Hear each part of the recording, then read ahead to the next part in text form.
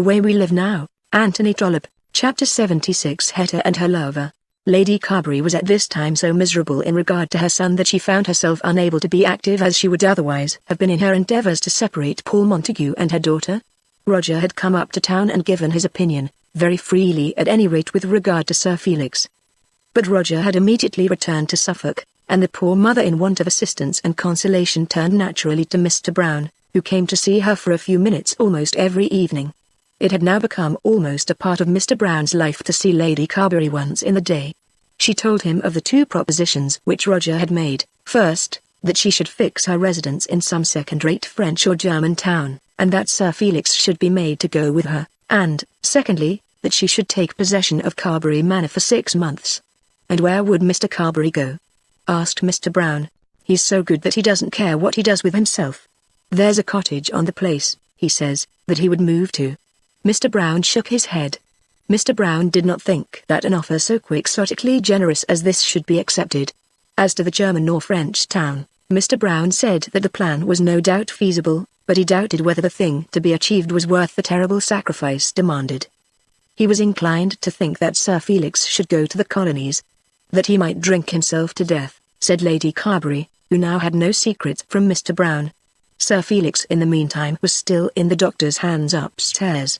He had no doubt been very severely thrashed, but there was not in truth very much ailing him beyond the cuts on his face.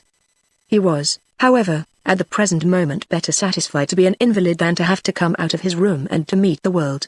"As to Melmotte," said Mr. Brown, "they say now that he is in some terrible mess which will ruin him and all who have trusted him. And the girl, it is impossible to understand it at all. Melmotte was to have been summoned before the Lord Mayor today on some charge of fraud but it was postponed. And I was told this morning that Nidderdale still means to marry the girl. I don't think anybody knows the truth about it. We shall hold our tongue about him till we really do know something." The we of whom Mr. Brown spoke was, of course, the morning breakfast table. But in all this there was nothing about Hetta. Hetta, however, thought very much of her own condition, and found herself driven to take some special step by the receipt of 2 letters from her lover, written to her from Liverpool. They had never met since she had confessed her love to him. The first letter she did not at once answer, as she was at that moment waiting to hear what Roger Carberry would say about Mrs. Hurtle. Roger Carberry had spoken, leaving a conviction on her mind that Mrs. Hurtle was by no means a fiction, but indeed a fact very injurious to her happiness. Then Paul's second love letter had come, full of joy, and love, and contentment, with not a word in it which seemed to have been in the slightest degree influenced by the existence of a Mrs. Hurtle. Had there been no Mrs. Hurtle, the letter would have been all that Hetta could have desired, and she could have answered it, unless forbidden by her mother, with all a girl's usual enthusiastic affection for her chosen lord. But it was impossible that she should now answer it in that strain, and it was equally impossible that she should leave such letters unanswered. Roger had told her to ask himself, and she now found herself constrained to bid him either come to her and answer the question, or, if he thought it better, to give her some written account of Mrs. Hurtle so that she might know who the lady was, and whether the lady's condition did in any way interfere with her own happiness. So she wrote to Paul, as follows: Welbeck Street, 16th of July, 18. My dear Paul. She found that after that which had passed between them she could not call him my dear Sir, or my dear Mr. Montague, and that it must either be Sir or my dear Paul. He was dear to her, very dear, and she thought that he had not been as yet convicted of any conduct bad enough to force her to treat him as an outcast. Had there been no Mrs. Hurtle he would have been her dearest Paul, but she made her choice, and so commenced, My dear Paul. A strange report has come round to me about a lady called Mrs. Hurtle. I have been told that she is an American lady living in London, and that she is engaged to be your wife. I cannot believe this. It is too horrid to be true. But I fear there is something true that will be very, very sad for me to hear.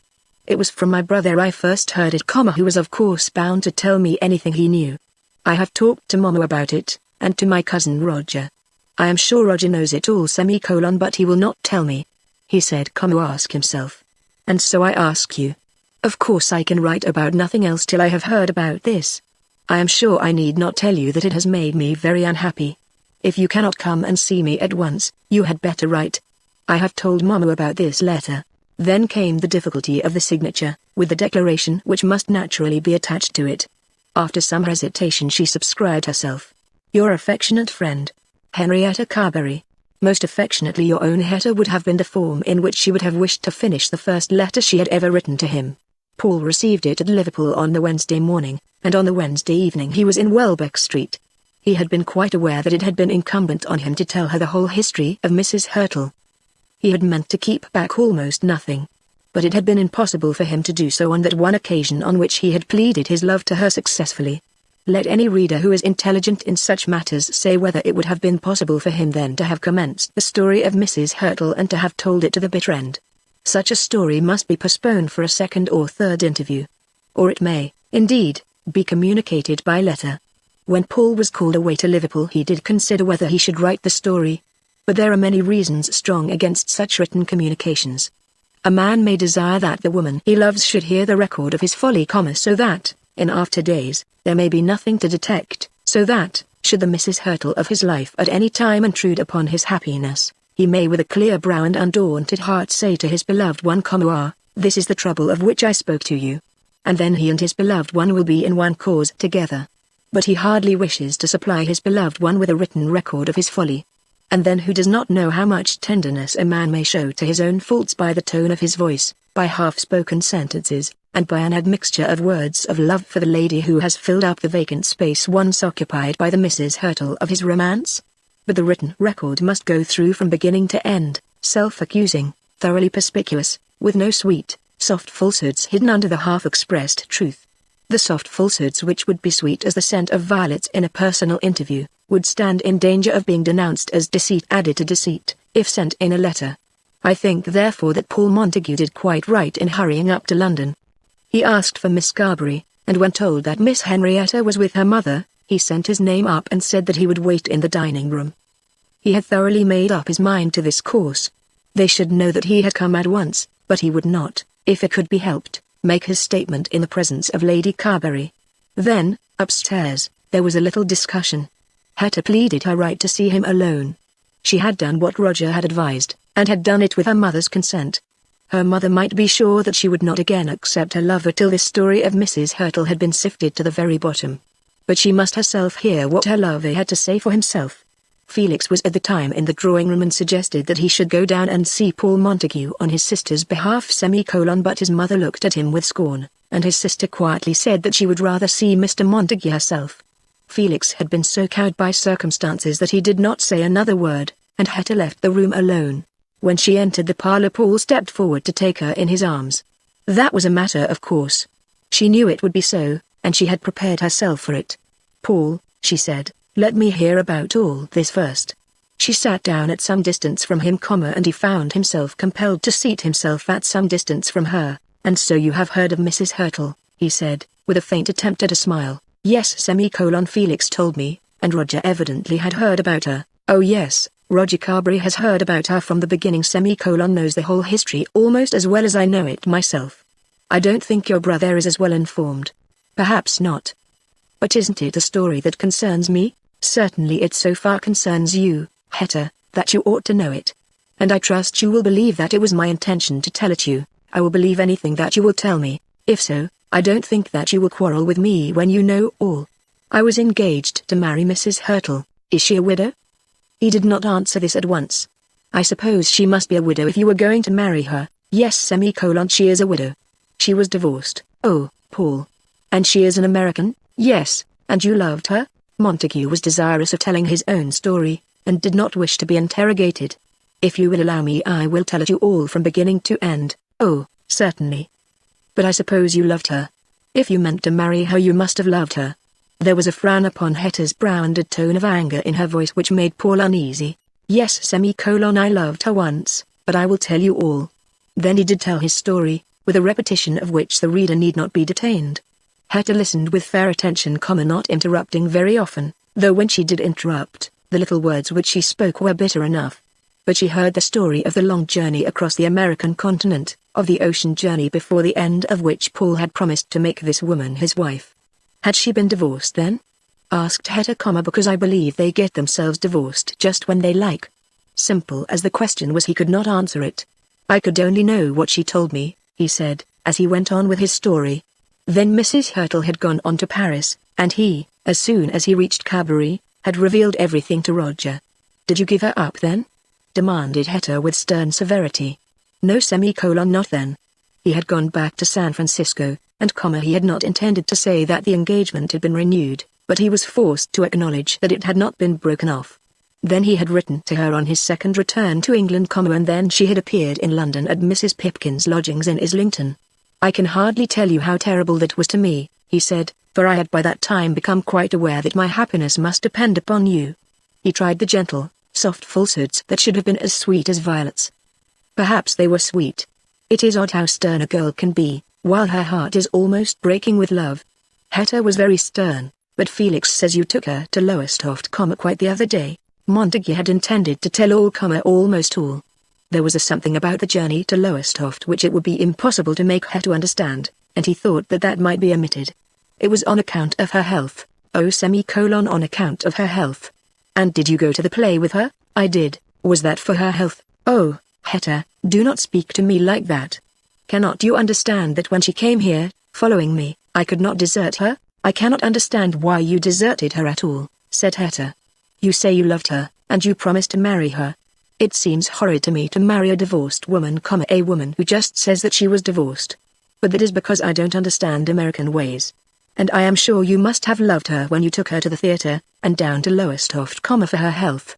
That was only a week ago. It was nearly 3 weeks, said Paul in despair. Nearly 3 weeks. That is not such a very long time for a gentleman to change his mind on such a matter. You were engaged to her, not 3 weeks ago. No, Hetta, I was not engaged to her then. I suppose she thought you were when she went to Lowestoft with you. She wanted then to force me to. Oh, Hetta, it is so hard to explain, but I am sure that you understand. I do know that you do not, cannot think that I have, even for one moment, been false to you. But why should you be false to her? Why should I step in and crush all her hopes? I can understand that Roger should think badly of her because she was divorced. Of course he would. But an engagement is an engagement. You had better go back to Mrs. Hurtle and tell her that you are quite ready to keep your promise. She knows now that it is all over. I dare say you will be able to persuade her to reconsider it. When she came all the way here from San Francisco after you, and when she asked you to take her to the theater, and to Lowestoft because of her health, she must be very much attached to you. And she is waiting here, no doubt on purpose for you. She is a very old friend, very old, and you ought not to treat her unkindly. Goodbye, Mr. Montague. I think you had better lose no time in going back to Mrs. Hurtle. All this she said with sundry little impedimentary gurgles in her throat, but without a tear and without any sign of tenderness. You don't mean to tell me, Hetta, that you are going to quarrel with me? I don't know about quarreling. I don't wish to quarrel with anyone. But of course we can't be friends when you have married Mrs. Hurtle. Nothing on earth would induce me to marry her. Of course I cannot say anything about that. When they told me this story I did not believe them.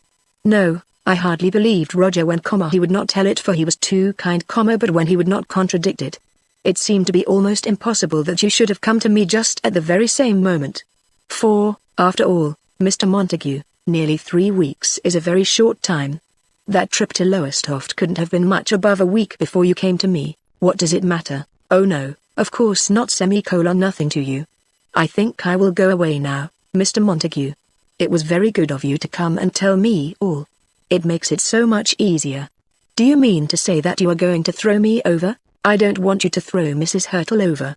Goodbye, Hetta. No, I will not have you lay your hand upon me. Good night, Mr. Montague. And so she left him. Paul Montague was beside himself with dismay as he left the house. He had never allowed himself for a moment to believe that this affair of Mrs. Hurtle would really separate him from Hetta Carberry. If she could only really know it all, there could be no such result. He had been true to her from the first moment in which he had seen her, never swerving from his love. It was to be supposed that he had loved some woman before, but, as the world goes, that would not, could not, affect her. But her anger was founded on the presence of Mrs. Hurtle in London, which he would have given half his possessions to have prevented. But when she did come, was he to have refused to see her? Would Hetta have wished him to be cold and cruel like that? No doubt he had behaved badly to Mrs. Hurtle, but the trouble he had overcome. And now Hetta was quarrelling with him, though he certainly had never behaved badly to her. He was almost angry with Hetta as he walked home. Everything that he could do he had done for her. For her sake he had quarrelled with Roger Carberry. For her sake, in order that he might be effectually free from Mrs. Hurtle, he had determined to endure spring of the wildcat. For her sake, so he told himself, he had been content to abide by that odious railway company, in order that he might if possible preserve an income on which to support her. And now she told him that they must part, and that only because he had not been cruelly indifferent to the unfortunate woman who had followed him from America. There was no logic in it, no reason, and, as he thought, very little heart. "I don't want you to throw Mrs. Hurtle over," she had said. Why should Mrs. Hurtle be anything to her? Surely she might have left Mrs. Hurtle to fight her own battles. But they were all against him. Roger Carberry, Lady Carberry, and Sir Felix, and the end of it would be that she would be forced into marriage with a man almost old enough to be her father. She could not ever really have loved him. That was the truth. She must be incapable of such love as was his own for her. True love always forgives. And here there was really so very little to forgive. Such were his thoughts as he went to bed that night. But he probably omitted to ask himself whether he would have forgiven her very readily had he found that she had been living nearly 3 weeks ago in close intercourse with another lover of whom he had hitherto never even heard the name. But then, as all the world knows, there is a wide difference between young men and young women. Hetta, as soon as she had dismissed her lover, went up at once to her own room. Thither she was soon followed by her mother, whose anxious ear had heard the closing of the front door. "Well, what has he said?" asked Lady Carberry. Hetta was in tears, or very night tears, struggling to repress them, and struggling almost successfully. "You have found that what we told you about that woman was all true." "Enough of it was true," said Hetta, who, angry as she was with her lover, was not on that account less angry with her mother for disturbing her bliss. "What do you mean by that, Hetta? Had you not better speak to me openly?" "I say, Mamma, that enough was true. I do not know how to speak more openly. I need not go into all the miserable story of the woman. He is like other men, I suppose. He has entangled himself with some abominable creature, and then when he is tired of her thinks that he has nothing to do but to say so, and to begin with somebody else. Roger Carberry is very different." "Oh, Mamma, you will make me ill if you go on like that. It seems to me that you do not understand in the least. I say he is not like that, not in the least. Of course I know that he is not in the least like that. I say that he can be trusted. Of course he can be trusted. Who doubts it? And that if you would give yourself to him, there would be no cause for any alarm." "Mamma," said Hetta, jumping up, "how can you talk to me in that way? As soon as one man doesn't suit, I am to give myself to another." "Oh, Mamma, how can you propose it? Nothing on earth will ever induce me to be more to Roger Carberry than I am now. You have told Mr. Montague that he is not to come here again?" "I don't know what I told him, but he knows very well what I mean. That it is all over?" Hetta made no reply. "Hetta, I have a right to ask that, and I have a right to expect a reply. I do not say that you have hitherto behaved badly about Mr. Montague. I have not behaved badly. I have told you everything. I have done nothing that I am ashamed of. But we have now found out that he has behaved very badly. He has come here to you, with unexampled treachery to your cousin Roger." "I deny that," exclaimed Hetta, "and at the very time was almost living with this woman who says that she is divorced from her husband in America." "Have you told him that you will see him no more?" "He understood that. If you have not told him so plainly, I must tell him." "Mamma, you need not trouble yourself. I have told him very plainly." Then Lady Carberry expressed herself satisfied for the moment, and left her daughter to her solitude. Chapter 77. Another scene in Bruton Street. When Mr. Melmotte made his promise to Mr. Longestaff and to Dolly, in the presence of Mr. Bideawhile, that he would, on the next day but one, pay to them a sum of £50,000, thereby completing, satisfactorily as far as they were concerned, the purchase of the Pickering property, he intended to be as good as his word. The reader knows that he had resolved to face the Longestaff difficulty, that he had resolved that at any rate he would not get out of it by sacrificing the property to which he had looked forward as a safe haven when storms should come. But, day by day, every resolution that he made was forced to undergo some change. Latterly he had been intent on purchasing a noble son-in-law with this money, still trusting to the chapter of chances for his future escape from the Longestaff and other difficulties. But Squeckham had been very hard upon him, and in connection with this accusation as to the Pickering property, there was another, which he would be forced to face also, respecting certain property in the east of London, with which the reader need not much trouble himself specially, but in reference to which it was stated that he had induced a foolish old gentleman to consent to accept railway shares in lieu of money. The old gentleman had died during the transaction, and it was asserted that the old gentleman's letter was hardly genuine. Melmotte had certainly raised between £20,000 and £30,000 on the property, and had made payment for it in stock which was now worth almost nothing at all. Melmotte thought that he might face this matter successfully if the matter came upon him single-handed but in regard to the Longestaffes he considered that now, at this last moment, he had better pay for Pickering. The property from which he intended to raise the necessary funds was really his own. There could be no doubt about that. It had never been his intention to make it over to his daughter. When he had placed it in her name, he had done so simply for security, feeling that his control over his only daughter would be perfect and free from danger. No girl apparently less likely to take it into her head to defraud her father could have crept quietly about her father's house. Nor did he now think that she would disobey him when the matter was explained to her. Heavens and earth! That he should be robbed by his own child, robbed openly, shamefully, with brazen audacity. It was impossible. But still he had felt the necessity of going about this business with some little care. It might be that she would disobey him if he simply sent for her and bade her to affix her signature here and there. He thought much about it and considered that it would be wise that his wife should be present on the occasion, and that a full explanation should be given to Marie, by which she might be made to understand that the money had in no sense become her own. So he gave instructions to his wife when he started into the city that morning, and when he returned, for the sake of making his offer to the Longestaffes, he brought with him the deeds which it would be necessary that Marie should sign, and he brought also Mr. Groll, his clerk, that Mr. Groll might witness the signature. When he left the Longestaffes and Mr. Biddulph he went at once to his wife's room. "Is she here?" he asked. "I will send for her." "I have told her." "You haven't frightened her?" "Why should I frighten her? It is not very easy to frighten her, Melmotte. She has changed since these young men have been so much about her. I shall frighten her if she does not do as I bid her." "Bid her come now." This was said in French. Then Madame Melmotte left the room, and Melmotte arranged a lot of papers in order upon a table. Having done so, he called to Groll, who was standing on the landing place, and told him to seat himself in the back drawing-room till he should be called. Melmotte then stood with his back to the fireplace in his wife's sitting-room, with his hands in his pockets, contemplating what might be the incidents of the coming interview. He would be very gracious, affectionate if it were possible, and, above all things, explanatory. But, by heavens, if there were continued opposition to his demand, to his just demand, if this girl should dare to insist upon exercising her power to rob him, he would not then be affectionate nor gracious. There was some little delay in the coming of the two women, and he was already beginning to lose his temper when Marie followed Madame Melmotte into the room.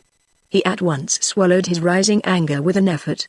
He would put a constraint upon himself. The affection and the graciousness should be all there, as long as they might secure purpose in hand. "Marie," he began, "I spoke to you the other day about some property which for certain purposes was placed in your name just as we were leaving Paris." "Yes, Papa. You were such a child then, I mean when we left Paris, that I could hardly explain to you the purpose of what I did." "I understood it, Papa. You had better listen to me, my dear. I don't think you did quite understand it. It would have been very odd if you had, as I never explained it to you. You wanted to keep it from going away if you got into trouble." This was so true that Melmotte did not know how at the moment to contradict the assertion. And yet he had not intended to talk of the possibility of trouble. "I wanted to lay aside a large sum of money which should not be liable to the ordinary fluctuations of commercial enterprise, so that nobody could get at it." "You are a little too quick, my dear Marie. Why can't you let your papa speak?" said Madame Melmotte. "But of course, my dear," continued Melmotte, "I had no idea of putting the money beyond my own reach.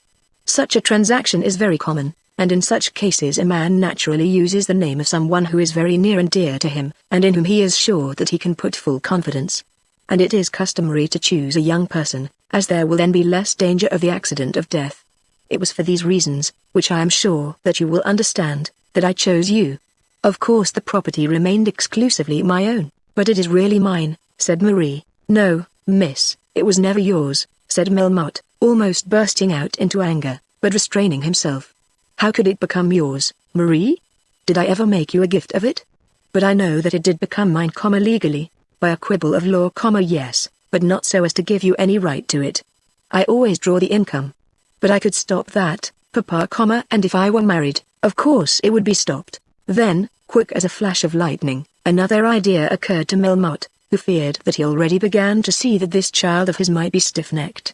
"As we are thinking of your marriage," he said, "it is necessary that a change should be made.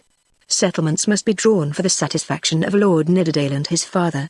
The old Marquis is rather hard upon me, but the marriage is so splendid that I have consented. You must now sign these papers in 4 or 5 places. Mr. Kroll is here, in the next room, to witness your signature, and I will call him. Wait a moment, Papa. Why should we wait? I don't think I will sign them. Why not sign them? You can't really suppose that the property is your own. You could not even get it if you did think so. I don't know how that may be, but I had rather not sign them. If I am to be married, I ought not to sign anything except what he tells me. He has no authority over you yet. I have authority over you. Marie, do not give more trouble. I am very much pressed for time. Let me call in Mr. Kroll. No, Papa, she said. Then came across his brow that look which had probably first induced Marie to declare that she would endure or be cut to pieces, rather than to yield in this or that direction. The lower jaw squared itself and the teeth became set, and the nostrils of his nose became extended, and Marie began to prepare herself to be cut to pieces. But he reminded himself that there was another game which he had proposed to play before he resorted to anger and violence. He would tell her how much depended on her compliance. Therefore he relaxed the frown, as well as he knew how, and softened his face towards her, and turned again to his work. I am sure, Marie, that you will not refuse to do this when I explain to you its importance to me. I must have that property for use in the city tomorrow, or I shall be ruined. The statement was very short, but the manner in which he made it was not without effect. Oh! Shrieked his wife, it is true. These harpies have so beset me about the election that they have lowered the price of every stock in which I am concerned, and have brought the Mexican railway so low that they cannot be sold at all. I don't like bringing my troubles home from the city, but on this occasion I cannot help it. The sum locked up here is very large, and I am compelled to use it. In point of fact, it is necessary to save us from destruction. This he said, very slowly, and with the utmost solemnity. But you told me just now you wanted it because I was going to be married, rejoined Marie. A liar has many points to his favor, but he has this against him, that unless he devote more time to the management of his lies than life will generally allow, he cannot make them tally. Melmotte was thrown back for a moment, and almost felt that the time for violence had come. He longed to be at her that he might shake the wickedness, and the folly, and the ingratitude out of her. But he once more condescended to argue and to explain. I think you misunderstood me, Marie.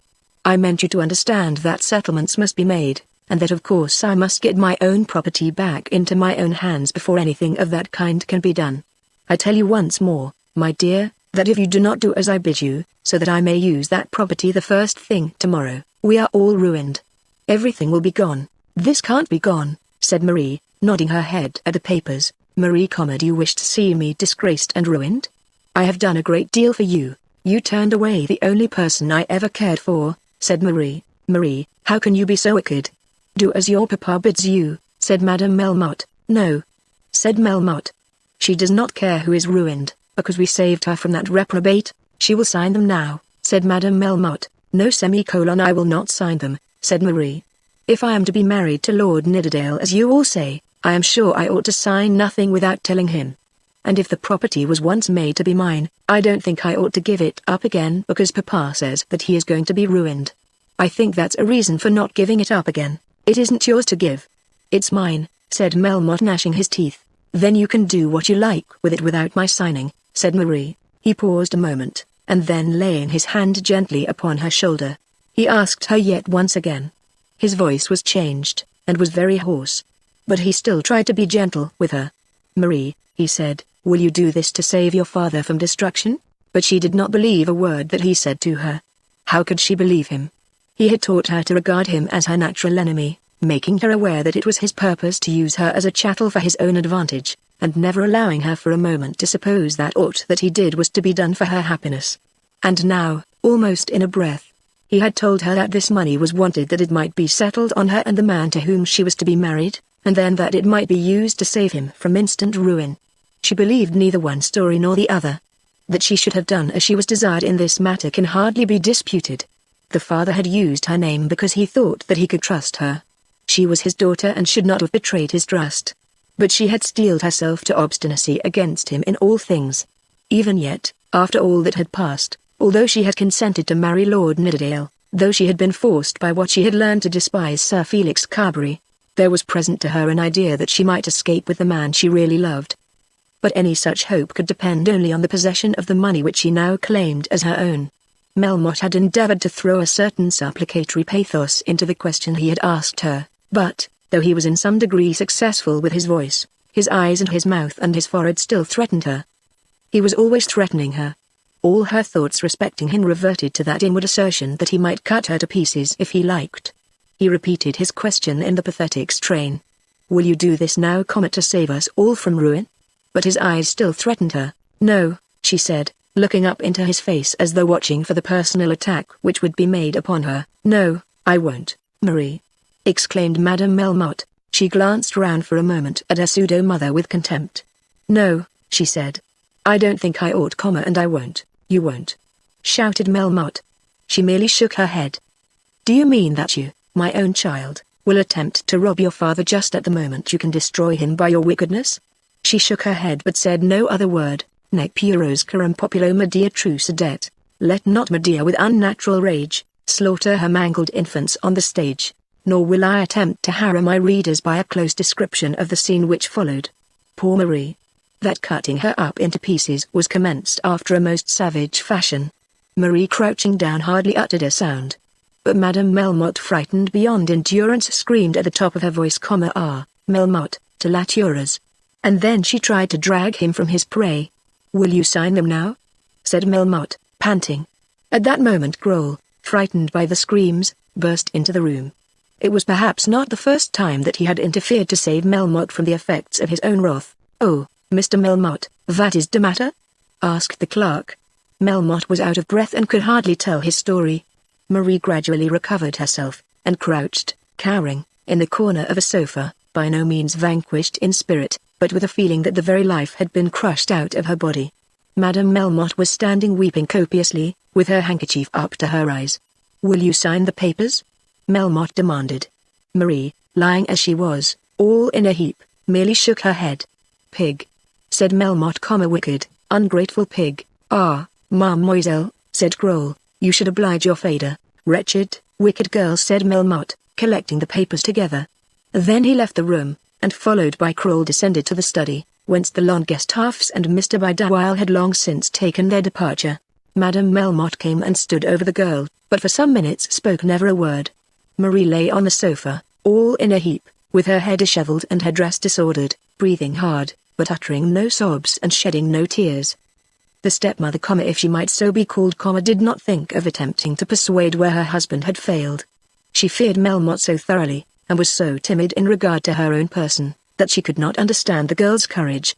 Melmotte was to her an awful being, powerful as Satan, whom she never openly disobeyed, though she daily deceived him, and was constantly detected in her deceptions. Marie seemed to her to have all her father's stubborn, wicked courage, and very much of his power. At the present moment she did not dare to tell the girl that she had been wrong. But she had believed her husband when he had said that destruction was coming, and had partly believed him when he declared that the destruction might be averted by Marie's obedience. Her life had been passed in almost daily fear of destruction. To Marie the last 2 years of splendor had been so long that they had produced a feeling of security. But to the elder woman the 2 years had not sufficed to eradicate the remembrance of former reverses, and never for a moment had she felt herself to be secure. At last she asked the girl what she would like to have done for her. "I wish he had killed me," Marie said, slowly dragging herself up from the sofa, and retreating without another word to her own room. In the meantime another scene was being acted in the room below. Melmotte, after he reached the room, hardly made a reference to his daughter, merely saying that nothing would overcome her wicked obstinacy. He made no allusion to his own violence, nor had Groll the courage to expostulate with him now that the immediate danger was over. The great financier again arranged the papers, just as they had been laid out before, as though he thought that the girl might be brought down to sign them there. And then he went on to explain to Groll what he had wanted to have done, how necessary it was that the thing should be done, and how terribly cruel it was to him that in such a crisis of his life he should be hampered, impeded, he did not venture to his clerk to say ruined, by the ill-conditioned obstinacy of a girl. He explained very fully how absolutely the property was his own, how totally the girl was without any right to withhold it from him.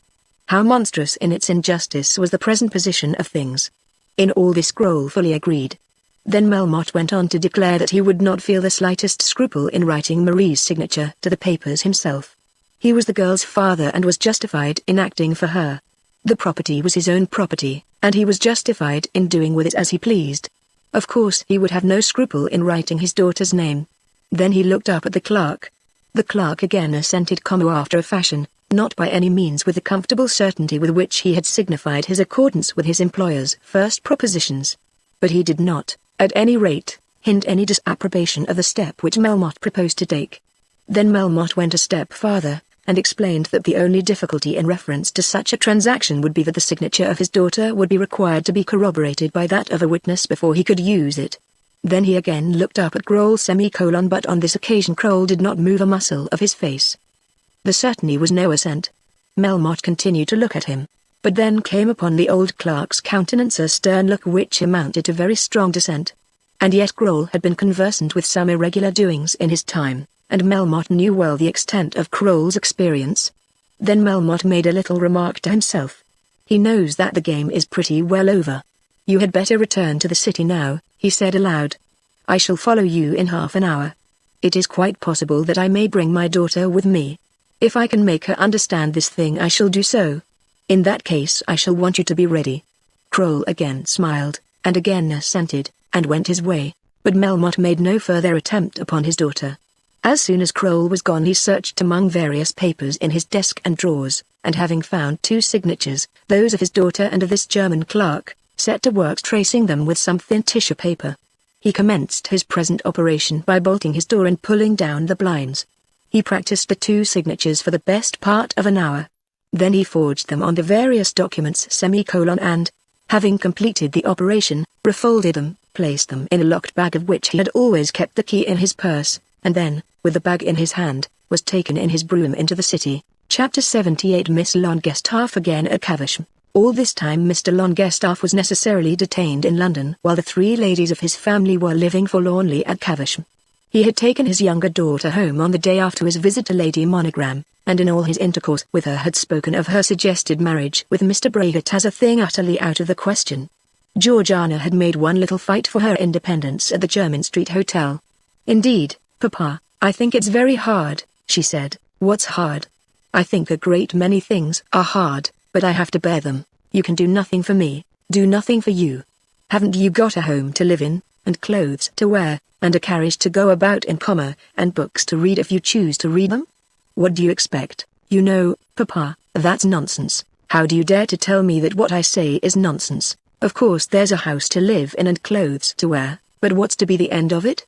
Sophia, I suppose, is going to be married. I am happy to say she is to a most respectable young man and a thorough gentleman, and Dolly has his own way of going on. You have nothing to do with Adolphus, nor will he have anything to do with me.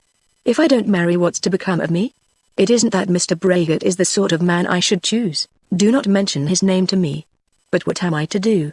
You give up the house in town, and how am I to see people? It was you sent me to Mr. Melmotte. I didn't send you to Mr. Melmotte. It was at your suggestion I went there, Papa. And of course I could only see the people he had there. I like nice people as well as anybody. There's no use talking any more about it. I don't see that. I must talk about it, and think about it too. If I can put up with Mr. Bragat, I don't see why you and Mama should complain. Adieu. People don't think about that as they used to, Papa. He has a very fine income, and I should always have a house in.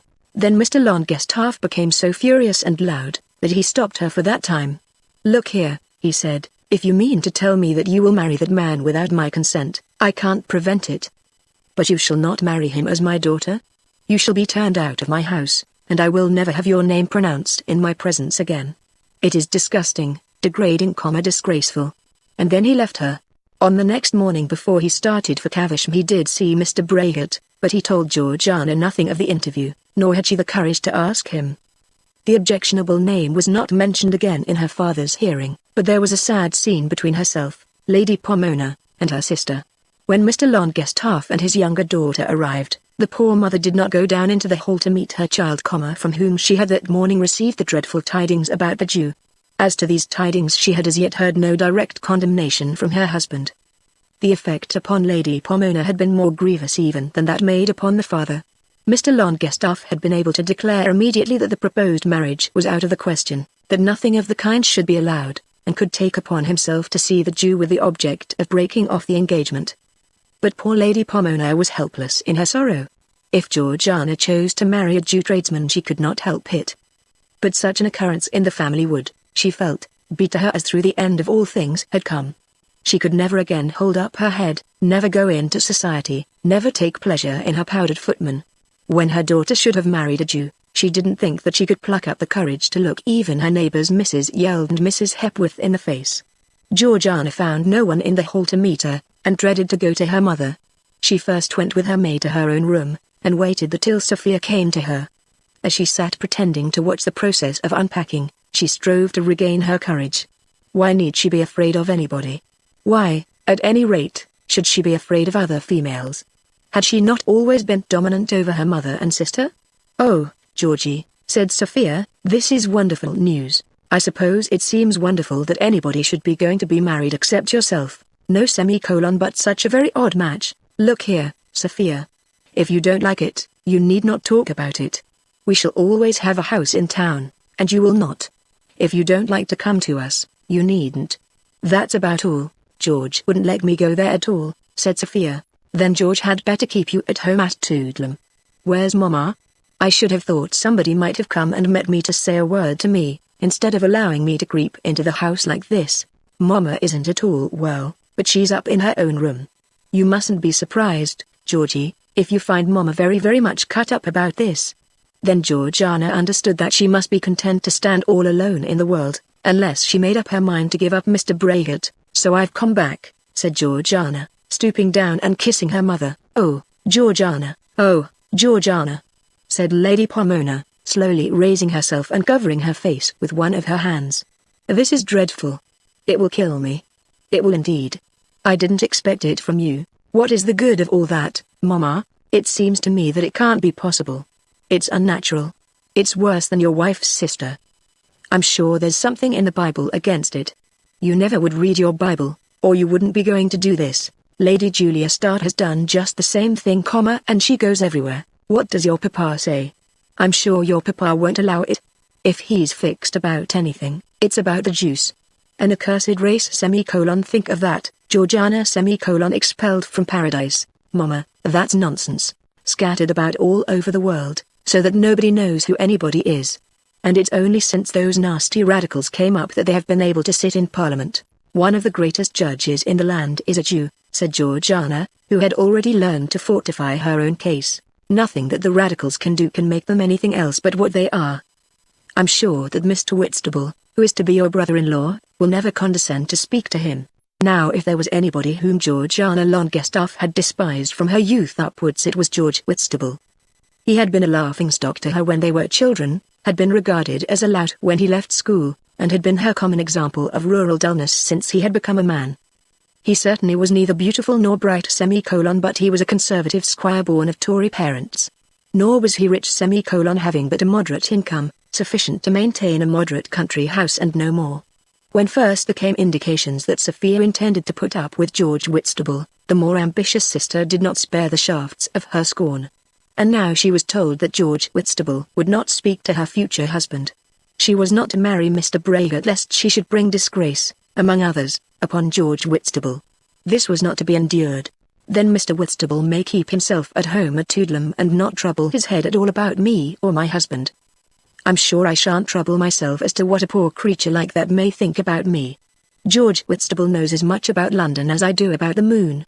He has always been in county society," said Sophia, "and was staying only the other day at Lord Cantab's." "Then there were two fools together," said Georgiana, who at this moment was very unhappy. "Mr. Whitstable is an excellent young man, and I am sure he will make your sister happy, but as for Mr. Braggett, I can't bear to have his name mentioned in my hearing." "Then, Mama, it had better not be mentioned. At any rate it shan't be mentioned again by me." Having so spoken, Georgiana bounced out of the room and did not meet her mother and sister again till she came down into the drawing-room before dinner. Her position was one very trying both to her nerves and to her feelings. She presumed that her father had seen Mr. Braggett, but did not in the least know what had passed between them. It might be that her father had been so decided in his objection as to induce Mr. Braggett to abandon his intention, and if this were so, there could be no reason why she should endure misery of having the Jew thrown in her face. Among them all they had made her think that she would never become Mrs. Braggett. She certainly was not prepared to nail her colors upon the mast and to live and die for Braget. She was almost sick of the thing herself. But she could not back out of it so as to obliterate all traces of the disgrace. Even if she should not ultimately marry the Jew, it would be known that she had been engaged to a Jew, and then it would certainly be said afterwards that the Jew had jilted her. She was thus vacillating in her mind, not knowing whether to go on with Braget or to abandon him. That evening Lady Pomona retired immediately after dinner, being far from well. It was of course known to them all that Mr. Braget was her ailment. She was accompanied by her elder daughter, and Georgiana was left with her father. Not a word was spoken between them. He sat behind his newspaper till he went to sleep, and she found herself alone and deserted in that big room. It seemed to her that even the servants treated her with disdain. Her own maid had already given her notice. It was manifestly the intention of her family to ostracize her altogether. Of what service would it be to her that Lady Julia Goldschinner should be received everywhere, if she herself were to be left without a single Christian friend? Would a life passed exclusively among the Jews content even her lessened ambition? At 10 o'clock she kissed her father's head and went to bed. Her father grunted less audibly than usual under the operation. She had always given herself credit for high spirits, but she began to fear that her courage would not suffice to carry her through sufferings such as these. On the next day her father returned to town, and the three ladies were left alone. Great preparations were going on for the Whitstable wedding. Dresses were being made and linen marked, and consultations held, from all which things Georgiana was kept quite apart. The accepted lover came over to lunch, and was made as much of as through the Whitstables had always kept a town house. Sophie loomed so large in her triumph and happiness, that it was not to be borne. All Caversham treated her with a new respect. And yet if Toodlam was a couple of thousand a year, it was all it was, and there were two unmarried sisters. Lady Pomona went half into hysterics every time she saw her younger daughter, and became in her way a most oppressive parent. Oh, heavens! Was Mr. Braget with his 2 houses worth all this? A feeling of intense regret for the things she was losing came over her. Even Caversham, the Caversham of old days which she had hated, but in which she had made herself respected and partly feared by everybody about the place, had charms for her which seemed to her delightful now that they were lost forever. Then she had always considered herself to be the first personage in the house, superior even to her father, but now she was decidedly the last. Her second evening was worse even than the first. When Mr. Longestaff was not at home, the family sat in a small dingy room between the library and the dining room, and on this occasion the family consisted only of Georgiana. In the course of the evening she went upstairs and, calling her sister out into the passage, demanded to be told why she was thus deserted. "Poor Mama is very ill," said Sophie. "I won't stand it if I'm to be treated like this," said Georgiana. "I'll go away somewhere." "How can I help it, Georgie? It's your own doing. Of course you must have known that you were going to separate yourself from us." On the next morning there came a dispatch from Mr. Longestaff, of what nature Georgie did not know, as it was addressed to Lady Pomona. But one enclosure she was allowed to see. "Mama," said Sophie, "thinks you ought to know how Dolly feels about it." And then a letter from Dolly to his father was put into Georgie's hands. The letter was as follows: "My dear father, can it be true that Georgie is thinking of marrying that horrid vulgar Jew, old Braget? The fellows say so, but I can't believe it. I'm sure you wouldn't let her. You ought to lock her up. Yours affectionately, A. Longestaff." Dolly's letters made his father very angry, as, short as they were, they always contained advice or instruction, such as should come from a father to a son, rather than from a son to a father. This letter had not been received with a welcome. Nevertheless the head of the family had thought it worth his while to make use of it, and had sent it to Caversham in order that it might be shown to his rebellious daughter. And so Dolly had said that she ought to be locked up. She'd like to see somebody do it. As soon as she had read her brother's epistle she tore it into fragments and threw it away in her sister's presence. How can Mama be such a hypocrite as to pretend to care what Dolly says? Who doesn't know that he's an idiot? And Papa has thought it worth his while to send that down here for me to see. Well, after that I must say that I don't much care what Papa does. I don't see why Dolly shouldn't have an opinion as well as anybody else," said Sophie. "As well as George Whitstable? As far as stupidness goes they are about the same. But Dolly has a little more knowledge of the world." "Of course we all know, Georgiana," rejoined the elder sister, "that for cuteness and that kind of thing one must look among the commercial classes, and especially among a certain sort." "I've done with you all," said Georgie, rushing out of the room. "I'll have nothing more to do with any one of you. But it is very difficult for a young lady to have done with her family. A young man may go anywhere, and may be lost at sea, or come and claim his property after 20 years. A young man may demand an allowance, and has almost a right to live alone. The young male bird is supposed to fly away from the paternal nest. But the daughter of a house is compelled to adhere to her father till she shall get a husband. The only way in which Georgie could have done with them all at Caversham would be by trusting herself to Mr. Braggart, and at the present moment she did not know whether Mr. Braggart did or did not consider himself as engaged to her. That day also passed away with ineffable tedium. At one time she was so beaten down by ennui that she almost offered her assistance to her sister in reference to the wedding garments. In spite of the very bitter words which had been spoken in the morning, she would have done so had Sophie afforded her the slightest opportunity. But Sophie was heartlessly cruel in her indifference. In her younger days she had heard her bad things, and now, with George Whitstable by her side, she meant to have good things, the goodness of which was infinitely enhanced by the badness of her sister's things. She had been so greatly despised that the charm of despising again was irresistible. And she was able to reconcile her cruelty to her conscience by telling herself that duty required her to show implacable resistance to such a marriage as this which her sister contemplated. Therefore Georgiana dragged out another day, not in the least knowing what was to be her fate. Chapter 79. The Braggart Correspondence. Mr. Longestaff had brought his daughter down to Caversham on a Wednesday.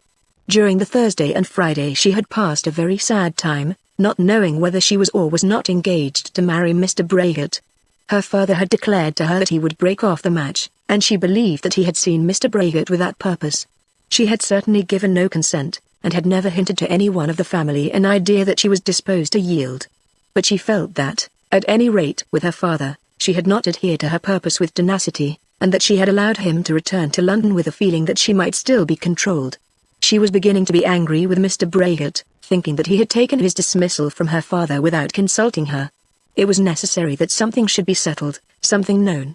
Life such as she was leading now would drive her mad. She had all the disadvantages of the Braggart connection and none of the advantages. She could not comfort herself with thinking of the Braggart wealth and the Braggart houses, and yet she was living under the general ban of Caversham on account of her Braggart associations. She was beginning to think that she herself must write to Mr. Braggart, only she did not know what to say to him. But on the Saturday morning she got a letter from Mr. Braggart. It was handed to her as she was sitting at breakfast with her sister, who at that moment was triumphant with a present of gooseberries which had been sent over from Toodlam. The Toodlam gooseberries were noted throughout Suffolk, and when the letters were being brought in, Sophia was taking her lover's offering from the basket with her own fair hands. "Well," Georgie had exclaimed, "to send a potful of gooseberries to his lady love across the country. Who but George Whitstable would do that?" "I dare say you get nothing but gems and gold," Sophie retorted. "I don't suppose that Mr. Braggart knows what a gooseberry is." At that moment the letter was brought in, and Georgiana knew the writing. "I suppose that's from Mr. Braggart," said Sophie. "I don't think it matters much to you who it's from." She tried to be composed and stately, but the letter was too important to allow of composure, and she retired to read it in privacy. The letter was as follows: "My dear Georgiana, your father came to me the day after I was to have met you at Lady Monogram's party. I told him then that I could not write to you till I had taken a day or two to consider what he said to me, and also that I thought it better that you should have a day or two to consider what he might say to you. He has now repeated what he said at our first interview, almost with more violence, for I must say that I think he has allowed himself to be violent when it was surely unnecessary. The long and short of it is this: he altogether disapproves of your promise to marry me. He has given 3 reasons: first, that I am in trade; secondly, that I am much older than you, and have a family; and thirdly, that I am a Jew. In regard to the first, I can hardly think that he is earnest. I have explained to him that my business is that of a banker, and I can hardly conceive it to be possible that any gentleman in England should object to his daughter marrying a banker, simply because the man is a banker. There would be a blindness of arrogance in such a proposition of which I think your father to be incapable. This has merely been added in to strengthen his other objections. As to my age, it is just 51. I do not at all think myself too old to be married again. Whether I am too old for you is for you to judge, as is also that question of my children who, of course, should you become my wife, will be to some extent to care upon your shoulders. As this is all very serious, you will not, I hope, think me wanting in gallantry if I say that I should hardly have ventured to address you if you had been quite a young girl. No doubt there are many years between us, and so I think there should be. A man of my age hardly looks to marry a woman of the same standing as himself. But the question is one for the lady to decide, and you must decide it now. As to my religion, I acknowledge the force of what your father says, though I think that a gentleman brought up with fewer prejudices would have expressed himself in language less likely to give offense. However, I am a man not easily offended, and on this occasion I am ready to take what he has said in good part. I can easily conceive that there should be those who think that the husband and wife should agree in religion. I am indifferent to it myself. I shall not interfere with you if you make me happy by becoming my wife, nor, I suppose, will you with me. Should you have a daughter or daughters, I am quite willing that they should be brought up subject to your influence. There was a plain speaking in this which made Georgiana look round the room as though to see whether anyone was watching her as she read it. But no doubt your father objects to me specially because I am a Jew. If I were an atheist he might, perhaps, say nothing on the subject of religion. On this matter as well as on others it seems to me that your father has hardly kept pace with the movements of the age. 50 years ago, whatever claim a Jew might have to be as well considered as a Christian, he certainly was not so considered.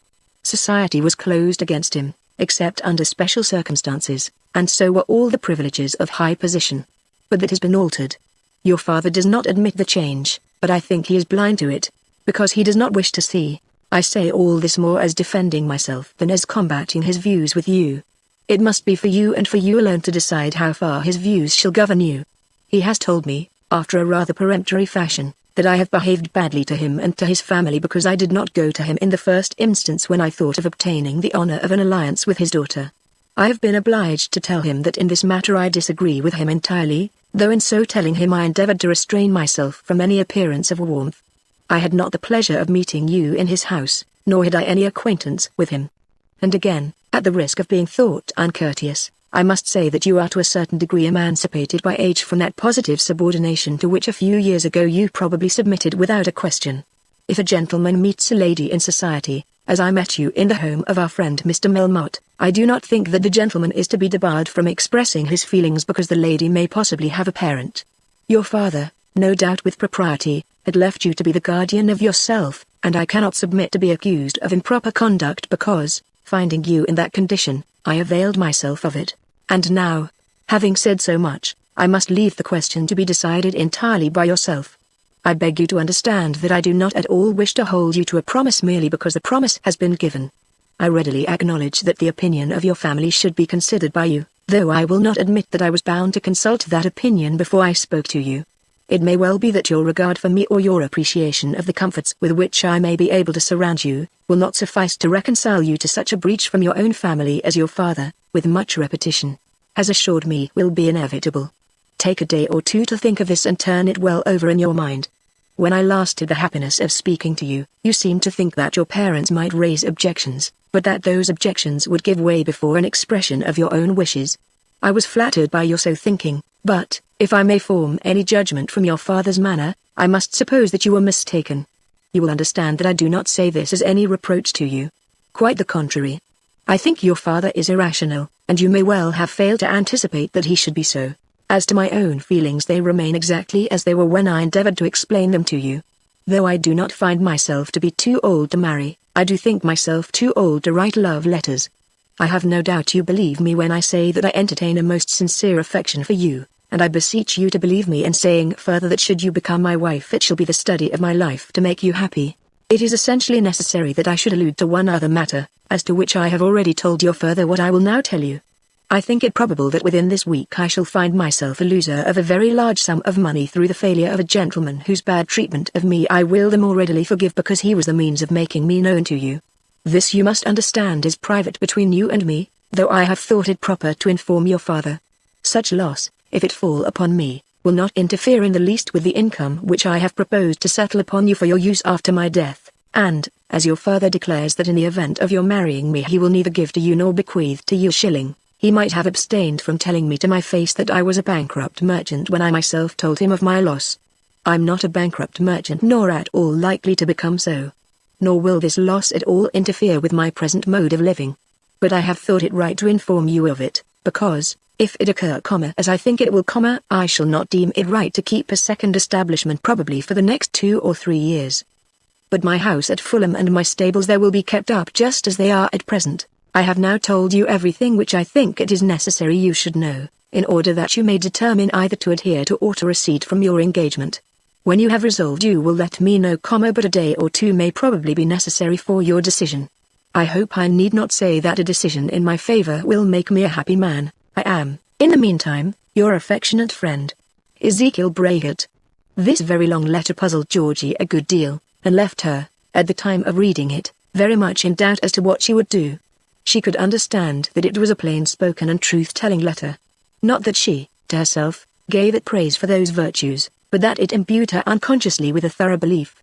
She was apartment to suspect deceit in other people's but it did not occur to her that Mr. Braggett had written a single word with an attempt to deceive her. But the single-minded genuine honesty of the letter was altogether thrown away upon her. She never said to herself, as she read it, that she might safely trust herself to this man, though he were a Jew, though greasy and like a butcher, though over 50 and with a family, because he was an honest man. She did not see that the letter was particularly sensible, but she did allow herself to be pained by the total absence of romance. She was annoyed at the first allusion to her age, and angry at the second, and yet she had never supposed that Braggett had taken her to be younger than she was. She was well aware that the world in general attributes more years to unmarried women than they have lived, as a sort of equalizing counterweight against the pretenses which young women make on the other side, or the lies which are told on their behalf. Nor had she wished to appear peculiarly young in his eyes. But, nevertheless, she regarded the reference to be uncivil, perhaps almost butcher-like, and it had its effect upon her. And then the allusion to the daughter or daughters troubled her. She told herself that it was vulgar, just what a butcher might have said. And although she was quite prepared to call her father the most irrational, the most prejudiced, and most ill-natured of men, yet she was displeased that Mr. Braggett should take such a liberty with him. But the passage in Mr. Braggett's letter which was most distasteful to her was that which told her of the loss which he might probably incur through his connection with Melmotte. What right had he to incur a loss which would incapacitate him from keeping his engagements with her? The town house had been the great persuasion, and now he absolutely had the face to tell her that there was to be no town house for 3 years. When she read this she felt that she ought to be indignant, and for a few moments was minded to sit down without further consideration and tell the man with considerable scorn that she would have nothing more to say to him. But on that side too there would be terrible bitterness. How would she have fallen from her greatness when, barely forgiven by her father and mother for the vile sin which she had contemplated, she should consent to fill a common bridesmaid place at the nuptials of George Whitstable? And what would then be left to her in life?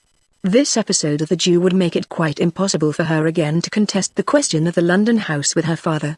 Lady Pomona and Mrs. George Whitstable would be united with him against her. There would be no season for her, and she would be nobody at Caversham. As for London, she would hardly wish to go there. Everybody would know the story of the Jew. She thought that she could have plucked up courage to face the world as the Jew's wife, but not as a young woman who had wanted to marry the Jew and had failed. How would her future life go with her, should she now make up her mind to retire from the proposed alliance? If she could get her father to take her abroad at once, she would do it, but she was not now in a condition to make any terms with her father. As all this gradually passed through her mind, she determined that she would so far take Mr. Braggett's advice as to postpone her answer till she had well considered the matter. She slept upon it, and the next day she asked her mother a few questions. "Mamma, have you any idea what Papa means to do? In what way, my dear?" Lady Pomona's voice was not gracious, as she was free from that fear of her daughter's ascendancy which had formerly affected her. "Well, I suppose he must have some plan. You must explain yourself." "I don't know why he should have any particular plan. Will he go to London next year?" "That depends upon money, I suppose." "What makes you ask?" "Of course, I have been very cruelly circumstanced. Everybody must see that." "I'm sure you do, Mamma. The long and short of it is this: if I give up my engagement, will he take us abroad for a year?" "Why should he? You can't suppose that I should be very comfortable in England. If we are to remain here at Caversham, how am I to hope ever to get settled? Sophie is doing very well." "Oh, Mamma, there are not 2 George Whitstables, thank God." She had meant to be humble and supplicating, but she could not restrain herself from the use of that one shaft. "I don't mean but what Sophie may be very happy, and I am sure that I hope she will. But that won't do me any good. I should be very unhappy here." "I don't see how you are to find anyone to marry you by going abroad," said Lady Pomona. "And I don't see why your papa is to be taken away from his own home. He likes Caversham." "Then I am to be sacrificed on every side," said Georgie, stalking out of the room. but still she could not make up her mind what letter she would write to Mr. Braggett, and she slept upon it another night. On the next day after breakfast she did write her letter, though when she sat down to her task she had not clearly made up her mind what she would say. But she did get it written, and here it is. Caversham, Monday, my dear Mr. Braggett. As you told me not to hurry, I have taken a little time to think about your letter. Of course it would be very disagreeable to quarrel with Papa and Mama and everybody. And if I do so, I'm sure somebody ought to be very grateful. But Papa has been very unfair in what he has said. As to not asking him, it could have been of no good, for of course he would be against it. He thinks a great deal of the Longestaff family, and so, I suppose, ought I. But the world does change so quick that one doesn't think of anything now as one used to do. Anyway, I don't feel that I'm bound to do what Papa tells me just because he says it. Though I am not quite so old as you seem to think, I'm old enough to judge for myself, and I mean to do so. You say very little about affection, but I suppose I am to take all that for granted. I don't wonder at Papa being annoyed about the loss of the money. It must be a very great sum when it will prevent your having a house in London, as you agreed. It does make a great difference, because, of course, as you have no regular place in the country, one could only see one's friends in London. Fulham is all very well now and then, but I don't think I should like to live at Fulham all the year through. You talk of 3 years, which would be dreadful. If, as you say, it will not have any lasting effect, could you not manage to have a house in town? If you can do it in 3 years, I should think you could do it now. I should like to have an answer to this question. I do think so much about being the season in town. As for the other parts of your letter, I knew very well beforehand that Papa would be unhappy about it. But I don't know why I'm to let that stand in my way when so very little is done to make me happy. Of course you will write to me again, and I hope you will say something satisfactory about the house in London. Yours always sincerely, Georgiana Longestaff. It probably never occurred to Georgie that Mr. Braggett would under any circumstances be anxious to go back from his engagement. She so fully recognized her own value as a Christian lady of high birth and position, giving herself to a commercial Jew, that she thought that under any circumstances Mr. Braggett would be only too anxious to stick to his bargain. Nor had she any idea that there was anything in her letter which could probably offend him. She thought that she might at any rate make good her claim to the house in London, and that as there were other difficulties on his side, he would yield to her on this point. But as yet she hardly knew Mr. Braggett. He did not lose a day in sending to her a second letter. He took her letter with him to his office in the city, and there he answered it without a moment's delay. Number 7, Street, Cuthbert's Court, London, Tuesday, July 16, 18. My dear Miss Longestaff. You say it would be very disagreeable to you to quarrel with your Papa and Mama, and as I agree with you, I will take your letter as concluding our intimacy. I should not, however, be dealing quite fairly with you or with myself if I gave you to understand that I felt myself to be coerced to this conclusion simply by your qualified assent to your parents' views. It is evident to me from your letter that you would not wish to be my wife unless I can supply you with a house in town as well as with one in the country. But this for the present is out of my power. I would not have allowed my losses to interfere with your settlement because I had stated a certain income, and must therefore to a certain extent have compromised my children. But I should not have been altogether happy till I had replaced them in their former position, and must therefore have abstained from increased expenditure till I had done so. But of course I have no right to ask you to share with me the discomfort of a single home. I may perhaps add that I had hoped that you would have looked to your happiness to another source, and that I will bear my disappointment as best I may. As you may perhaps under these circumstances be unwilling that I should wear the ring you gave me, I return it by post. I trust you will be good enough to keep the trifle you were pleased to accept from me, in remembrance of one who will always wish you well. Yours sincerely, Ezekiel Braggett. And so it was all over. Georgie, when she read this letter, was very indignant at her lover's conduct. She did not believe that her own letter had at all been of a nature to warrant it. She had regarded herself as being quite sure of him, and only so far doubting herself, as to be able to make her own terms because of such doubts. And now that you had rejected her. She read this last letter over and over again, and the more she read it the more she felt that in her heart of hearts she had intended to marry him. There would have been inconveniences no doubt, but they would have been less than the sorrow on the other side. Now she saw nothing before her but a long vista of Caversham dullness, in which she would be trampled upon by her father and mother, and scorned by Mr. and Mrs. George Whitstable. She got up and walked about the room thinking of vengeance. But what vengeance was possible to her? Everybody belonging to her would take the part of the Jew in that which he had now done. She could not ask Dolly to beat him, nor could she ask her father to visit him with a stern frown of paternal indignation. There could be no revenge. For a time, only a few seconds, she thought that she would write to Mr. Braggett and tell him that she had not intended to bring about this termination of their engagement. This, no doubt, would have been an appeal to the Jew for mercy, and she could not quite descend to that. But she would keep the watch and chain he had given her, and which somebody had told her had not cost less than 150 guineas. She could not wear them, as people would know whence they had come, but she might exchange them for jewels which she could wear. At lunch she said nothing to her sister, but in the course of the afternoon she thought it best to inform her mother. "Mama," she said, "as you and Papa take it so much to heart, I have broken off everything with Mr. Braggett." "Of course it must be broken off," said Lady Pomona. This was very ungracious, so much so that Georgie almost flounced out of the room. "Have you heard from the man?" asked her ladyship. "I have written to him, and he has answered me, and it is all settled. I thought that you would have said something kind to me." And the unfortunate young woman burst out into tears. "It was so dreadful," said Lady Pomona, "so very dreadful. I never heard of anything so bad. When young what's-his-name married the tallow chandler's daughter, I thought it would have killed me if it had been Dolly, but this was worse than that. Her father was a Methodist. They had neither of them a shilling of money," said Georgie through her tears, "and your papa says this man was next door to a bankrupt. But it's all over." "Yes, Mama, and now we must all remain here at Caversham till people forget it. It has been very hard upon George Whitstable, because of course everybody has known it through the county. I once thought he would have been off, and I really don't know that we could have said anything." At that moment Sophie entered the room.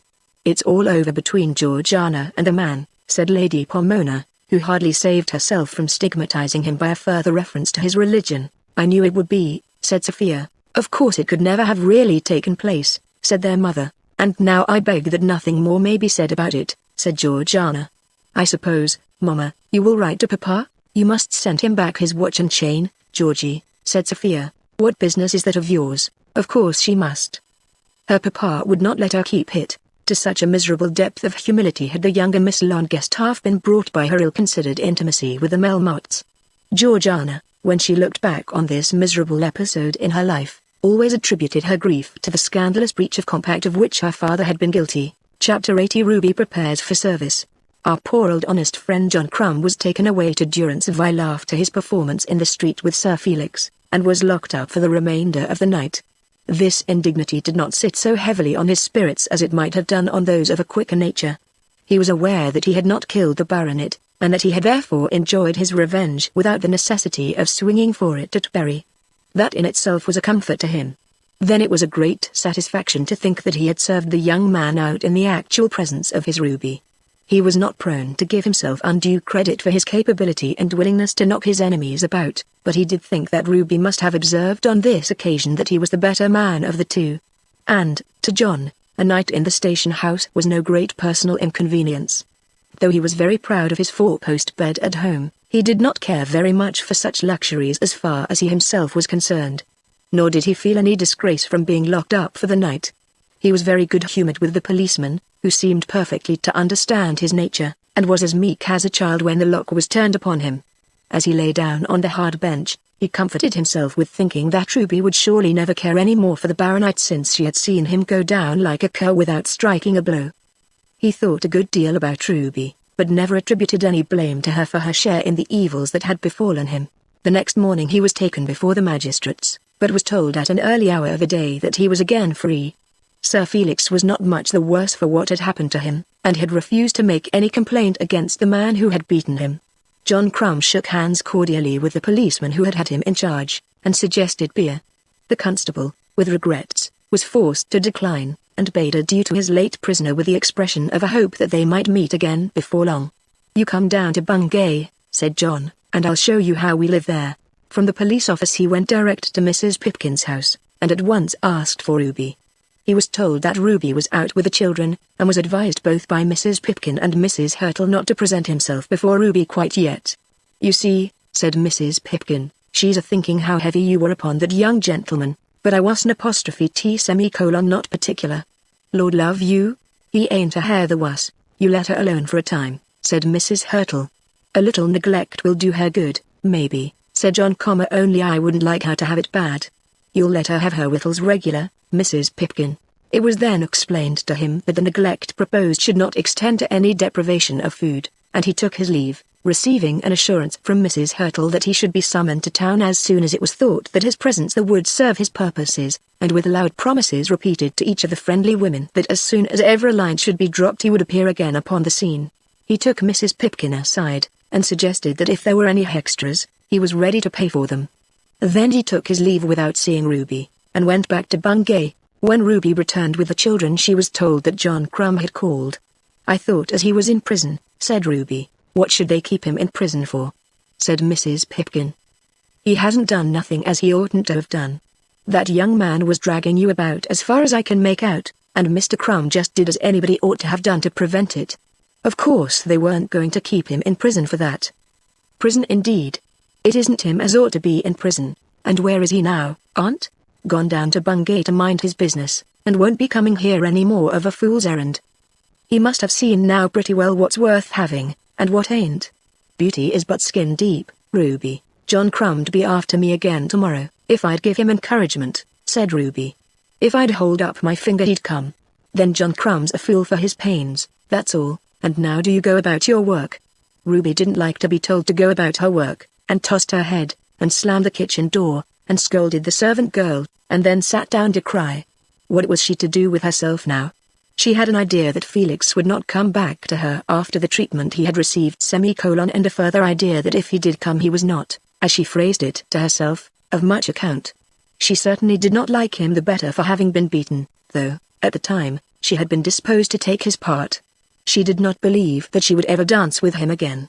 That had been the charm of her life in London, and that was now all over. And as for marrying her, she began to feel certain that he did not intend it. John Crumb was a big, awkward, dull, uncouth lump of a man, with whom Ruby thought it impossible that a girl should be in love. Love and John Crumb were poles asunder. But Ruby did not like wheeling the perambulator about Islington, and being told by her Aunt Pipkin to go about her work.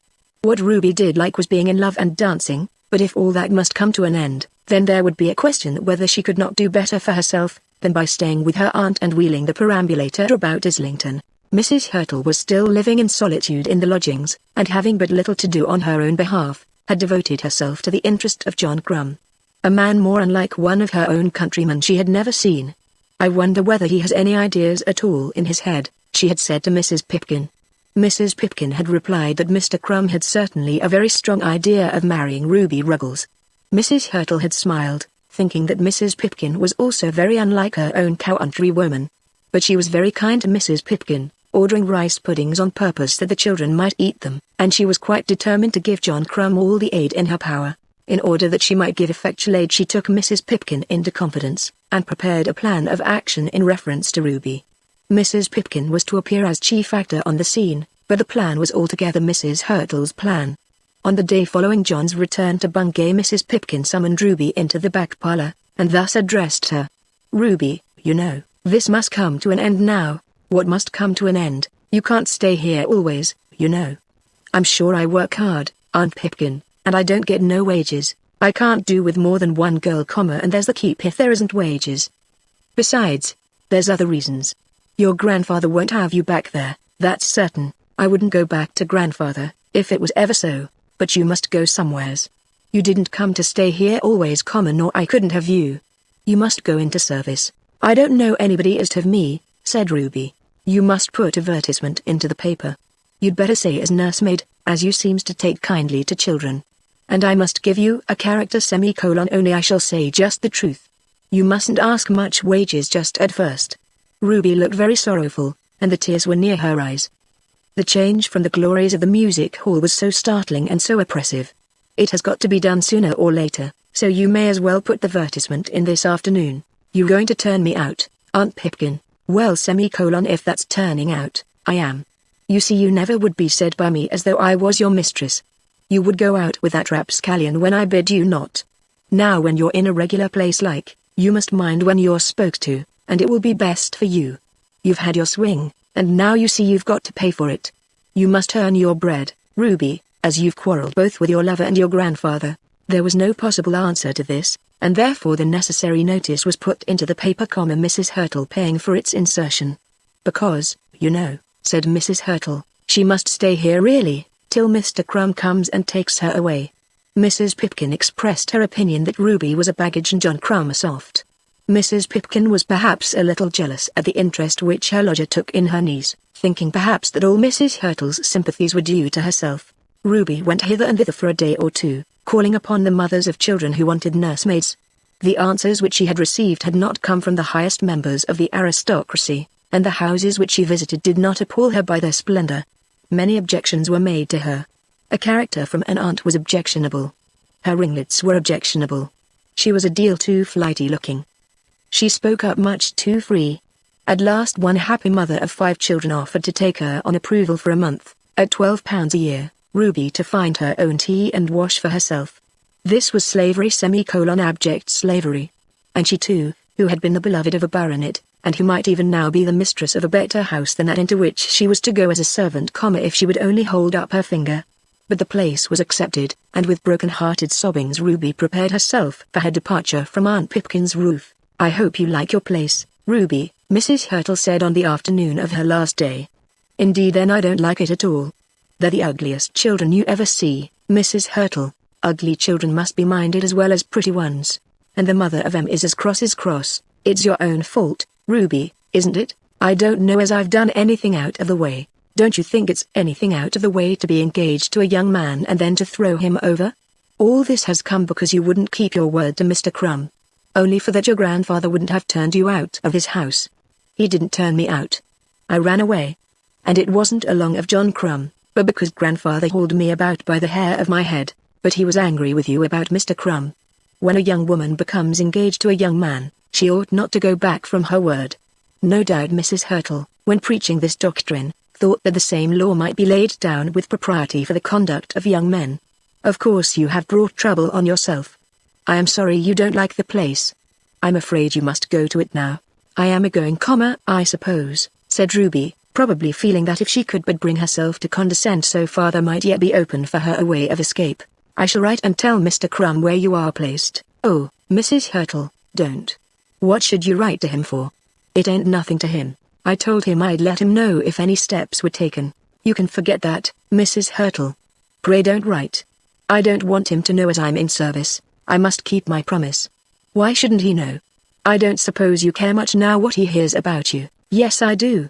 I wasn't never in service before, and I don't want him to know. What harm can it do you?" "Well, I don't want him to know. It's such a come down, Mrs. Hurtle. There is nothing to be ashamed of in that. What you have to be ashamed of is jilting him. It was a bad thing to do, wasn't it, Ruby?" "I didn't mean nothing bad, Mrs. Hurtle, only why couldn't he say what he had to say himself, instead of bringing another to say it for him? What would you feel, Mrs. Hurtle, if a man was to come and say it all out of another man's mouth?" "I don't think I should much care if the thing was well said at last." "You know he meant it." "Yes, I did know that. And you know he means it now?" "I'm not so sure about that. He's gone back to Bungay, and he isn't no good at writing letters no more than at speaking." "Oh, he'll go and get somebody else now. Of course he will if he hears nothing about you. I think I'd better tell him. I know what would happen." "What would happen, Mrs. Hurtle?" "He'd be up in town again in half a jiffy to see what sort of a place you'd got. Now, Ruby, I'll tell you what I'll do, if you'll say the word. I'll have him up here at once and you shan't go to Mrs. Buggins'." Ruby dropped her hands and stood still, staring at Mrs. Hurtle. "I will. But if he comes you mustn't behave this time as you did before." "But I'm to go to Mrs. Buggins' tomorrow." "We'll send to Mrs. Buggins and tell her to get somebody else." "You're breaking your heart about going there, are you not?" "I don't like it, Mrs. Hurtle. And this man will make you mistress of his house. You say he isn't good at speaking, but I tell you I never came across an honester man in the whole course of my life, or one who I think would treat a woman better. What's the use of a glib tongue if there isn't a heart with it? What's the use of a lot of tinsel and lacquer, if the real metal isn't there? Sir Felix Carberry could talk, I dare say, but you don't think now he was a very fine fellow. He was so beautiful, Mrs. Hurtle, but he hadn't the spirit of a mouse in his bosom. Well, Ruby, you have one more choice left you. Shall it be John Crumb or Mrs. Buggins? He wouldn't come, Mrs. Hurtle. Leave that to me, Ruby. May I bring him if I can?" Then Ruby in a very low whisper told Mrs. Hurtle, that if she thought proper she might bring John Crumb back again. "And there shall be no more nonsense, No, whispered Ruby. On that same night a letter was sent to Mrs. Buggins, which Mrs. Hurtle also composed, informing that lady that unforeseen circumstances prevented Ruby Ruggles from keeping the engagement she had made, to which a verbal answer was returned that Ruby Ruggles was an impudent hussy. And then Mrs. Hurtle in her own name wrote a short note to Mr. John Crumb. Dear Mr. Crumb, if you will come back to London I think you will find Miss Ruby Ruggles all that you desire. Yours faithfully, Winifred Hurtle. She's had a deal more done for her than I ever knew to be done for young women in my time, said Mrs. Pipkin, and I'm not at all so sure that she has deserved it. John Crumb will think she has. John Crumb's a fool semicolon, and as to Ruby, well, I haven't got no patience with girls like them. Yes, it is for the best, and as for you, Mrs. Hurtle, there's no words to say how good you've been. I hope, Mrs. Hurtle, you ain't thinking of going away because this is all done. Chapter 81 Mr. Trollope leaves London. Dolly Longestaff had found himself compelled to go to Fetter Lane immediately after that meeting in Broughton Street at which he had consented to wait 2 days longer for the payment of his money. This was on a Wednesday, the day appointed for the payment being Friday. He had undertaken that, on his part, Squickham should be made to desist from further immediate proceedings, and he could only carry out his word by visiting Squickham. The trouble to him was very great, but he began to feel that he almost liked it. The excitement was nearly as good as that of Lou. Of course it was a horrid bore, this having to go about in cabs under the sweltering sun of a London July day. Of course it was a horrid bore, this doubt about his money. And it went altogether against the grain with him that he should be engaged in any matter respecting the family property in agreement with his father and Mr. Bideawhile. But there was an importance in it that sustained him amidst his troubles. It is said that if you were to take a man of moderate parts and make him Prime Minister out of hand, he might probably do as well as other Prime Ministers, the greatness of the work elevating the man to its own level. In that way Dolly was elevated to the level of a man of business, and felt and enjoyed his own capacity. By George! It depended chiefly upon him whether such a man as Melmoth should or should not be charged before the Lord Mayor. Perhaps I oughtn't to have promised, he said to Squickham, sitting in the lawyer's office on a high-legged stool with a cigar in his mouth. He preferred Squickham to any other lawyer he had met because Squickham's room was untidy and homely, because there was nothing awful about it, and because he could sit in what position he pleased, and smoke all the time. Well, I don't think you ought, if you ask me, said Squickham. You aren't there to be asked, old fellow. Bideawhile shouldn't have asked you to agree to anything in my absence, said Squickham indignantly. It was a very unprofessional thing on his part, and so I shall take an opportunity of telling him. It was you told me to go. Well, yes. I wanted you to see what they were at in that room, but I told you to look on and say nothing. I didn't speak half a dozen words. You shouldn't have spoken those words. Your father then is quite clear that you did not sign the letter? Oh, yes, the governor is pig-headed, you know, but he's honest. That's a matter of course, said the lawyer. All men are honest, but they are generally specially honest to their own side. Bideawhile's honest, but you've got to fight him deuced close to prevent his getting the better of you. Melmoth has promised to pay the money on Friday, has he? He's to bring it with him to Broughton Street. I don't believe a word of it, and I'm sure Bideawhile doesn't. In what shape will he bring it? He'll give you a cheque dated on Monday, and that'll give him 2 days more, and then on Monday there'll be a note to say the money can't be lodged till Wednesday. There should be no compromising with such a man. You only get from one mess into another. I told you neither to do anything or to say anything. I suppose we can't help ourselves now. You're to be there on Friday. I particularly bargained for that. If you're there won't be any more compromising. Squickham made 1 or 2 further remarks to his client, not at all flattering to Dolly's vanity, which might have caused offence had not there been such perfectly good feeling between the attorney and the young man. As it was, Dolly replied to everything that was said with increased flattery. If I was a sharp fellow like you, you know, said Dolly, of course I should get along better, but I ain't, you know. It was then settled that they should meet each other, and also meet Mr. Longestaff Sr., Bideawhile, and Melmoth, at 12 o'clock on Friday morning in Broughton Street. Squickham was by no means satisfied. He had busied himself in this matter, and had ferreted things out, till he had pretty nearly got to the bottom of that affair about the houses in the East, and had managed to induce the heirs of the old man who had died to employ him. As to the Pickering property he had not a doubt on the subject. Old Longestaff had been induced by promises of wonderful aid and by the bribe of a seat at the board of the South Central Pacific and Mexican Railway to give up the title deeds of the property, as far as it was in his power to give them up, and had endeavored to induce Dolly to do so also. As he had failed, Melmotte had supplemented his work by ingenuity, with which the reader is acquainted. All this was perfectly clear to Squickham, who thought that he saw before him a most attractive course of proceeding against the great financier. It was pure ambition rather than any hope of lucre that urged him on. He regarded Melmotte as a grand swindler, perhaps the grandest that the world had ever known, and he could conceive no greater honor than the detection, successful prosecution, and ultimate destroying of so great a man. To have hunted down Melmotte would make Squickham as great almost as Melmotte himself. But he felt himself to have been unfairly hampered by his own client. He did not believe that the money would be paid, but delay might rob him of his Melmotte. He had heard a good many things in the city, and believed it to be quite out of the question that Melmotte should raise the money, but there were various ways in which a man might escape. It may be remembered that Groll, the German clerk, preceded Melmotte into the city on Wednesday after Marie's refusal to sign the deeds. He, too, had his eyes open, and had perceived that things were not looking as well as they used to look. Kroll had for many years been true to his patron, having been, upon the whole, very well paid for such truth. There had been times when things had gone badly with him, but he had believed in Melmotte, and, when Melmotte rose, had been rewarded for his faith. Mr. Kroll at the present time had little investments of his own, not made under his employer's auspices, which would leave him not absolutely without bread for his family should the Melmotte affairs at any time take an awkward turn. Melmotte had never required from him service that was actually fraudulent, had at any rate never required it by spoken words. Mr. Kroll had not been over-scrupulous, and had occasionally been very useful to Mr. Melmotte. But there must be a limit to all things, and why should any man sacrifice himself beneath the ruins of a falling house, when convinced that nothing he can do can prevent the fall?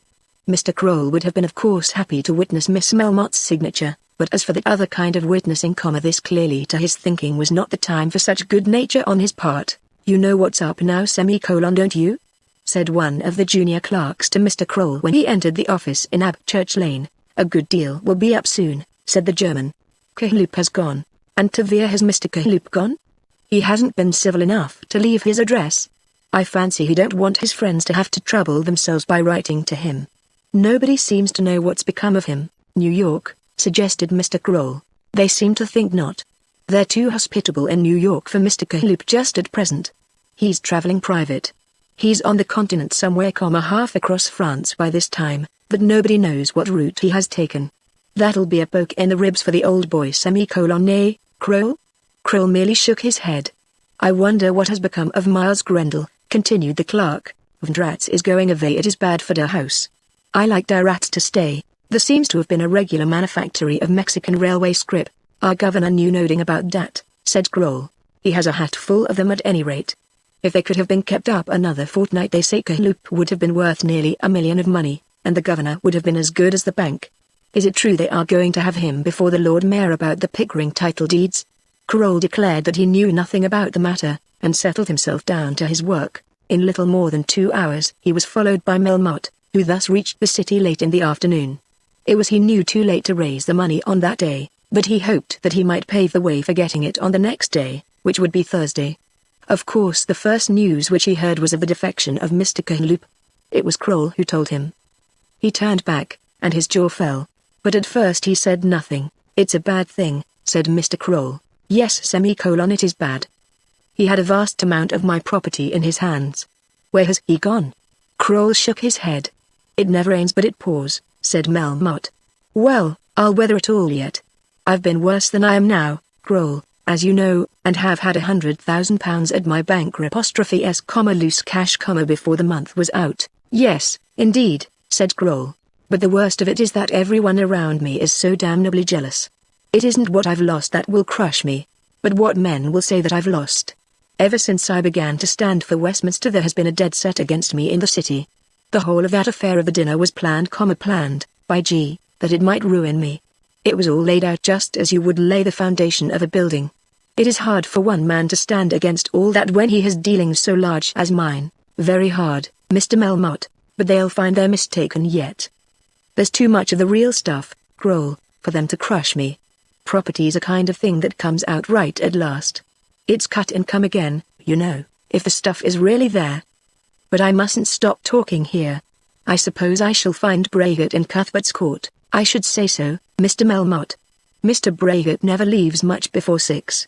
Then Mr. Melmotte took his hat and gloves, and the stick that he usually carried, and went out with his face carefully dressed in its usually jaunty air. But Kroll as he went heard him mutter the name of Trollope between his teeth. The part which he had to act is one very difficult to any actor. The carrying an external look of indifference when the heart is sinking within, or has sunk almost to the very ground, is more than difficult, it is an agonizing task. In all mental suffering the sufferer longs for solitude, for permission to cast himself loose along the ground, so that every limb and every feature of his person may faint in sympathy with his heart. A grandly urbane deportment over a crushed spirit and ruined hopes is beyond the physical strength of most men, but there have been men so strong. Melmotte very nearly accomplished it. It was only to the eyes of such a one as Herr Kroll that the failure was perceptible. Melmotte did find Mr. Braggart. At this time Mr. Braggart had completed his correspondence with Miss Longestaff, in which he had mentioned the probability of great losses from the anticipated commercial failure in Mr. Melmotte's affairs. He had now heard that Mr. Trollope had gone upon his travels, and was therefore nearly sure that his anticipation would be correct. Nevertheless, he received his old friend with a smile. When large sums of money are concerned there is seldom much of personal indignation between man and man. The loss of £50 or of a few hundreds may create personal wrath, but 50,000 require equanimity. So Trollope hasn't been seen in the city today, said Braggart. He has gone, said Melmotte hoarsely. I think I once told you that Trollope was not the man for large dealings. Yes, you did, said Melmotte. Well, it can't be helped, can it? And what is it now? Then Melmotte explained to Mr. Braggart what it was that he wanted, then, taking the various documents out of the bag which throughout the afternoon he had carried in his hand. Mr. Braggart understood enough of his friend's affairs, and enough of affairs in general, to understand readily all that was required. He examined the documents, declaring, as he did so, that he did not know how the thing could be arranged by Friday. Melmotte replied that £50,000 was not a very large sum of money, that the security offered was worth twice as much as that. You will leave them with me this evening, said Braggart. Melmotte paused for a moment, and said that he would of course do so. He would have given much, very much, to have been sufficiently master of himself to have assented without hesitation, but then the weight within was so very heavy. Having left the papers and the bag with Mr. Braggart, he walked westwards to the House of Commons. He was accustomed to remain in the city later than this, often not leaving it till 7, though during the last week or 10 days he had occasionally gone down to the House in the afternoon. It was now Wednesday, and there was no evening sitting, but his mind was too full of other things to allow him to remember this. As he walked along the embankment, his thoughts were very heavy. How would things go with him? What would be the end of it? Ruin, yes, but there were worse things than ruin. And a short time since he had been so fortunate, had made himself so safe. As he looked back at it, he could hardly say how it had come to pass that he had been driven out of the track that he had laid down for himself. He had known that ruin would come, and had made himself so comfortably safe, so brilliantly safe, in spite of ruin. But insane ambition had driven him away from his anchorage. He told himself over and over again that the fault had been not in circumstances, not in that which men call fortune, but in his own incapacity to bear his position. He saw it now. He felt it now. If he could only begin again, how different would his conduct be? But of what avail were such regrets as these? He must take things as they were now, and see that, in dealing with them, he allowed himself to be carried away neither by pride nor cowardice. And if the worst should come to the worst, then let him face it like a man. There was a certain manliness about him which showed itself perhaps as strongly in his own self-condemnation as in any other part of his conduct at this time. Judging of himself, as though he were standing outside himself and looking on to another man's work, he pointed out to himself his own shortcomings. If it were all to be done again, he thought that he could avoid this bump against the rocks on one side, and that terribly shattering blow on the other. There was much that he was ashamed of, many a little act which recurred to him vividly in this solitary hour as a thing to be repented of within a sackcloth and ashes. But never once, not for a moment, did it occur to him that he should repent of the fraud in which his whole life had been passed. No idea ever crossed his mind of what might have been the result had he lived the life of an honest man. Though he was inquiring into himself as closely as he could, he never even told himself that he had been dishonest. Fraud and dishonesty had been the very principle of his life, and had so become a part of his blood and bones that even in this extremity of his misery he made no question within himself as to his right judgment in regard to them. Not to cheat, not to be a scoundrel, not to live more luxuriously than others by cheating more brilliantly, was a condition of things to which his mind had never turned itself. In that respect he accused himself of no want of judgment. But why had he, so unrighteous himself, not made friends to himself of the mammon of unrighteousness? Why had he not conciliated Lord Mayors? Why had he trod upon all the corns of all his neighbours? Why had he been insolent at the India Office? Why had he trusted any man as he had trusted Trollope? Why had he not stuck to Church Lane instead of going into Parliament? Why had he called down unnecessary notice on his head by entertaining the Emperor of China? It was too late now, and he must bear it. But these were the things that had ruined him. He walked into Palace Yard and across it, to the door of Westminster Abbey, before he found out that Parliament was not sitting. "Oh, Wednesday. Of course it is," he said, turning round and directing his steps towards Grosvenor Square. Then he remembered that in the morning he had declared his purpose of dining at home, and now he did not know what better use to make of the present evening. His house could hardly be very comfortable to him. Marie no doubt would keep out of his way, and he did not habitually receive much pleasure from his wife's company. But in his own house he could at least be alone. Then, as he walked slowly across the park, thinking so intently on matters as hardly to observe whether he himself were observed or no, he asked himself whether it still might not be best for him to keep the money which was settled on his daughter, to tell the Longestaffes that he could make no payment, and to face the worst that Mr. Squickham could do to him, for he knew already how busy Mr. Squickham was in the matter.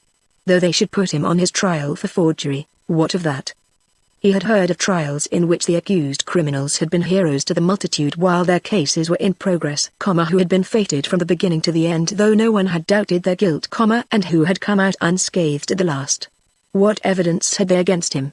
It might be that the Longestaffes and Bideawhiles and Squickhams should know that he was a forger, but their knowledge would not produce a verdict. He, as member for Westminster, as the man who had entertained the Emperor, as the owner of one of the most gorgeous houses in London, as the great Melmotte, could certainly command the best half of the bar. He already felt what popular support might do for him. Surely there need be no despondency while so good a hope remained to him. He did tremble as he remembered Dolly Longestaffe's letter, and the letter of the old man who was dead. And he knew that it was possible that other things might be adduced, but would it not be better to face it all than surrender his money and become a pauper, seeing, as he did very clearly, that even by such surrender he could not cleanse his character?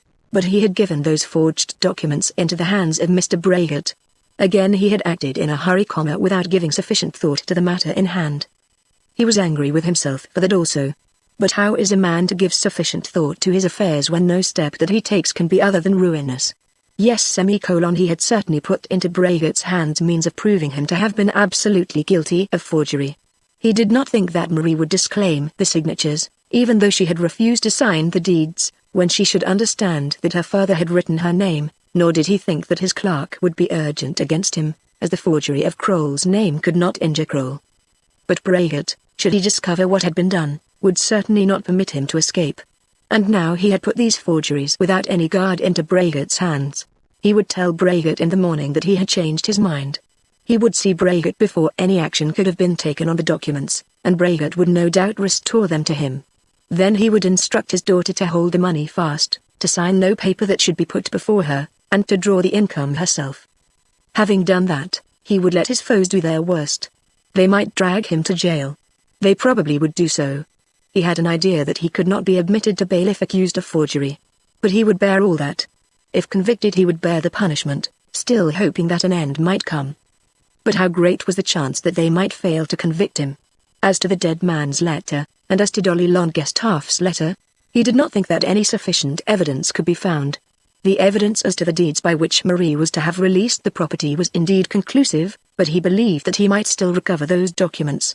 For the present it must be his duty to do nothing, when he should have recovered and destroyed those documents, and to live before the eyes of men as though he feared nothing. He dined at home alone, in the study, and after dinner carefully went through various bundles of papers, preparing them for the eyes of those ministers of the law who would probably before long have the privilege of searching them. At dinner, and while he was thus employed, he drank a bottle of champagne, feeling himself greatly comforted by the process. If he could only hold up his head and look men in the face, he thought that he might still live through it all. How much had he done by his own unassisted powers? He had once been imprisoned for fraud at Hamburg, and had come out of jail a pauper, friendless, with all his wretched antecedents against him. Now he was a member of the British House of Parliament, the undoubted owner of perhaps the most gorgeously furnished house in London, a man with an established character for high finance, a commercial giant whose name was a familiar word on all the exchanges of the two hemispheres. Even though he should be condemned to penal servitude for life, he would not all die. He rang the bell and desired that Madame Melmotte might be sent to him, and bade the servant bring him brandy. In 10 minutes his poor wife came crawling into the room. Everyone connected with Melmotte regarded the man with a certain amount of awe, everyone except Marie, to whom alone he had at times been himself almost gentle. The servants all feared him, and his wife obeyed him implicitly when she could not keep away from him. She came in now and stood opposite him, while he spoke to her. She never sat in his presence in that room. He asked her where she and Marie kept their jewelry for during the last 12 months rich trinkets had been supplied to both of them. Of course she answered by another question. Is anything going to happen, Melmotte? A good deal is going to happen. Are they here in this house, or in Grosvenor Square? They are here. Then have them all packed up, as small as you can, never mind about woolen cases and all that. Have them close to your hand so that if you have to move you can take them with you. Do you understand? Yes, I understand. Why don't you speak, then?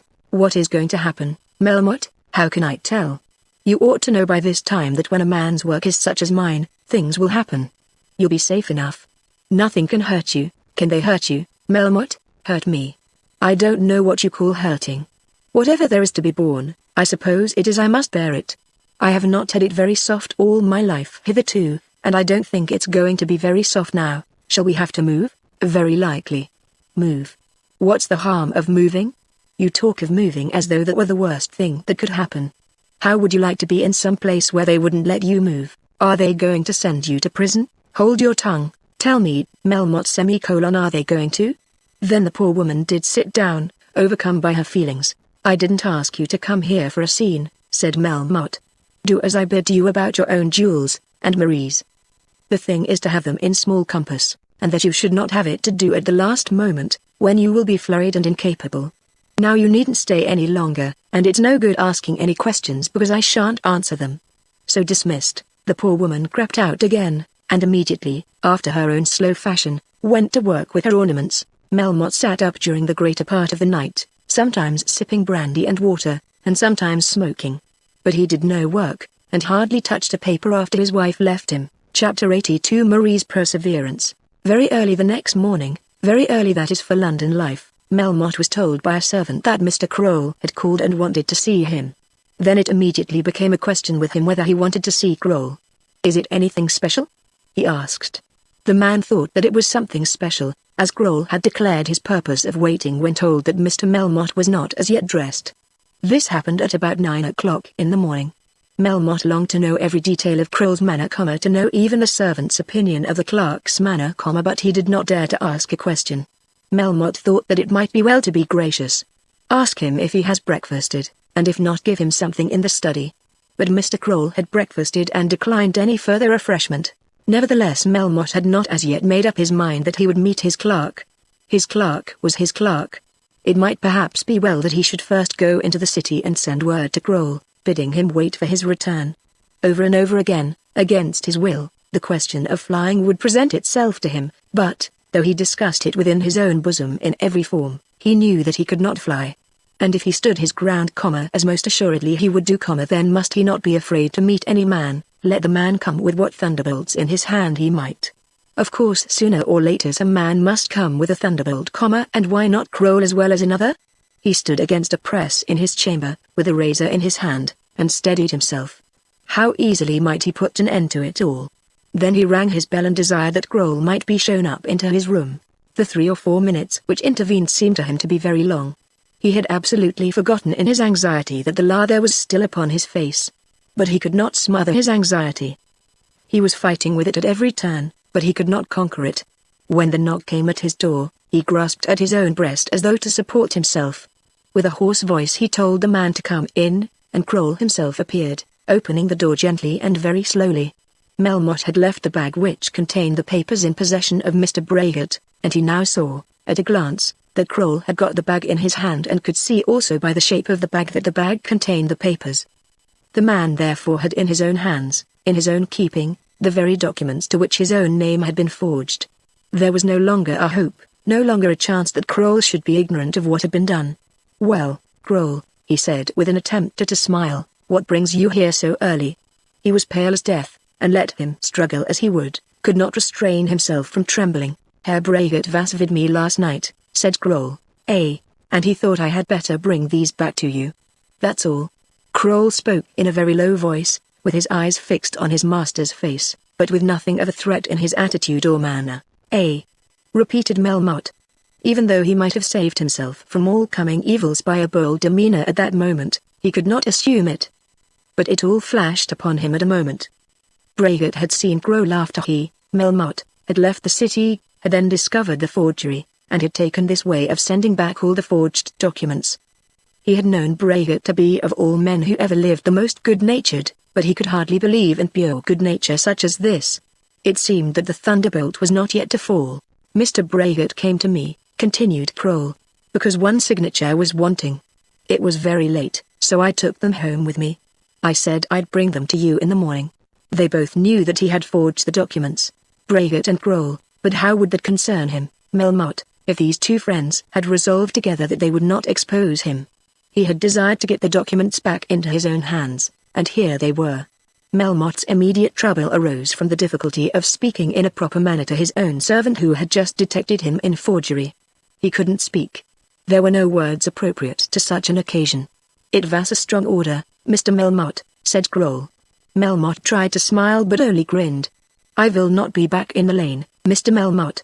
Not back at the office, Kroll? I think not no. The little money coming to me, you will send it. Adieu." And so Mr. Kroll took his final leave of his old master after an intercourse which had lasted 20 years. We may imagine that Herr Kroll found his spirits to be oppressed and his capacity for business to be obliterated by his patron's misfortunes rather than by his patron's guilt. But he had not behaved unkindly. He had merely remarked that the forgery of his own name half a dozen times over was a strong order. Melmotte opened the bag, and examined the documents one by one. It had been necessary that Marie should sign her name some half-dozen times, and Marie's father had made all the necessary forgeries. It had been of course necessary that each name should be witnessed but here the forger had scamped his work. Kroll's name he had written 5 times, but one forged signature he had left unattested. Again he had himself been at fault. Again he had aided his own ruin by his own carelessness. One seems inclined to think sometimes that any fool might do an honest business. But fraud requires a man to be alive and wide awake at every turn. Melmotte had desired to have the documents back in his own hands, and now he had them. Did it matter much that Braget and Kroll both knew the crime which he had committed? Had they meant to take legal steps against him they would not have returned the forgeries to his own hands. Braget, he thought, would never tell the tale unless there should arise some most improbable emergency in which he might make money by telling it, but he was by no means so sure of Kroll. Kroll had signified his intention of leaving Melmotte's service, and would therefore probably enter some rival service, and thus become an enemy to his late master. There could be no reason why Kroll should keep the secret. Even if he got no direct profit by telling it, he would curry favor by making it known. Of course Kroll would tell it, but what harm could the telling of such a secret do him? The girl was his own daughter. The money had been his own money. The man had been his own servant. There had been no fraud, no robbery, no purpose of peculation. Melmotte, as he thought of this, became almost proud of what he had done, thinking that if the evidence was suppressed the knowledge of the facts could do him no harm. But the evidence must be suppressed, and with the view of suppressing it he took the little bag and all the papers down with him to the study. Then he ate his breakfast, and suppressed the evidence by the aid of his gas lamp. When this was accomplished he hesitated as to the manner in which he would pass his day. He had now given up all idea of raising the money for Longestaff. He had even considered the language in which he would explain to the assembled gentlemen on the morrow the fact that a little difficulty still presented itself, and that as he could not exactly name a day, he must leave the matter in their hands. For he had resolved that he would not evade the meeting. Trollope had gone since he had made his promise, and he would throw all the blame on Trollope. Everybody knows that when panics arise the breaking of one merchant causes the downfall of another. Trollope should bear the burden. But as that must be so, he could do no good by going into the city. His pecuniary downfall had now become too much a matter of certainty to be staved off by his presence, and his personal security could hardly be assisted by it. There would be nothing for him to do. Trollope had gone. Miles Grendel had gone. Kroll had gone. He could hardly go to Cuthbert's Court and face Mr. Braggart. He would stay at home till it was time for him to go down to the house, and then he would face the world there. He would dine down at the house, and stand about in the smoking room with his hat on, and be visible in the lobbies, and take his seat among his brother legislators, and, if it were possible, rise on his legs and make a speech to them. He was about to have a crushing fall, but the world should say that he had fallen like a man. About 11 his daughter came to him as he sat in the study. It can hardly be said that he had ever been kind to Marie, but perhaps she was the only person who in the whole course of his career had received indulgence at his hands.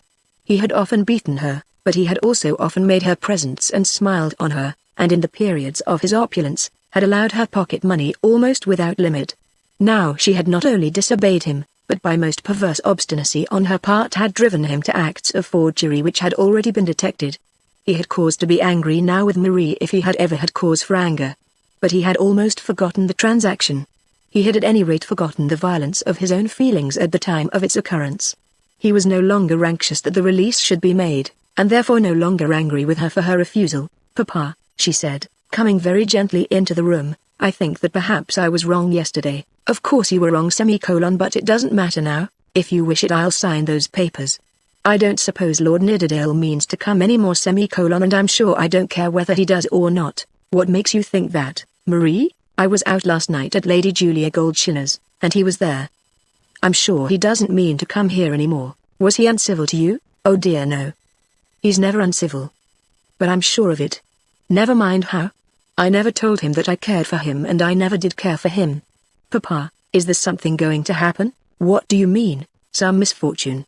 "Oh, Papa, why didn't you let me marry that other man? He is a penniless adventurer, but he would have had this money that I call my money, and then there would have been enough for us all." "Papa, he would marry me still if you would let him. Have you seen him since you went to Liverpool?" "Never, Papa." "Or heard from him?" "Not a line." "Then what makes you think he would marry you?" "He would if I got hold of him and told him. And he is a baronet. And there would be plenty of money for us all. And we could go and live in Germany. We could do that just as well without your marrying." "But I suppose, Papa, I'm to be considered as somebody. I don't want after all to run away from London, just as if everybody had turned up their noses at me. I like him, and I don't like anybody else. He wouldn't take the trouble to go to Liverpool with you. He got tipsy. I know all about that. I don't mean to say that he's anything particularly grand. I don't know that anybody is very grand. He's as good as anybody else. It can't be done, Marie." "Why can't it be done?" "There are a dozen reasons. Why should my money be given up to him? And it is too late. There are other things to be thought of now than marriage." "You don't want me to sign the papers?" "No, I haven't got the papers. But I want you to remember that the money is mine and not yours. It may be that much may depend on you, and that I shall have to trust to you for nearly everything. Do not let me find myself deceived by my daughter. If you'll let me see Sir Felix Carberry once more." Then the father's pride again reasserted itself and he became angry. "I tell you, you little fool, that it is out of the question. Why cannot you believe me? Has your mother spoken to you about your jewels? Get them packed up, so that you can carry them away in your hand if we have to leave this suddenly. You are an idiot to think of that young man. As you say, I don't know that any of them are very good, but among them all he is about the worst. Go away and do as I bid you." That afternoon the page in Welbeck Street came up to Lady Carberry and told her that there was a young lady downstairs who wanted to see Sir Felix. At this time the dominion of Sir Felix in his mother's house had been much curtailed. His latchkey had been surreptitiously taken away from him, and all messages brought for him reached his hands through those of his mother. The plasters were not removed from his face, so that he was still subject to that loss of self-assertion with which we are told that hitherto dominant cocks become afflicted when they have been daubed with mud. Lady Carberry asked sundry questions about the lady, suspecting that Ruby Ruggles, of whom she had heard, had come to seek her lover. The page could give no special description, merely saying that the young lady wore a black veil. Lady Carberry directed that the young lady should be shown into her own presence, and Marie Melmotte was ushered into the room. "I dare say you don't remember me, Lady Carberry," Marie said. "I am Marie Melmotte." At first Lady Carberry had not recognized her visitor, but she did so before she replied. "Yes, Miss Melmotte, I remember you. Yes, semicolon, I am Mr. Melmotte's daughter. How is your son? I hope he is better. They told me he had been horribly used by a dreadful man in the street. Sit down, Miss Melmotte. He is getting better. Now Lady Carberry had heard within the last 2 days from Mr. Brown that it was all over with Melmotte. Brown had declared his very strong belief, his thorough conviction, that Melmotte had committed various forgeries, that his speculations had gone so much against him as to leave him a ruined man, and, in short, that the great Melmotte bubble was on the very point of bursting. Everybody says that he'll be in jail before a week is over. That was the information which had reached Lady Carberry about the Melmottes only on the previous evening. I want to see him, said Marie. Lady Carberry, hardly knowing what answer to make, was silent for a while. I suppose he told you everything, didn't he? You know that we were to have been married? I loved him very much, and so I do still. I am not ashamed of coming and telling you. I thought it was all off, said Lady Carberry. I never said so. Does he say so? Your daughter came to me and was very good to me. I do so love her. She said that it was all over. But perhaps she was wrong. It shan't be all over if he will be true. Lady Carberry was taken greatly by surprise. It seemed to her at the moment that this young lady, knowing that her own father was ruined, was looking out for another home, and was doing so with a considerable amount of audacity.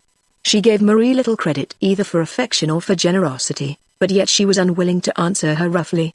I am afraid, she said, that it would not be suitable. Why should it not be suitable? They can't take my money away. There is enough for all of us even if Papa wanted to live with us, but it is mine.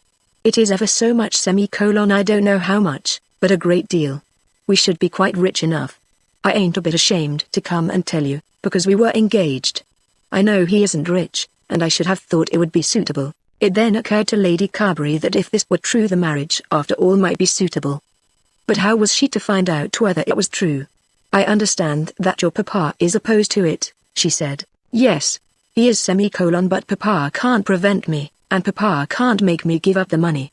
It's ever so many thousands a year, I know. If I can dare to do it, why can't he? Lady Carberry was so beside herself with doubts, that she found it impossible to form any decision. It would be necessary that she should see Mr. Brown. What to do with her son, how to bestow him, in what way to get rid of him so that in ridding herself of him she might not aid in destroying him, this was the great trouble of her life, the burden that was breaking her back. Now this girl was not only willing but persistently anxious to take her black sheep and to endow him, as she declared, with ever so many thousands a year. If the thousands were the or even an income of a single thousand a year, then what a blessing would such a marriage be. Sir Felix had already fallen so low that his mother on his behalf would not be justified in declining a connection with the Melmottes because the Melmottes had fallen. To get any niche in the world for him in which he might live with comparative safety would now be to her a heaven-sent comfort. My son is upstairs, she said. I will go up and speak to him, tell him I am here and that I have said that I will forgive him everything, and that I love him still, and that if he will be true to me, I will be true to him. I couldn't go down to her, said Sir Felix, with my face all in this way. I don't think she would mind that. I couldn't do it. Besides, I don't believe about her money. I never did believe it. That was the real reason why I didn't go to Liverpool. I think I would see her if I were you, Felix. We could find out to a certainty about her fortune. It is evident at any rate that she is very fond of you. What's the use of that, if he is ruined? He would not go down to see the girl, because he could not endure to expose his face, and was ashamed of the wounds which he had received in the street. As regarded the money, he half believed and half disbelieved Marie's story. But the fruition of the money, if it were within his reach, would be far off and to be attained with much trouble, whereas the nuisance of a scene with Marie would be immediate. How could he kiss his future bride, with his nose bound up with a bandage? What shall I say to her? Asked his mother. She oughtn't to have come. I should tell her just that. You might send the maid to her to tell her that you couldn't see her again, but Lady Carberry could not treat the girl after that fashion. She returned to the drawing-room, descending the stairs very slowly, and thinking what answer she would make. Miss Melmotte, she said, my son feels that everything has been so changed since he and you last met, that nothing can be gained by a renewal of your acquaintance. That is his message, is it? Lady Carberry remained silent. Then he is indeed all that they have told me, and I am ashamed that I should have loved him. I am ashamed, not of coming here, although you will think that I have run after him. I don't see why a girl should not run after a man if they have been engaged together. but I'm ashamed of thinking so much of so mean a person. Goodbye, Lady Carberry. Goodbye, Miss Melmotte. I don't think you should be angry with me. No semicolon no. I am not angry with you. You can forget me now as soon as you please, and I will try to forget him." Then with a rapid step she walked back to Bruton Street, going round by Grosvenor Square and in front of her old house on the way. What should she now do with herself? What sort of life should she endeavour to prepare for herself? The life that she had led for the last year had been thoroughly wretched. The poverty and hardship which she remembered in her early days had been more endurable. The servitude to which she had been subjected before she had learned by intercourse with the world to assert herself, had been preferable. In these days of her grandeur, in which she had danced with princes, and seen an emperor in her father's house, and been affianced to lords, she had encountered degradation which had been abominable to her. She had really loved but had found out that her golden idol was made of the basest clay. She had then declared to herself that bad as the clay was she would still love it but even the clay had turned away from her and had refused her love. She was well aware that some catastrophe was about to happen to her father. Catastrophes had happened before, and she had been conscious of their coming. But now the blow would be a very heavy blow. They would again be driven to pack up and move and seek some other city, probably in some very distant part. But go where she might, she would now be her own mistress. That was the one resolution she succeeded in forming before she re-entered the house in Bruton Street. Chapter 83. Melmotte again at the house. On that Thursday afternoon it was known everywhere that there was to be a general ruin of all the Melmotte affairs. As soon as Trollope had gone, no man doubted. The city men who had not gone to the dinner prided themselves on their foresight, as did also the politicians who had declined to meet the Emperor of China at the table of the suspected financier. They who had got up the dinner and had been instrumental in taking the Emperor to the house in Grosvenor Square, and they also who had brought him forward at Westminster and had fought his battle for him, were aware that they would have to defend themselves against heavy attacks. No one now had a word to say in his favour, or a doubt as to his guilt. The Grendels had retired altogether out of town, and were no longer even heard of. Lord Alfred had not been seen since the day of the dinner. The Duchess of Albury, too, went into the country some weeks earlier than usual, quelled, as the world said, by the General Melmotte failure. But this departure had not as yet taken place at the time at which we have now arrived. When the Speaker took his seat in the House, soon after 4 o'clock, there were a great many members present, and a general feeling prevailed that the world was more than ordinarily alive because of Melmotte and his failures. It had been confidently asserted throughout the morning that he would be put upon his trial for forgery in reference to the purchase of the Pickering property from Mr. Longestaff, and it was known that he had not as yet shown himself anywhere on this day. People had gone to look at the house in Grosvenor Square, not knowing that he was still living in Mr. Longestaff's house in Bruton Street, and had come away with the impression that the desolation of ruin and crime was already plainly to be seen upon it. "I wonder where he is," said Mr. Lupton to Mr. Beauchamp, clerk in one of the lobbies of the house. "They say he hasn't been in the city all day. I suppose he's in Longestaff's house. That poor fellow has got it heavy all round. The man has got his place in the country and his house in town. There's Nidderdale. I wonder what he thinks about it all." "This is awful ain't it?" said Nidderdale. "It might have been worse, I should say, as far as you are concerned," replied Mr. Lupton. "Well, yes. But I'll tell you what, Lupton. I don't quite understand it all yet. Our lawyer said 3 days ago that the money was certainly there, and Trollope was certainly here 3 days ago," said Lupton, "but he isn't here now. It seems to me that it has just happened in time for you." Lord Nidderdale shook his head and tried to look very grave. "There's Brown," said Sir Orlando Drought, hurrying up to the commercial gentleman whose mistakes about finance Mr. Melmotte on a previous occasion had been anxious to correct. "He'll be able to tell us where he is. It was rumoured, you know, an hour ago, that he was off to the continent after Trollope." But Mr. Brown shook his head. Mr. Brown didn't know anything. But Mr. Brown was very strongly of opinion that the police would know all that there was to be known about Mr. Melmotte before this time on the following day. Mr. Brown had been very bitter against Melmotte since that memorable attack made upon him in the House. Even ministers, as they sat to be badgered by the ordinary question-mongers of the day, were more intent upon Melmotte than upon their own defence. "Do you know anything about it?" asked the Chancellor of the Exchequer of the Secretary of State for the Home Department. "I understand that no order has been given for his arrest. There is a general opinion that he has committed forgery, but I doubt whether they've got their evidence together. He's a ruined man, I suppose," said the Chancellor. "I doubt whether he ever was a rich man. But I'll tell you what he has been about the grandest rogue we've seen yet." He must have spent over £100,000 during the last 12 months on his personal expenses. I wonder how the Emperor will like it when he learns the truth. Another minister sitting close to the Secretary of State was of opinion that the Emperor of China would not care half so much about it as our own First Lord of the Treasury. At this moment there came a silence over the house which was almost audible. They who know the sensation which rises from the continued hum of many suppressed voices will know also how plain to the ear is the feeling caused by the discontinuance of the sound. Everybody looked up, but everybody looked up in perfect silence. An Under-Secretary of State had just got upon his legs to answer a most indignant question as to an alteration of the colour of the facings of a certain regiment, his prepared answer to which, however, was so happy as to allow him to anticipate quite a little triumph. It is not often that such a godsend comes in the way of an Under-Secretary, and he was intent upon his performance. But even he was startled into momentary oblivion of his well-arranged point. Augustus Melmotte, the member for Westminster, was walking up the centre of the house. He had succeeded by this time in learning so much of the forms of the house as to know what to do with his hat, when to wear it, and when to take it off, and how to sit down. As he entered by the door facing the Speaker, he wore his hat on the side of his head, as was his custom. Much of the arrogance of his appearance had come from this habit, which had been adopted probably from a conviction that it added something to his powers of self-assertion. At this moment he was more determined than ever that no one should trace in his outer gait or in any feature of his face any sign of that ruin which, as he well knew, all men were anticipating.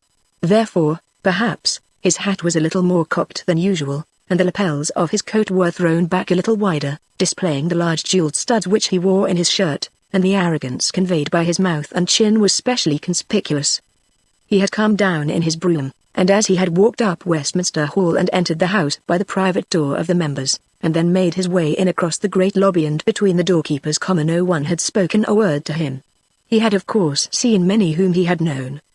He had indeed known nearly all whom he had seen, but he had been aware, from the beginning of this enterprise of the day, that men would shun him, and that he must bear their cold looks and colder silence without seeming to notice them. He had schooled himself to the task, and he was now performing it. It was not only that he would have to move among men without being noticed, but that he must endure to pass the whole evening in the same plight. But he was resolved, and he was now doing it. He bowed to the Speaker with more than usual courtesy, raising his hat with more than usual care, and seated himself, as usual, on the third opposition bench, but with more than his usual fling. He was a big man, who always endeavored to make an effect by deportment, and was therefore customarily conspicuous in his movements. He was desirous now of being as he was always, neither more nor less demonstrative, but, as a matter of course, he exceeded, and it seemed to those who looked at him that there was a special impudence in the manner in which he walked up the House and took his seat. The Under-Secretary of State, who was on his legs, was struck almost dumb, and his morsel of wit about the facings was lost to Parliament forever. That unfortunate young man, Lord Nidderdale, occupied the seat next to that on which Melmotte had placed himself. It had so happened 3 or 4 times since Melmotte had been in the House, as the young lord, fully intending to marry the financier's daughter, had resolved that he would not be ashamed of his father-in-law. He understood that countenance of the sort which he as a young aristocrat could give to the man of millions who had risen no one knew whence, was part of the bargain in reference to the marriage, and he was gifted with a mingled honesty and courage which together made him willing and able to carry out his idea. He had given Melmotte little lessons as to ordinary forms of the House, and had done what in him later earned the money which was to be forthcoming. But it had become manifest both to him and to his father during the last 2 days, very painfully manifest to his father, that the thing must be abandoned. And if so, then why should he be any longer gracious to Melmotte? And, moreover, though he had been ready to be courteous to a very vulgar and a very disagreeable man, he was not anxious to extend his civilities to one who, as he was now assured, had been certainly guilty of forgery. But to get up at once and leave his seat because Melmotte had placed himself by his side, did not suit the turn of his mind. He looked round to his neighbour on the right with a half-comic look of misery, and then prepared himself to bear his punishment, whatever it might be. "Have you been up with Marie today?" said Melmotte. "No, I've not," replied the lord. "Why don't you go? She's always asking about you now. I hope we shall be in our own house again next week, and then we shall be able to make you comfortable." Could it be possible that the man did not know that all the world was united in accusing him of forgery? "I'll tell you what it is," said Nidderdale. "I think you had better see my governor again, Mr. Melmotte. There's nothing wrong, I hope." "Well, I don't know. You'd better see him. I'm going now. I only just came down to enter an appearance." He had to cross Melmotte on his way out, and as he did so Melmotte grasped him by the hand. "Good night, my boy," said Melmotte quite aloud, in a voice much louder than that which members generally allow themselves for conversation. Nidderdale was confused and unhappy, but there was probably not a man in the house who did not understand the whole thing. He rushed down through the gangway and out through the doors with a hurried step, and as he escaped into the lobby he met Lionel Lupton, who, since his little conversation with Mr. Gluck, had heard further news. "You know what has happened, Nidderdale? About Melmotte, you mean?" "Yes, about Melmotte," continued Lupton. "He has been arrested in his own house within the last half hour on a charge of forgery." "I wish he had," said Nidderdale, "with all my heart. If you go in you'll find him sitting there as large as life. He has been talking to me as though everything were all right. Compton was here not a moment ago, and said that he had been taken under a warrant from the Lord Mayor. The Lord Mayor is a member and had better come and fetch his prisoner himself. At any rate he's there. I shouldn't wonder if he wasn't on his legs before long." Melmotte kept his seat steadily till 7, at which hour the house adjourned till 9. He was one of the last to leave, and then with a slow step, with almost majestic steps, he descended to the dining room and ordered his dinner. There were many men there, and some little difficulty about a seat. No one was very willing to make room for him. But at last he secured a place, almost jostling some unfortunate who was there before him. It was impossible to expel him, almost as impossible to sit next him. Even the waiters were unwilling to serve him, but with patience and endurance he did at last get his dinner. He was there in his right, as a member of the House of Commons, and there was no ground on which such service as he required could be refused to him. It was not long before he had the table all to himself. But of this he took no apparent notice. He spoke loudly to the waiters and drank his bottle of champagne with much apparent enjoyment. Since his friendly intercourse with Nidderdale no one had spoken to him, nor had he spoken to any man. They who watched him declared among themselves that he was happy in his own audacity, but in truth he was probably at that moment the most utterly wretched man in London. He would have better studied his personal comfort had he gone to his bed, and spent his evening in groans and wailings. But even he, with all the world now gone from him, with nothing before him but the extremest misery which the indignation of offended laws could inflict, was able to spend the last moments of his freedom in making a reputation at any rate for audacity. It was thus that Augustus Melmotte wrapped his toga around him before his death. He went from the dining room to the smoking room, and there, taking from his pocket a huge case which he always carried, proceeded to light a cigar about 8 inches long. Mr. Brown, from the city, was in the room, and Melmotte, with a smile and a bow, offered Mr. Brown one of the same. Mr. Brown was a short, fat, round little man, over 60, who was always endeavoring to give to a somewhat commonplace set of features an air of importance by the contraction of his lips and the knitting of his brows. It was as good as a play to see Mr. Brown jumping back from any contact with the wicked one, and putting on a double frown as he looked at the impudent sinner. "You needn't think so much, you know, of what I said the other night. I didn't mean any offense." So spoke Melmotte, and then laughed with a loud, hoarse laugh, looking round upon the assembled crowd as though he were enjoying his triumph. He sat after that and smoked in silence. Once again he burst out into a laugh, as though peculiarly amused with his own thoughts, as though he were declaring to himself with much inward humor that all these men around him were fools for believing the stories which they had heard, but he made no further attempt to speak to anyone. Soon after 9 he went back again into the house, and again took his old place. At this time he had swallowed 3 glasses of brandy and water, as well as the champagne, and was brave enough almost for anything. There was some debate going on in reference to the game laws, a subject on which Melmotte was as ignorant as one of his housemaids, but, as some speakers sat down, he jumped up to his legs. Another gentleman had also risen, and when the house called to that other gentleman Melmotte gave way. The other gentleman had not much to say, and in a few minutes Melmotte was again on his legs. Who shall dare to describe the thoughts which would cross the august mind of a Speaker of the House of Commons at such a moment? Of Melmotte's villainy he had no official knowledge. And even could he have had such knowledge it was not for him to act upon it. The man was a member of the House, and as much entitled to speak as another. But it seemed on that occasion that the Speaker was anxious to save the House from disgrace, for twice and thrice he refused to have his eye caught by the member for Westminster. As long as any other member would rise he would not have his eye caught. But Melmotte was persistent, and determined not to be put down. At last no one else would speak, and the House was about to negative the motion without a division, when Melmotte was again on his legs, still persisting. The speaker scowled at him and leaned back in his chair.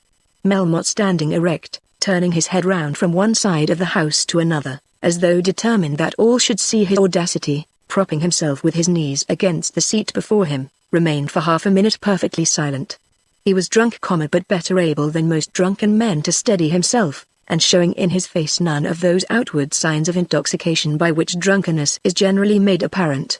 But he had forgotten in his audacity that words are needed for the making of a speech, and now he had not a word at his command. He stumbled forward, recovered himself, then looked once more round the house with a glance of anger, and after that toppled headlong over the shoulders of Mr. MagneonBooks, who was sitting in front of him. He might have wrapped his toga around him better perhaps had he remained at home, but if to have himself talked about was his only object, he could hardly have taken a surer course. The scene, as it occurred, was one very likely to be remembered when a performer should have been carried away into enforced obscurity. There was much commotion in the house. Mr. MagneonBooks, a man of natural good nature, though at the moment put to considerable personal inconvenience, hastened, when he recovered his own equilibrium, to assist the drunken man. But Melmotte had by no means lost the power of helping himself. He quickly recovered his legs, and then reseating himself, put his hat on, and endeavored to look as though nothing special had occurred. The house resumed its business, taking no further notice of Melmotte, and having no special rule of its own as to the treatment to be adopted with drunken members. But the member for Westminster caused no further inconvenience. He remained in his seat for perhaps 10 minutes, and then, not with a very steady step, but still with capacity sufficient for his own guidance, he made his way down to the doors. His exit was watched in silence, and the moment was an anxious one for the speaker, the clerks, and all who were near him. Had he fallen, someone, or rather some 2 or 3, must have picked him up and carried him out. But he did not fall either there or in the lobbies, or on his way down to Palace Yard. Many were looking at him, but none touched him. When he had got through the gates, leaning against the wall he hallooed for his brougham, and the servant who was waiting for him soon took him home to Bruton Street. That was the last which the British Parliament saw of its new member for Westminster. Melmotte, as soon as he reached home, got into his own sitting room without difficulty, and called for more brandy and water. Between 11 and 12 he was left there by his servant with a bottle of brandy, 3 or 4 bottles of soda water, and his cigar case. Neither of the ladies of the family came to him, nor did he speak of them. Nor was he so drunk then as to give rise to any suspicion in the mind of the servant. He was habitually left there at night, and the servant as usual went to his bed. But at 9 o'clock on the following morning the maidservant found him dead upon the floor. Drunk as he had been, more drunk as he probably became during the night, still he was able to deliver himself from the indignities and penalties to which the law might have subjected him by a dose of prussic acid. Chapter 84, Paul Montague's Vindication. It is hoped that the reader need hardly be informed that Hector Carberry was a very miserable young woman as soon as she decided that duty compelled her to divide herself altogether from Paul Montague. I think that she was irrational, but to her it seemed that the offence against herself, the offence against her own dignity as a woman, was too great to be forgiven. There can be no doubt that it would all have been forgiven with the greatest ease had Paul told the story before it had reached her ears from any other source. Had he said to her, when her heart was softest towards him, I once loved another woman, and that woman is here now in London, a trouble to me, persecuting me, and her history is so and so, and the history of my love for her was after this fashion, and the history of my declining love is after that fashion, and of this at any rate you may be sure, that this woman has never been near my heart from the first moment in which I saw you. Had he told it to her thus, there would not have been an opening for anger.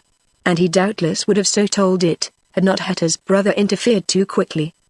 He was then forced to exculpate himself, to confess rather than to tell his own story, and to admit facts which wore the air of having been concealed, and which had already been conceived to be altogether damning if true.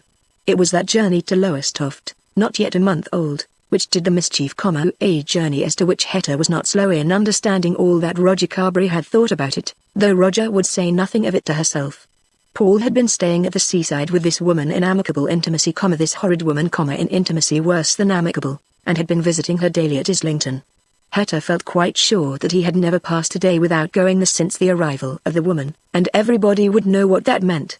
And during this very hour he had been, well, perhaps not exactly making love to herself, but looking at her and talking to her, and behaving to her in a manner such as could not but make her understand that he intended to make love to her. Of course they had really understood it, since they had met at Madame Melmotte's first ball, when she had made a plea that she could not allow herself to dance with him more than, say half a dozen times. Of course she had not intended him then to know that she would receive his love with favor, but equally of course she had known that he must so feel it.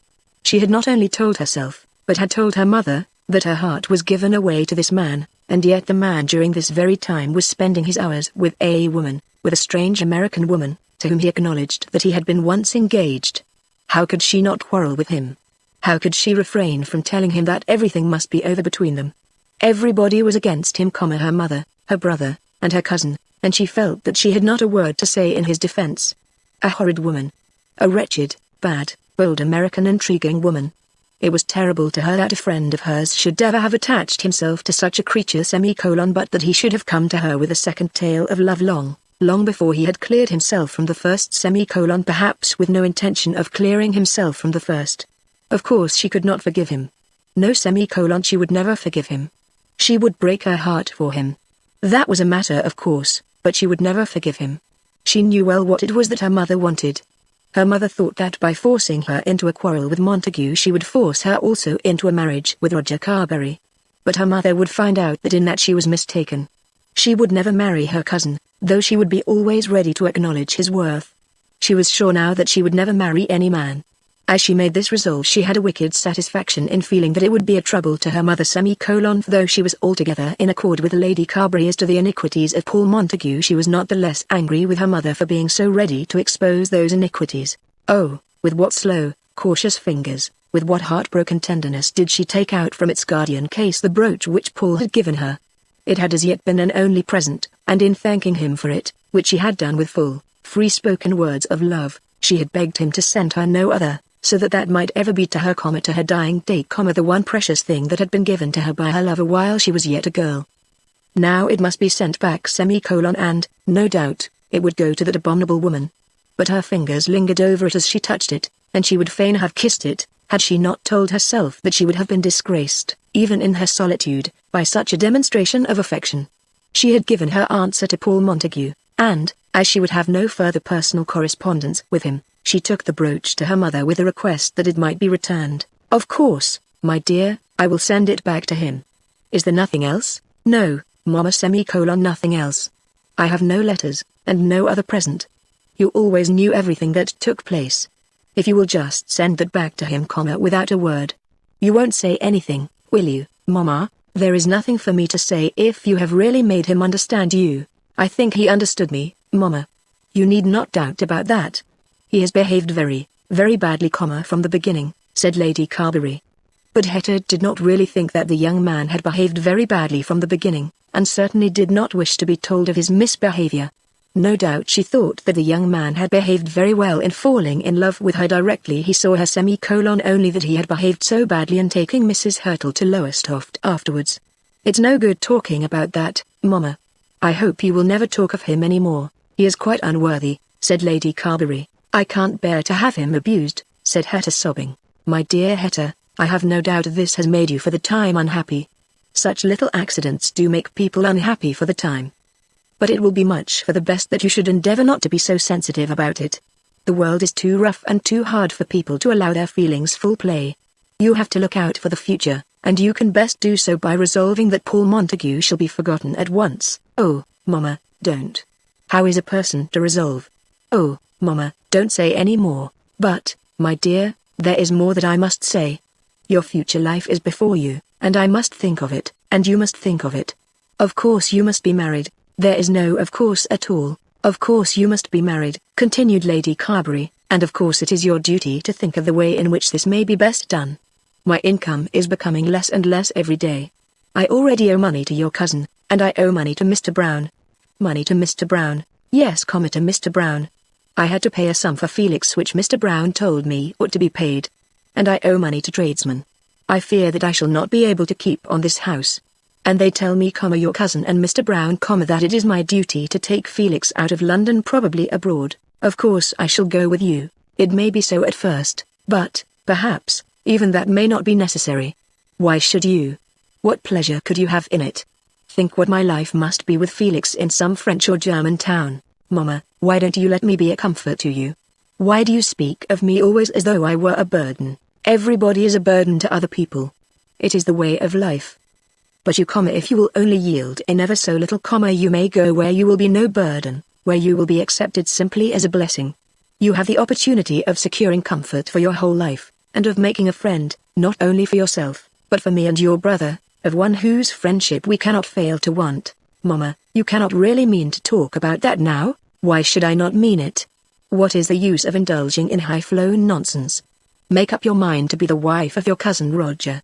This is horrid, said Hetta, bursting out in her agony. Cannot you understand that I am broken-hearted about Paul, that I love him from my very soul, that parting from him is like tearing my heart in pieces? I know that I must, because he has behaved so very badly, and because of that wicked woman. And so I have. But I did not think that in the very next hour you would bid me give myself to somebody else. I will never marry Roger Carberry. You may be quite sure that I shall never marry anyone. If you won't take me with you when you go away with Felix, I must stay behind and try and earn my bread. I suppose I could go out as a nurse. Then, without waiting for a reply, she left the room and betook herself to her own apartment. Lady Carberry did not even understand her daughter. She could not conceive that she had in any way acted unkindly in taking the opportunity of Montague's rejection for pressing the suit of the other lover. She was simply anxious to get a husband for her daughter, as she had been anxious to get a wife for her son, in order that her child might live comfortably. But she felt that whenever she spoke common sense to Hetta, her daughter took it as an offense, and flew into tantrums, being altogether unable to accommodate herself to the hard truths of the world. Deep as was the sorrow which her son brought upon her, and great as was the disgrace, she could feel more sympathy for him than for the girl. If there was anything that she could not forgive in life, it was romance. And yet she, at any rate, believed that she delighted in romantic poetry. At the present moment she was very wretched, and was certainly unselfish in her wish to see her daughter comfortably settled before she commenced those miserable roamings with her son which seemed to be her coming destiny. In these days she thought a good deal of Mr. Brown's offer, and of her own refusal. It was odd that since that refusal she had seen more of him, and had certainly known much more of him than she had ever seen or known before. Previous to that little episode their intimacy had been very fictitious, as are many intimacies. They had played at being friends, knowing but very little of each other. But now, during the last 5 or 6 weeks, since she had refused his offer, they had really learned to know each other. In the exquisite misery of her troubles, she had told him the truth about herself and her son, and he had responded, not by compliments, but by real aid and true counsel. His whole tone was altered to her, as was hers to him. There was no longer any egregious flattery between them, and he, in speaking to her, would be almost rough to her. Once he had told her that she would be a fool if she did not do so and so. The consequence was that she almost regretted that she had allowed him to escape. But she certainly made no effort to recover the lost prize, for she told him all her troubles. It was on that afternoon, after her disagreement with her daughter, that Marie Melmotte came to her. And, on the same evening, closeted with Mr. Brown in her back room, she told him of both occurrences. "If the girl has got the money," she began, regretting her son's obstinacy. "I don't believe a bit of it," said Brown. "From all that I can hear, I don't think that there is any money. And if there is, you may be sure that Melmotte would not let it slip through his fingers in that way. I would not have anything to do with it. You think it is all over with the Melmottes?" A rumor reached me just now that he had been already arrested. It was now between 9 and 10 in the evening. But as I came away from my room, I heard that he was down at the house. That he will have to stand a trial for forgery, I think there cannot be a doubt, and I imagine that it will be found out not a shilling will be saved out of the property. What a wonderful career it has been. Yes, the strangest thing that has come up in our days. I am inclined to think that the utter ruin at this moment has been brought about by his reckless personal expenditure. Why did he spend such a lot of money? Because he thought he could conquer the world by it, and obtain universal credit. He very nearly succeeded too. Only he had forgotten to calculate the force of the envy of his competitors. You think he has committed forgery? Certainly, I think so. Of course we know nothing as yet. Then I suppose it is better that Felix should not have married her. Certainly better. No redemption was to have been had on that side, and I don't think you should regret the loss of such money as his. Lady Carberry shook her head, meaning probably to imply that even Melmotte's money would have had no bad odor to one so dreadfully in want of assistance as her son. At any rate, do not think of it any more. Then she told him her grief about Hetta. "Ah, there," said he, "I feel myself less able to express an authoritative opinion. He doesn't owe a shilling," said Lady Carberry, "and he is really a fine gentleman, but if she doesn't like him, oh, but she does." She thinks him to be the finest person in the world. She would obey him a great deal sooner than she would me. But she has her mind stuffed with nonsense about love. A great many people, Lady Carberry, have their minds stuffed with that nonsense. Yes, and ruin themselves with it, as she will do. Love is like any other luxury. You have no right to it unless you can afford it. And those who will have it when they can't afford it, will come to the ground like this Mr. Melmotte. How odd it seems. It isn't a fortnight since we all thought him the greatest man in London. Mr. Brown only smiled, not thinking it worth his while to declare that he had never held that opinion about the late idol of Abchurch Lane. On the following morning, very early, while Melmotte was still lying, as yet undiscovered, on the floor of Mr. Longestaffe's room, a letter was brought up to Hetta by the maid-servant, who told her that Mr. Montague had delivered it with his own hands. She took it greedily, and then repressing herself, put it with an assumed gesture of indifference beneath her pillow. But as soon as the girl had left the room she at once seized her treasure. It never occurred to her as yet to think whether she would or would not receive a letter from her dismissed lover. She had told him that he must go, and go forever, and had taken it for granted that he would do so, probably willingly. No doubt he would be delighted to return to the American woman. But now that she had the letter, she allowed no doubt to come between her and the reading of it.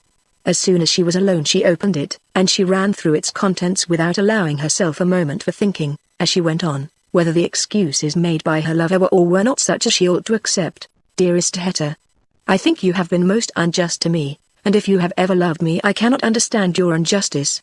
I have never deceived you in anything, not by a word, or for a moment.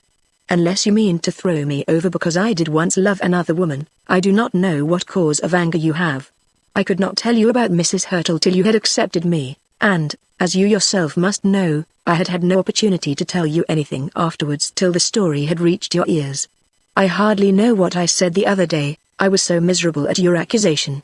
But I suppose I said then, and I again declare now, that I had made up my mind that circumstances would not admit of her becoming my wife before I had ever seen you, and that I have certainly never wavered in my determination since I saw you. I can with safety refer to Roger as to this, because I was with him when I so determined, and made up my mind very much at his instance. This was before I had ever even met you. If I understand it all right, you are angry because I have associated with Mrs. Hurtle since I so determined. I am not going back to my first acquaintance with her now.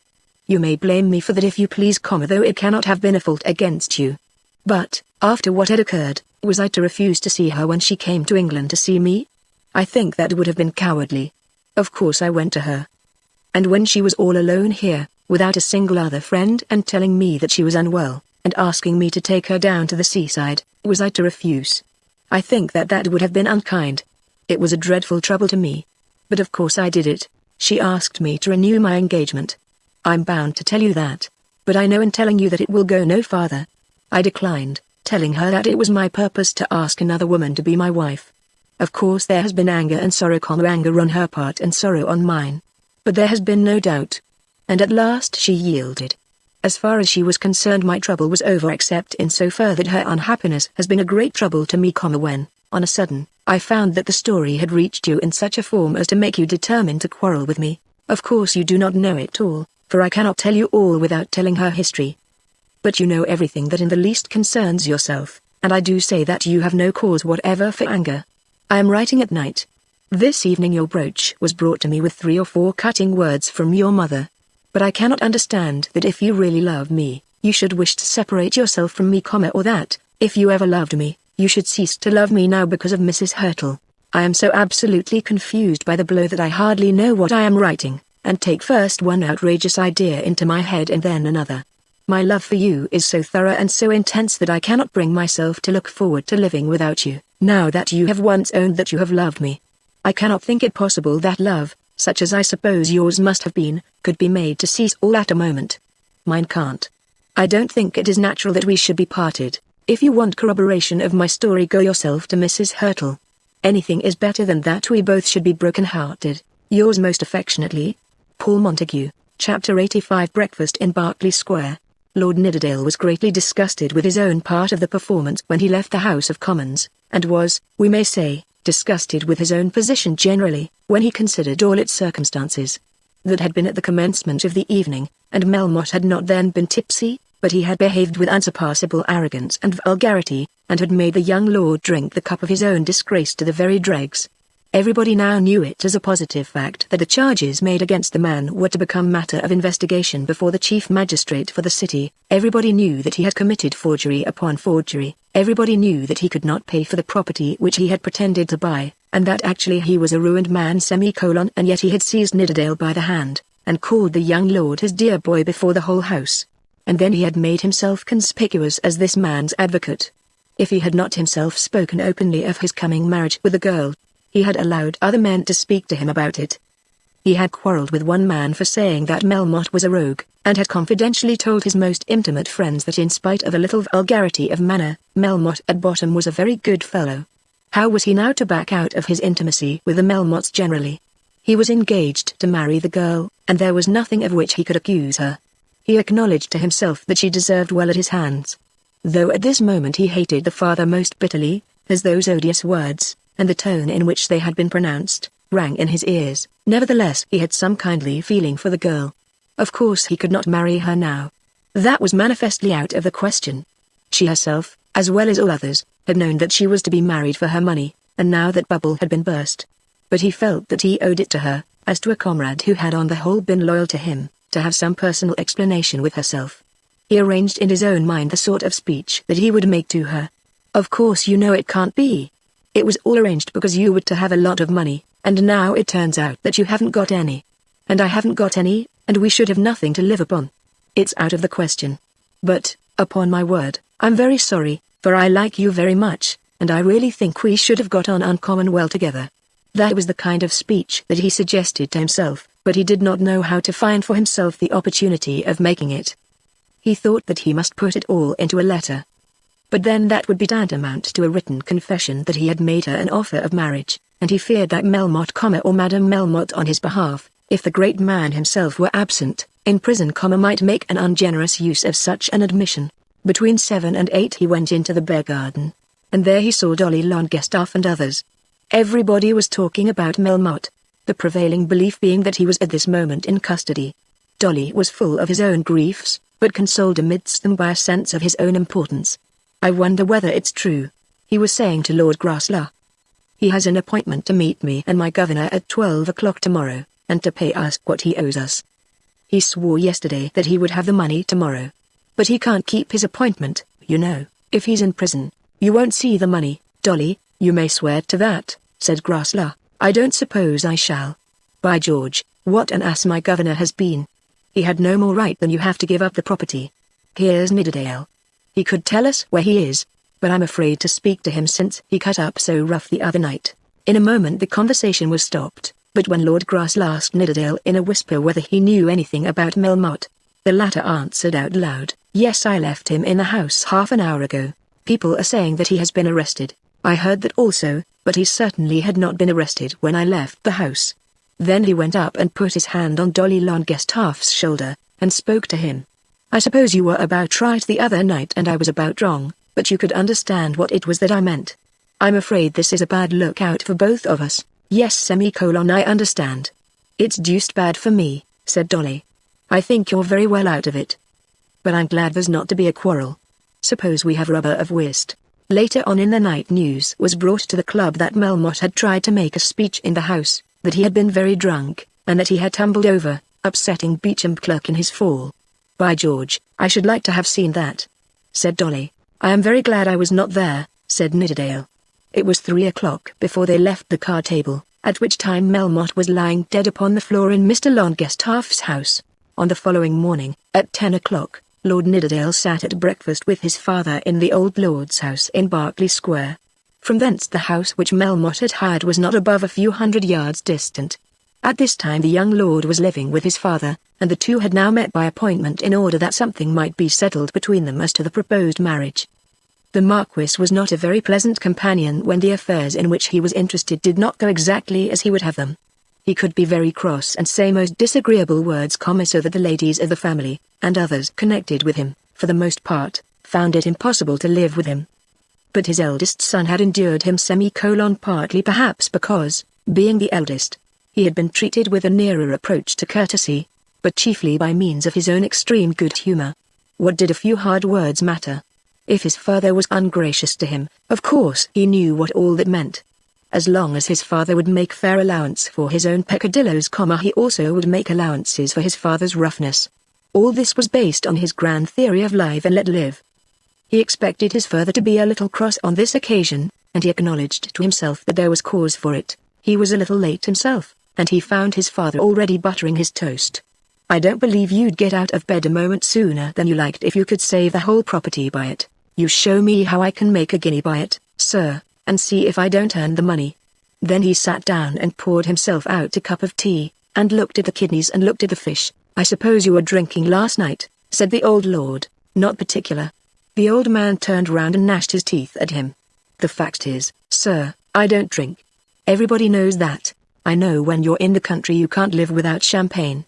"Well, what have you got to say about all this? What have you got to say? You've made a pretty kettle of fish of it. I've been guided by you in everything. Come, now, you ought to own that. I suppose the whole thing is over? I don't see why it should be over. I'm told she has got her own money." Then Nidderdale described to his father Melmotte's behavior in the house on the preceding evening. "What the devil does that matter?" said the old man. "You're not going to marry the man himself. I shouldn't wonder if he's in jail now. And what does that matter? She's not in jail. And if the money is hers, she can't lose it because he goes to prison. Beggars mustn't be choosers. How do you mean to live if you don't marry this girl? I shall scrape on, I suppose. I must look for somebody else." The Marquis showed very plainly by his demeanor that he did not give his son much credit either for diligence or for ingenuity in making such a search. "At any rate, sir, I can't marry the daughter of a man who is to be put upon his trial for forgery. I can't see what that has to do with you. I couldn't do it, sir. I'd do anything else to oblige you, but I couldn't do that. And, moreover, I don't believe in the money." "Then you may just go to the devil," said the old Marquis, turning himself round in his chair, and lighting a cigar as he took up the newspaper. Nidderdale went on with his breakfast with perfect equanimity, and when he had finished lighted his cigar.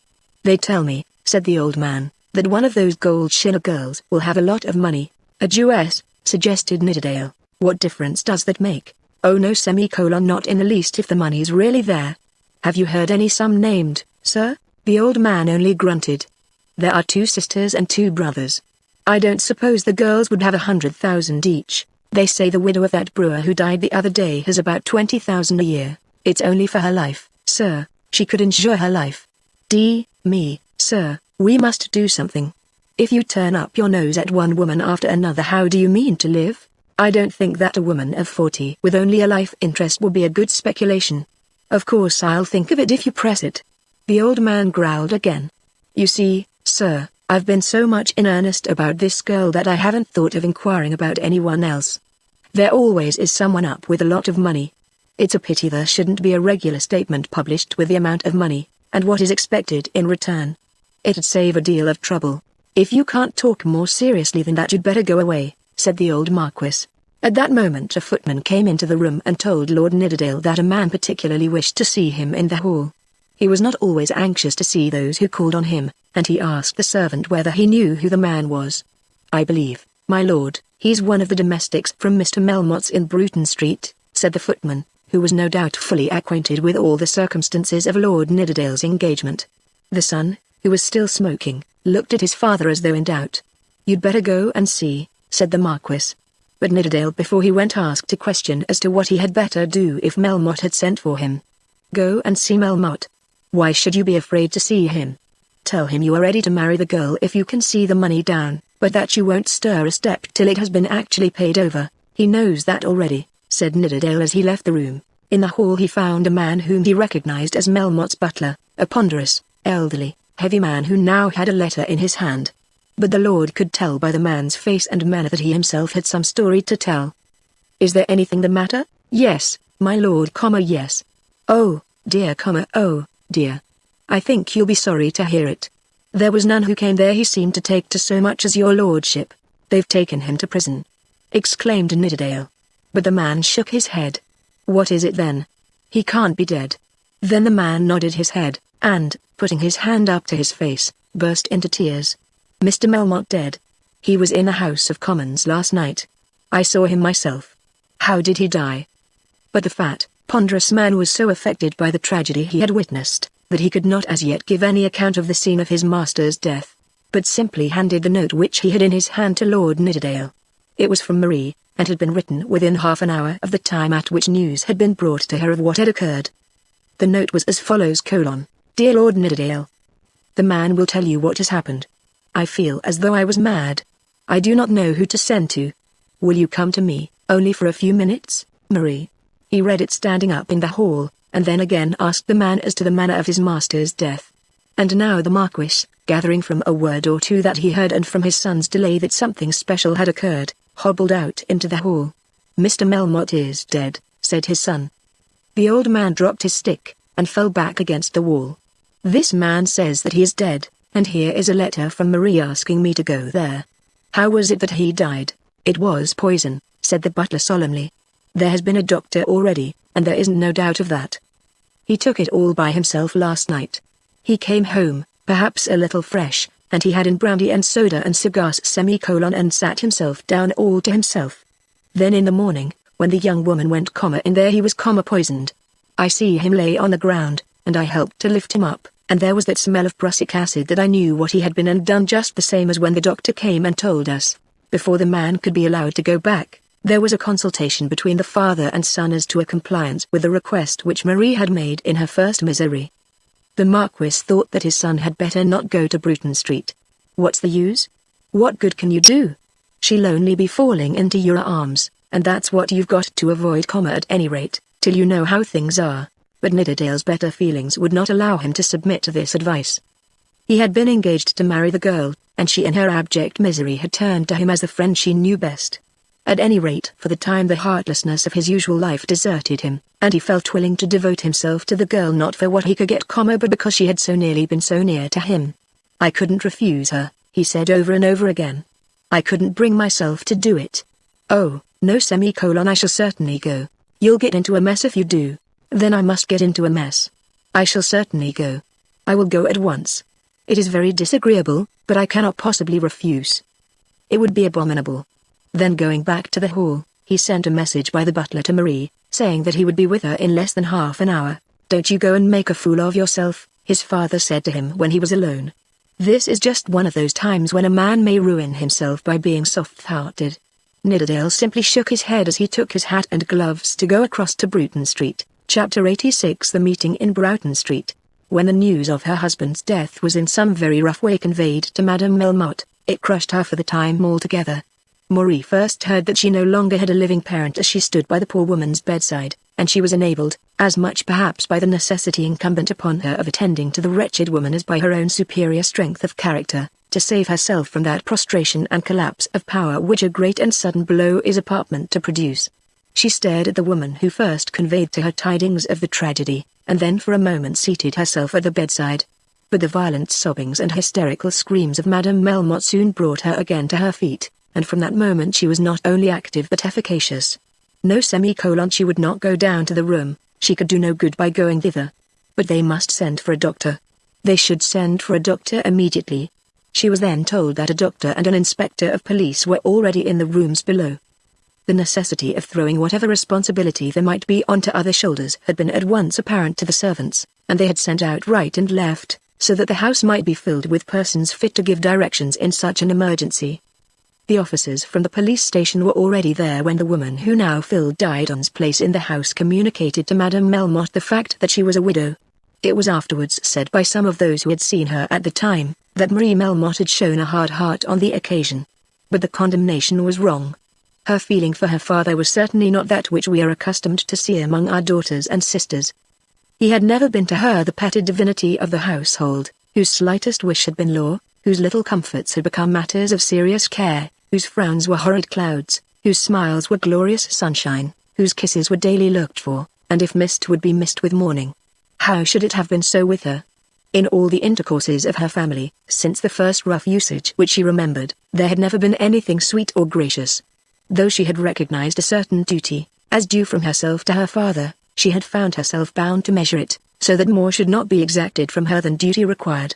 She had long known that her father would fain make her a slave for his own purposes, and that if she put no limits to her own obedience he certainly would put none. She had drawn no comparison between him and other fathers, or between herself and other daughters, because she had never become conversant with the ways of other families. After a fashion she had loved him, because nature creates love in a daughter's heart, but she had never respected him, and had spent the best energies of her character on a resolve that she would never fear him.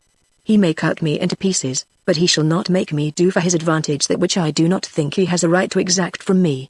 That had been the state of her mind towards her father, and now that he had taken himself away with terrible suddenness, leaving her to face the difficulties of the world with no protector and no assistance, the feeling which dominated her was no doubt one of or other than of broken-hearted sorrow. Those who depart must have earned such sorrow before it can be really felt. They who are left may be overwhelmed by the death even of their most cruel tormentors. Madame Melmotte was altogether overwhelmed, but it could not probably be said of her with truth that she was crushed by pure grief. There was fear of all things, fear of solitude, fear of sudden change, fear of terrible revelations, fear of some necessary movement she knew not whither, fear that she might be discovered to be a poor wretched impostor who never could have been justified in standing in the same presence with emperors and princes, with duchesses and cabinet ministers.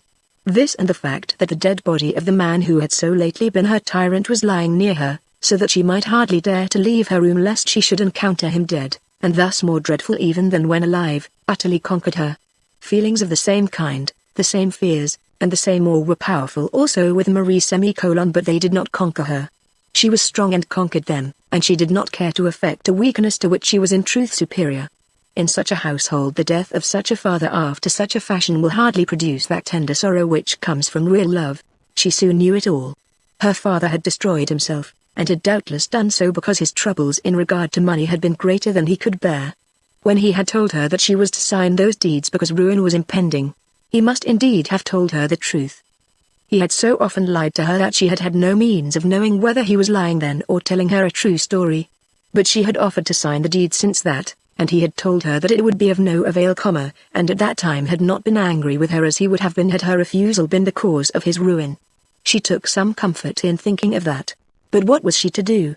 What was to be done generally by that overcumbered household? She and her pseudo-mother had been instructed to pack up their jewelry, and they had both obeyed the order. But she herself at this moment cared but little for any property. How ought she to behave herself? Where should she go? On whose arm could she lean for some support at this terrible time? As for love, and engagements, and marriage, that was all over. In her difficulty she never for a moment thought of Sir Felix Carberry. Though she had been silly enough to love the man because he was pleasant to look at, she had never been so far gone in silliness as to suppose that he was a staff upon which anyone might lean. Had that marriage taken place, she would have been the staff. But it might be possible that Lord Nidderdale would help her. He was good-natured and manly, and would be efficacious, if only he would come to her. He was near, and she thought that at any rate she would try. So she had written her note and sent it by the butler, thinking as she did so of the words she would use to make the young man understand that all the nonsense they had talked as to marrying each other was, of course, to mean nothing now. It was past 11 when he reached the house, and he was shown upstairs into one of the sitting rooms on the first floor. As he passed the door of the study, which was at the moment partly open, he saw the dress of a policeman within, and knew that the body of the dead man was still lying there.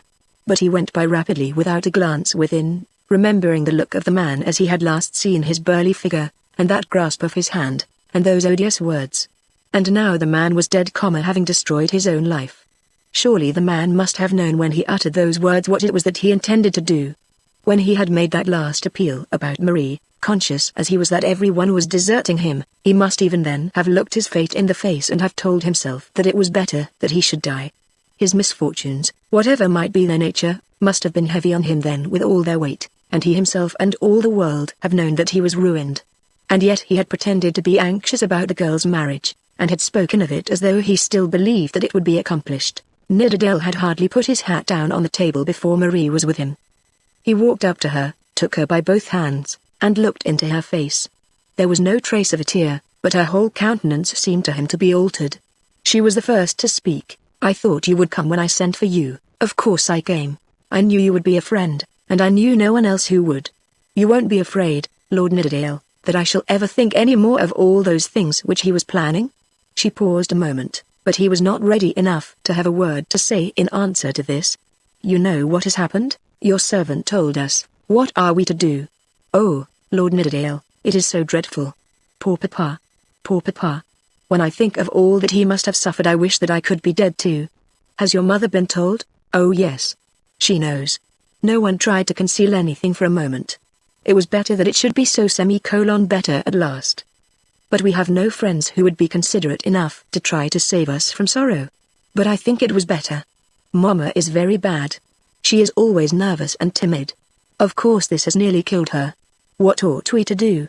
It is Mr. Longestaff's house, and we were to have left it tomorrow. He will not mind that now. Where must we go? We can't go back to that big place in Grosvenor Square.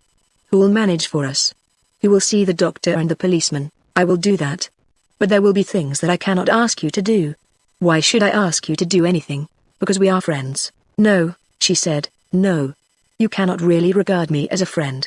I have been an impostor. I know that. I had no business to know a person like you at all. Oh, if the next 6 months could be over. Poor papa, poor papa. And then for the first time she burst into tears. I wish I knew what might comfort you, he said. How can there be any comfort? There never can be comfort again. As for comfort, when were we ever comfortable? It has been one trouble after another, one fear after another. And now we are friendless and homeless. I suppose they will take everything that we have. Your papa had a lawyer, I suppose? I think he had ever so many, but I do not know who they were. His own clerk, who had lived with him for over 20 years, left him yesterday. I suppose they will know something in Abchurch Lane, but now that Herr Kroll has gone I am not acquainted even with the name of one of them. Mr. Miles Grendel used to be with him. I do not think that he could be of much service. Nor Lord Alfred. Lord Alfred was always with him till very lately. Nidderdale shook his head. I suppose not. They only came because papa had a big house. The young lord could not but feel that he was included in the same rebuke. Oh, what a life it has been. And now, now it's over. As she said this it seemed that for the moment her strength failed her, for she fell backwards on the corner of the sofa. He tried to raise her, but she shook him away, burying her face in her hands. He was standing close to her, still holding her arm, when he heard a knock at the front door, which was immediately opened, as the servants were hanging about in the hall. Who are they? Said Marie, whose sharp ears caught the sound of various steps. Lord Nidderdale went out onto the head of the stairs, and immediately heard the voice of Dolly Longestaff.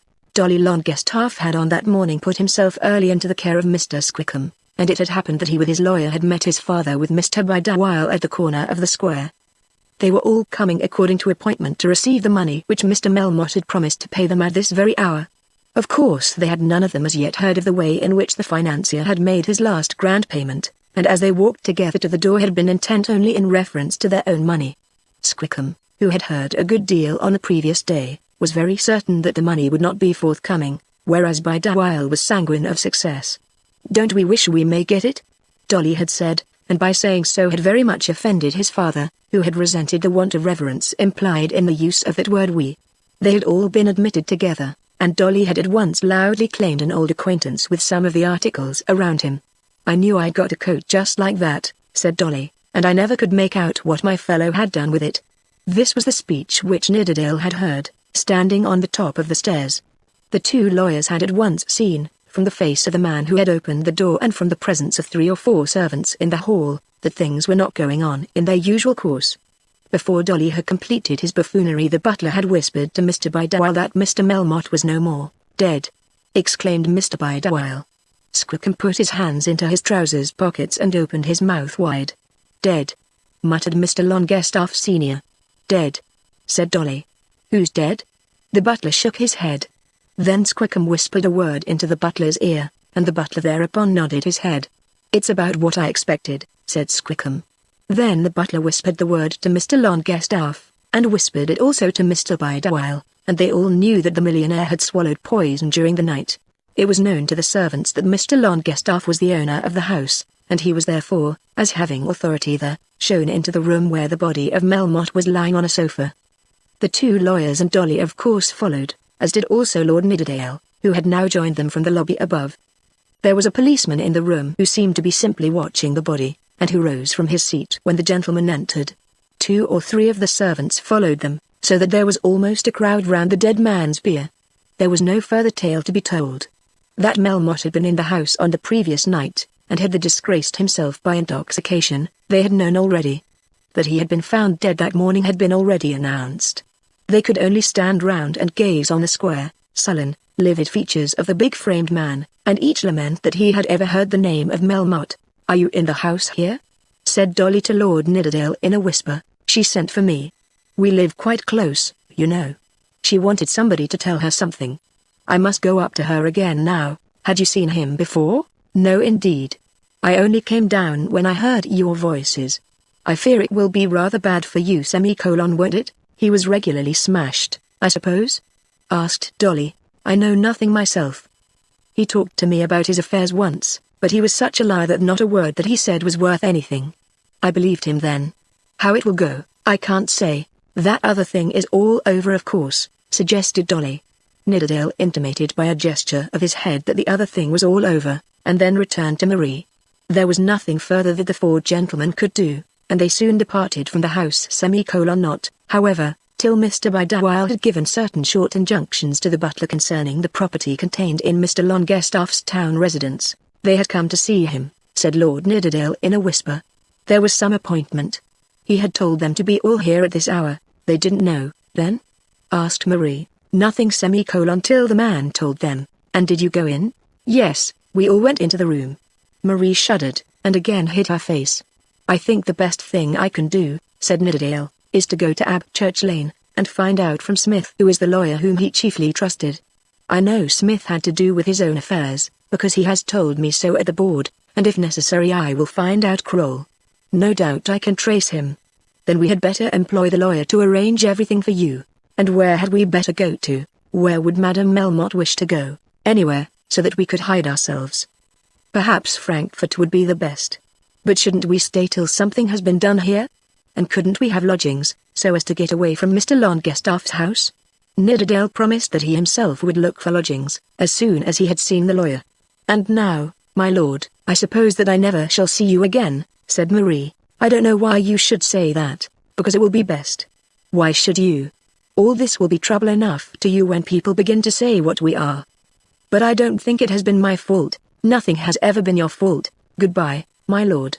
I shall always think of you as one of the kindest people I ever knew.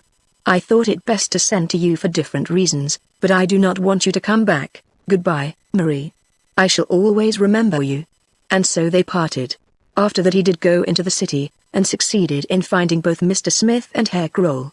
When he reached Abchurch Lane, the news of Melmotte's death had already been spread abroad, and more was known or said to be known, of his circumstances than Nidderdale had as yet heard. The crushing blow to him, so said Herr Kroll, had been the desertion of Trollope, that and the sudden fall in the value of the South Central Pacific and Mexican Railway shares, consequent on the rumors spread about the city respecting the Pickering property. It was asserted in Abchurch Lane that had he not at that moment touched the Pickering property, or entertained the Emperor, or stood for Westminster, he must, by the end of the autumn, have been able to do any or all those things without danger, simply as the result of the money which would then have been realized by the railway.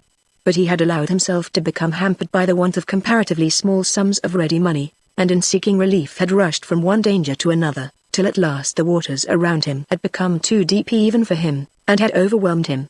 As to his immediate death, Herr Kroll expressed not the slightest astonishment.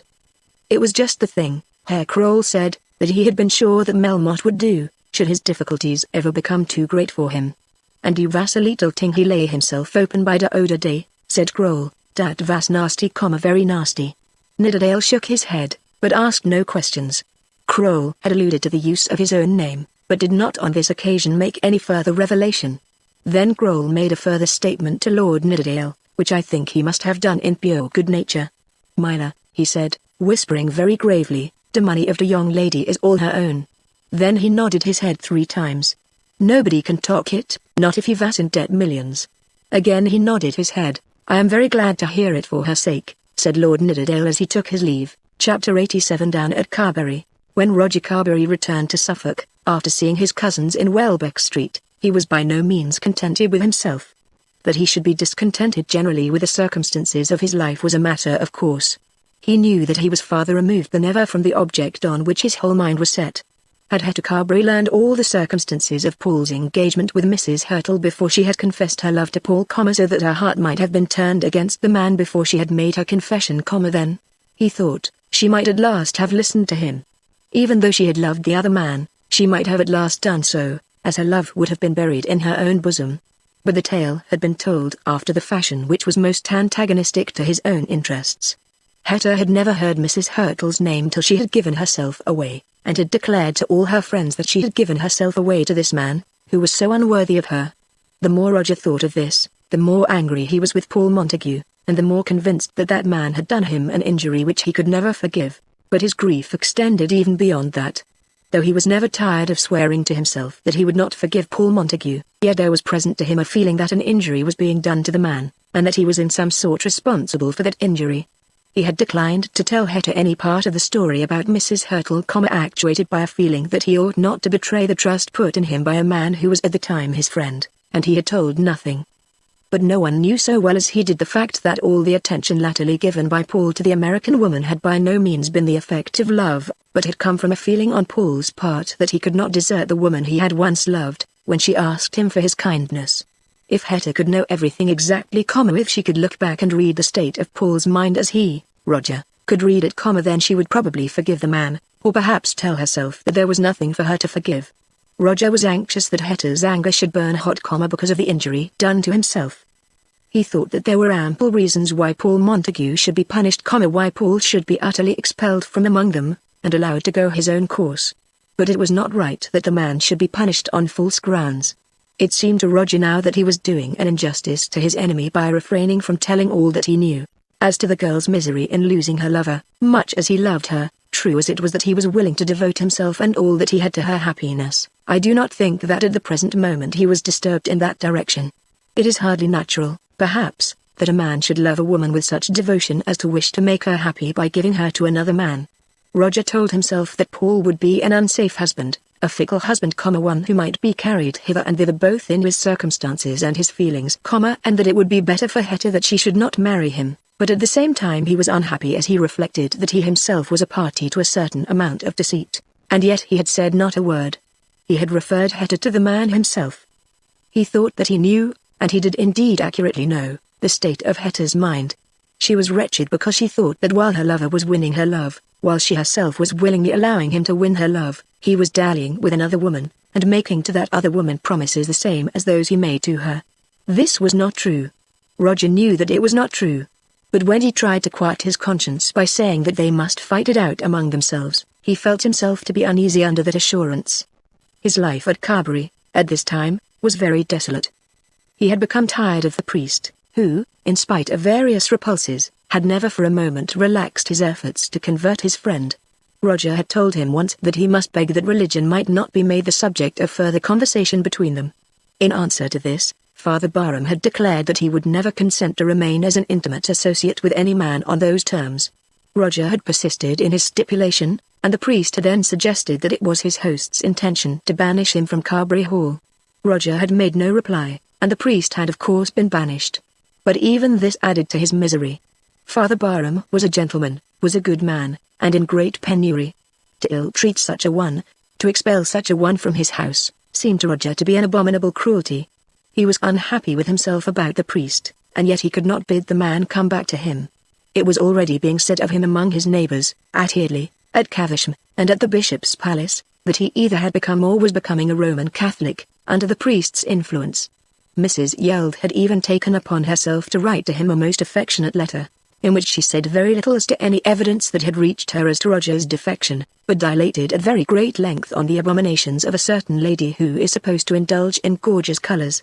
He was troubled, too, about old Daniel Ruggles, the farmer at Sheepsacre, who had been so angry because his niece would not marry John Crumb. Old Ruggles, when abandoned by Ruby and accused by his neighbours of personal cruelty to the girl, had taken freely to that source of consolation which he found to be most easily within his reach.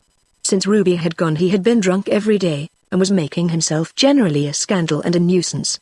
His landlord had interfered with his usual kindness, and the old man had always declared that his niece and John Crumb were the cause of it all, for now, in his maudlin misery, he attributed as much blame to the lover as he did to the girl. John Crumb wasn't in earnest. If he had been in earnest he would have gone after her to London at once. No, he wouldn't invite Ruby to come back.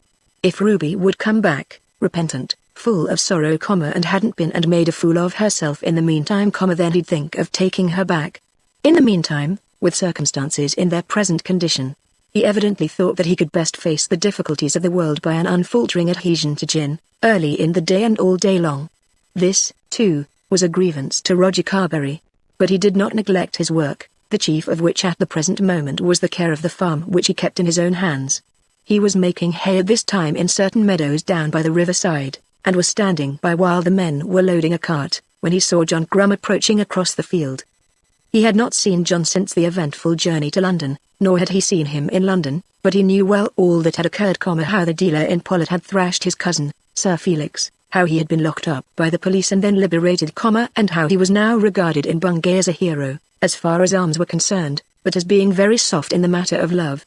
The reader need hardly be told that Roger was not at all disposed to quarrel with Mr. Crumb, because the victim of Crumb's heroism had been his own cousin. Crumb had acted well, and had never said a word about Sir Felix since his return to the country. No doubt he had now come to talk about his love, and in order that his confessions might not be made before all the assembled haymakers, Roger Carberry hurried to meet him. There was soon evident on Crumb's broad face a whole sunshine of delight. As Roger approached him he began to laugh aloud, and to wave a bit of paper that he had in his hands. "She's a cumin, she's a cumin," were the first words he uttered.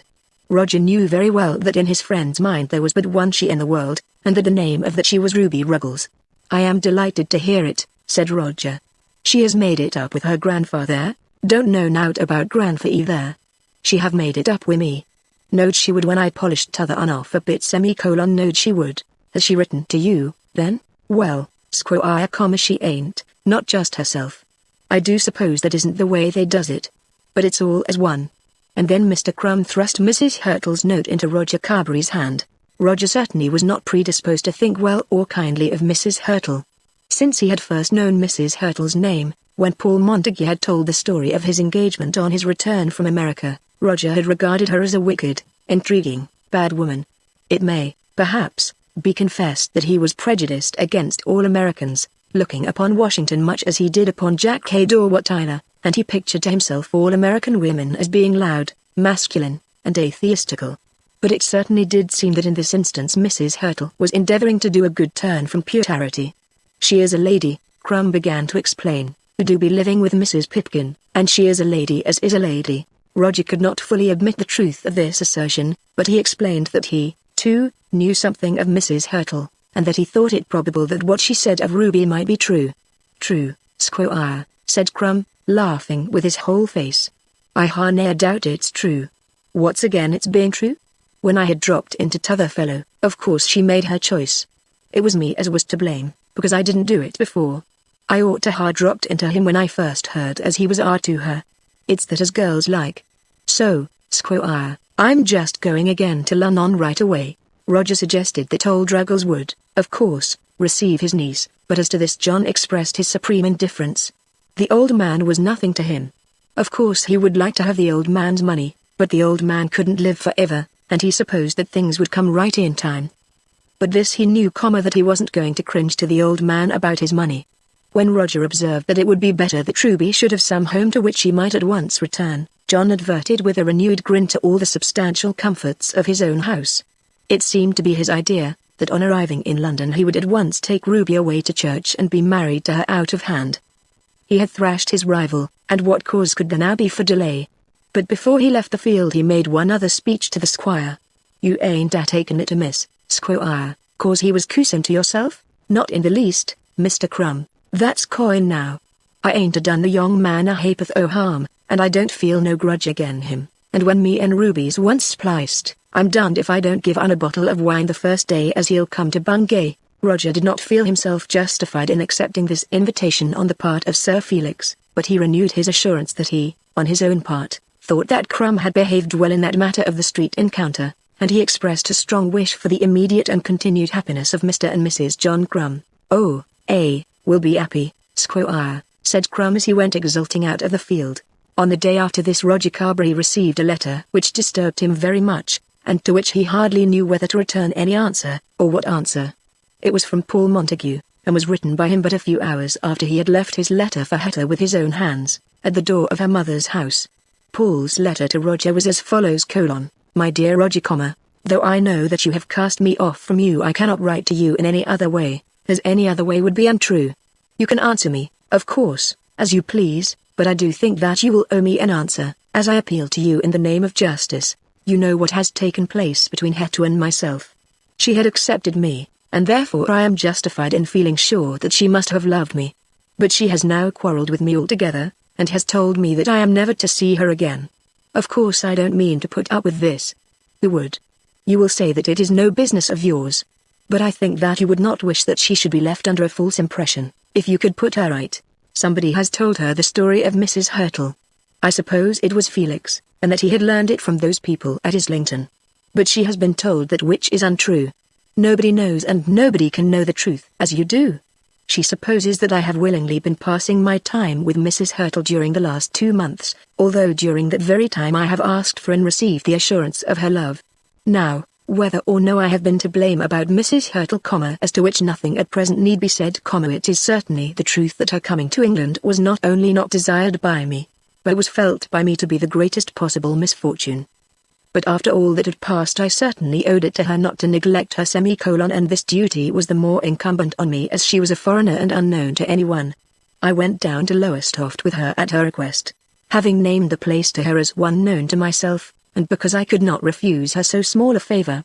You know that it was so, and you know also, as no one else does, that whatever courtesy I have shown to Mrs. Hurtle in England, I have been constrained to show her. I appeal to you to let Hetty know that this is true. She had made me understand that not only her mother and brother, but you also, are well acquainted with the story of my acquaintance with Mrs. Hurtle. Neither Lady Carberry nor Sir Felix has ever known anything about it. You, and you only, have known the truth. And now, though at the present you are angry with me, I call upon you to tell Hetty the truth as you know it. You will understand me when I say that I feel that I am being destroyed by a false representation.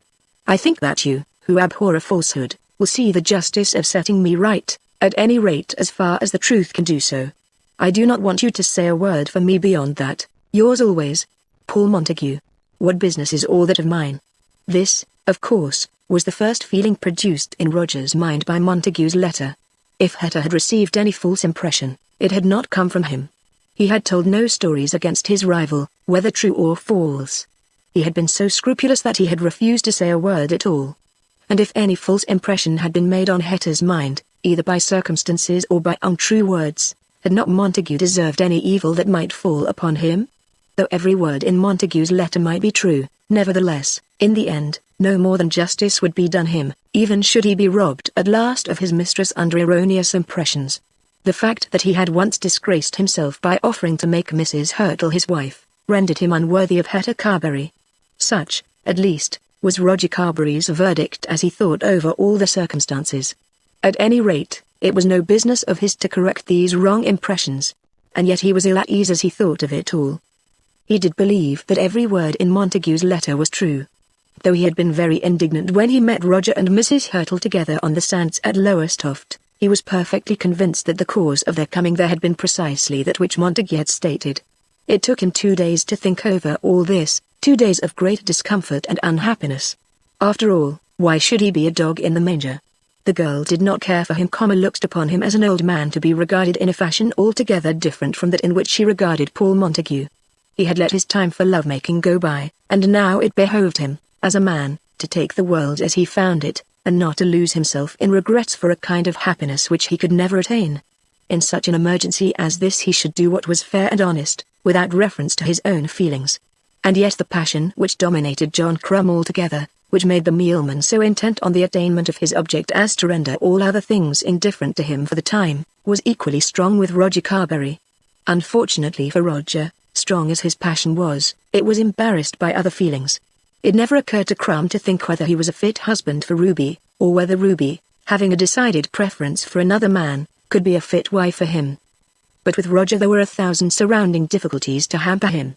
John Crumb never doubted for a moment what he should do. He had to get the girl, if possible, and he meant to get her whatever she might cost him. He was always confident though sometimes perplexed. But Roger had no confidence. He knew that he should never win the game. In his sadder moments he felt that he ought not to win it. The people around him, from old fashion, still called him the young squire. Why he felt himself at times to be 80 years old, so old that he was unfitted for intercourse with such juvenile spirits as those of his neighbour the bishop, and of his friend Hepworth. Could he, by any training, bring himself to take her happiness in hand, altogether sacrificing his own? In such a mood as this he did at last answer his enemy's letter, and he answered it as follows: I do not know that I am concerned to meddle in your affairs at all. I have told no tale against you, and I do not know that I have any that I wish to tell in your favor, or that I could so tell if I did wish. I think that you have behaved badly to me, cruelly to Mrs. Hurtle, and disrespectfully to my cousin. Nevertheless, as you appeal to me on a certain point for evidence which I can give, and which you say no one else can give, I do acknowledge that, in my opinion, Mrs. Hurtle's presence in England has not been in accordance with your wishes, and that you accompanied her to Lowestoft, not as her lover but as an old friend whom you could not neglect. Roger Carberry, Paul Montague, Esquire. You are at liberty to show this letter to Miss Carberry, if you please, but if she reads part she should read the whole. There was more perhaps of hostility in this letter than of that spirit of self-sacrifice to which Roger intended to train himself, and so he himself felt after the letter had been dispatched. Chapter 88. The Inquest. Melmotte had been found dead on Friday morning, and late on the evening of the same day Madame Melmotte and Marie were removed to lodgings far away from the scene of the tragedy, up at Hampstead. Herr Kroll had known of the place, and at Lord Nidderdale's instance had busied himself in the matter, and had seen that the rooms were made instantly ready for the widow of his late employer. Nidderdale himself had assisted them in their departure, and the German, with the poor woman's maid, with the jewels also, which had been packed according to Melmotte's last orders to his wife, followed the carriage which took the mother and the daughter. They did not start till 9 o'clock in the evening, and Madame Melmotte at the moment would fain have been allowed to rest one other night in Bruton Street. But Lord Nidderdale, with one hardly uttered word, made Marie understand that the inquest would be held early on the following morning, and Marie was imperious with her mother and carried her point. So the poor woman was taken away from Mr. Longestaff's residence, and never again saw the grandeur of her own house in Grosvenor Square, which she had not visited since the night on which she had helped to entertain the Emperor of China. On Saturday morning the inquest was held. There was not the slightest doubt as to any one of the incidents of the catastrophe. The servants, the doctor, and the inspector of police between them, learned that he had come home alone, that nobody had been near him during the night, that he had been found dead, and that he had undoubtedly been poisoned by prussic acid. It was also proved that he had been drunk in the House of Commons, a fact to which one of the clerks of the House, very much against his will, was called upon to testify. That he had destroyed himself there was no doubt, nor was there any doubt as to the cause. In such cases as this it is for the jury to say whether the unfortunate one who has found his life too hard for endurance, and has rushed away to see whether he could not find an improved condition of things elsewhere, has or has not been mad at the moment. Surviving friends are of course anxious for a verdict of insanity, as in that case no further punishment is exacted. The body can be buried like any other body, and it can always be said afterwards that the poor man was mad.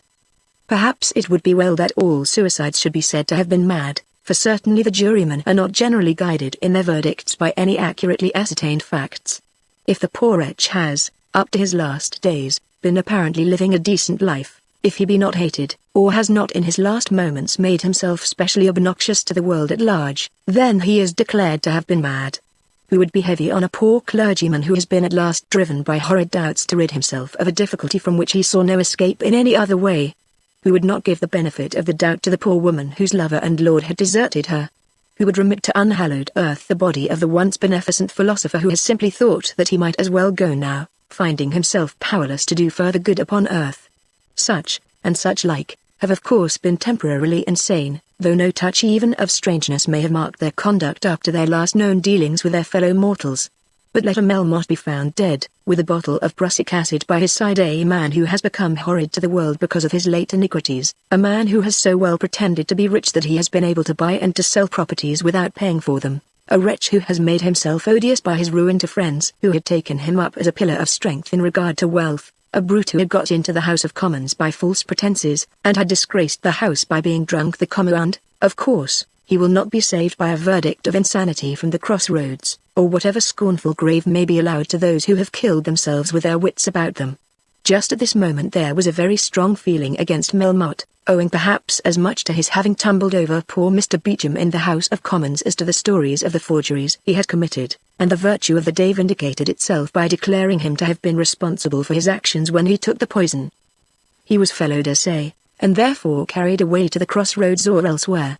But it may be imagined, I think, that during that night he may have become as mad as any other wretch, have been driven as far beyond his powers of endurance as any other poor creature who ever at any time felt himself constrained to go. He had not been so drunk but that he knew all that happened, and could foresee pretty well what would happen. The summons to attend upon the Lord Mayor had been served upon him. There were some, among them Kroll and Mr. Braggett, who absolutely knew that he had committed forgery. He had no money for the Longestaffs, and he was well aware what Squickham would do at once. He had assured himself long ago, he had assured himself indeed not very long ago, that he would brave it all like a man. But we none of us know what load we can bear, and what would break our backs. Melmotte's back had been so utterly crushed that I almost think that he was mad enough to have justified a verdict of temporary insanity. But he was carried away, no one knew whither, and for a week his name was hateful. But after that, a certain amount of whitewashing took place, and, in some degree, a restitution of fame was made to the manes of the departed. In Westminster he was always odious. Westminster, which had adopted him, never forgave him. But in other districts it came to be said of him that he had been more sinned against than sinning, and that, but for the jealousy of the old stagers in the mercantile world, he would have done very wonderful things. Marylebone, which is always merciful, took him up quite with affection, and would have returned his ghost to Parliament could his ghost have paid for committee rooms. Finsbury delighted for a while to talk of the great financier, and even Chelsea thought that he had been done to death by ungenerous tongues. It was, however, Marylebone alone that spoke of a monument. Mr. Longestaff came back to his house, taking formal possession of it a few days after the verdict. Of course he was alone. There had been no further question of bringing the ladies of the family up to town, and Dolly altogether declined to share with his father the honor of encountering the dead man's spirit. But there was very much for Mr. Longestaff to do, and very much also for his son. It was becoming a question with both of them how far they had been ruined by their connection with the horrible man. It was clear that they could not get back the title deeds of the Pickering property without paying the amount which had been advanced upon them, and it was equally clear that they could not pay that sum unless they were enabled to do so by funds coming out of the Melmotte estate. Dolly, as he sat smoking upon a stool in Mr. Squickham's office, where he now passed a considerable portion of his time, looked upon himself as a miracle of ill usage. By George, you know, I shall have to go to law with the governor. There's nothing else for it, is there, Squickham? Squickham suggested that they had better wait till they found what pickings there might be out of the Melmotte estate. He had made inquiries too about that, and had been assured that there must be property, but property so involved and tied up as to make it impossible to lay hands upon it suddenly. They say that the things in the square, and the plate, and the carriages and horses, and all that, ought to fetch between 20 and 30,000. There were a lot of jewels, but the women have taken them, said Squickham. By George, they ought to be made to give up everything. Did you ever hear of such a thing? The very house pulled down, my house, and all done without a word from me in the matter? I don't suppose such a thing was ever known before, since properties were properties. Then he uttered sundry threats against the Bideawhiles, in reference to whom he declared his intention of making it very hot for them. It was an annoyance added to the elder Mr. Longestaff that the management of Melmotte's affairs fell at last almost exclusively into the hands of Mr. Braggett. Now Braggett, in spite of his many dealings with Melmotte, was an honest man, and, which was perhaps of as much immediate consequence, both an energetic and a patient man. But then he was the man who had wanted to marry Georgiana Longestaff, and he was the man to whom Mr. Longestaff had been particularly uncivil. Then there arose necessities for the presence of Mr. Braggett in the house in which Melmotte had lately lived and had died. The dead man's papers were still the deeds, documents, and such letters as he had not chosen to destroy, and these could not be moved quite at once. Mr. Braggett must of course have access to my private room, as long as it is necessary, absolutely necessary, said Mr. Longestaff in answer to a message which was brought to him, but he will of course see the expediency of relieving me from such intrusion as soon as possible. But he soon found it preferable to come to terms with a rejected suitor, especially as the man was singularly good-natured and forbearing after the injuries he had received. All minor debts were to be paid at once, an arrangement to which Mr. Longestaff cordially agreed, as it included a sum of £300 due to him for the rent of his house in Bruton Street. Then by degrees it became known that there would certainly be a dividend of not less than 50%, payable on debts which could be proved to have been owing by Melmotte, and perhaps of more, an arrangement which was very comfortable to Dolly, as it had been already agreed between all the parties interested that the debt due to him should be satisfied before the father took anything. Mr. Longestaff resolved during these weeks that he remained in town that, as regarded himself and his own family, the house in London should not only not be kept up, but that it should be absolutely sold, with all its belongings, and that the servants at Caversham should be reduced in number and should cease to wear powder. All this was communicated to Lady Pomona in a very long letter, which she was instructed to read to her daughters. "I have suffered great wrongs," said Mr. Longestaff, "but I must submit to them, and as I submit so must my wife and children. If our son were different from what he is, the sacrifice might probably be made lighter. His nature I cannot alter, but from my daughters I expect cheerful obedience. From what incidents of his past life he was led to expect cheerfulness at Caversham it might be difficult to say, but the obedience was there." Georgie was for the time broken down, Sophia was satisfied with her nuptial prospects, and Lady Pomona had certainly no spirits left for a combat. I think the loss of the hair powder afflicted her most, but she said not a word even about that. But in all this the details necessary for the telling of our story are anticipated. Mr. Longestaff had remained in London actually over the 1st of September, which in Suffolk is the one great festival of the year, before the letter was written to which allusion has been made. In the meantime he saw much of Mr. Braggart, and absolutely formed a kind of friendship for that gentleman, in spite of the abomination of his religion, so that on one occasion he even condescended to ask Mr. Braggart to dine alone with him in Bruton Street. This, too, was in the early days of the arrangement of the Melmotte affairs, when Mr. Longestaff's heart had been softened by that arrangement with reference to the rent. Mr. Braggart came, and there arose a somewhat singular conversation between the two gentlemen as they sat together over a bottle of Mr. Longestaff's old port wine. Hitherto not a word had passed between them respecting the connection which had once been proposed, since the day on which the young lady's father had said so many bitter things to the expectant bridegroom. But in this evening Mr. Braggart, who was by no means a coward in such matters and whose feelings were not perhaps painfully fine, spoke his mind in a way that at first startled Mr. Longestaff. The subject was introduced by a reference which Braggart had made to his own affairs. His loss would be, at any rate, double that which Mr. Longestaff would have to bear, but he spoke of it in an easy way, as though it did not sit very near his heart. "Of course there's a difference between me and you," he said. Mr. Longestaff bowed his head graciously, as much as to say that there was of course a very wide difference. "In our affairs," continued Braggart, "we expect gains, and of course look for occasional losses. When a gentleman in your position sells a property he expects to get the purchase money. Of course he does, Mr. Braggart. That's what made it so hard. I can't even yet quite understand how it was with him, or why he took upon himself to spend such an enormous deal of money here in London.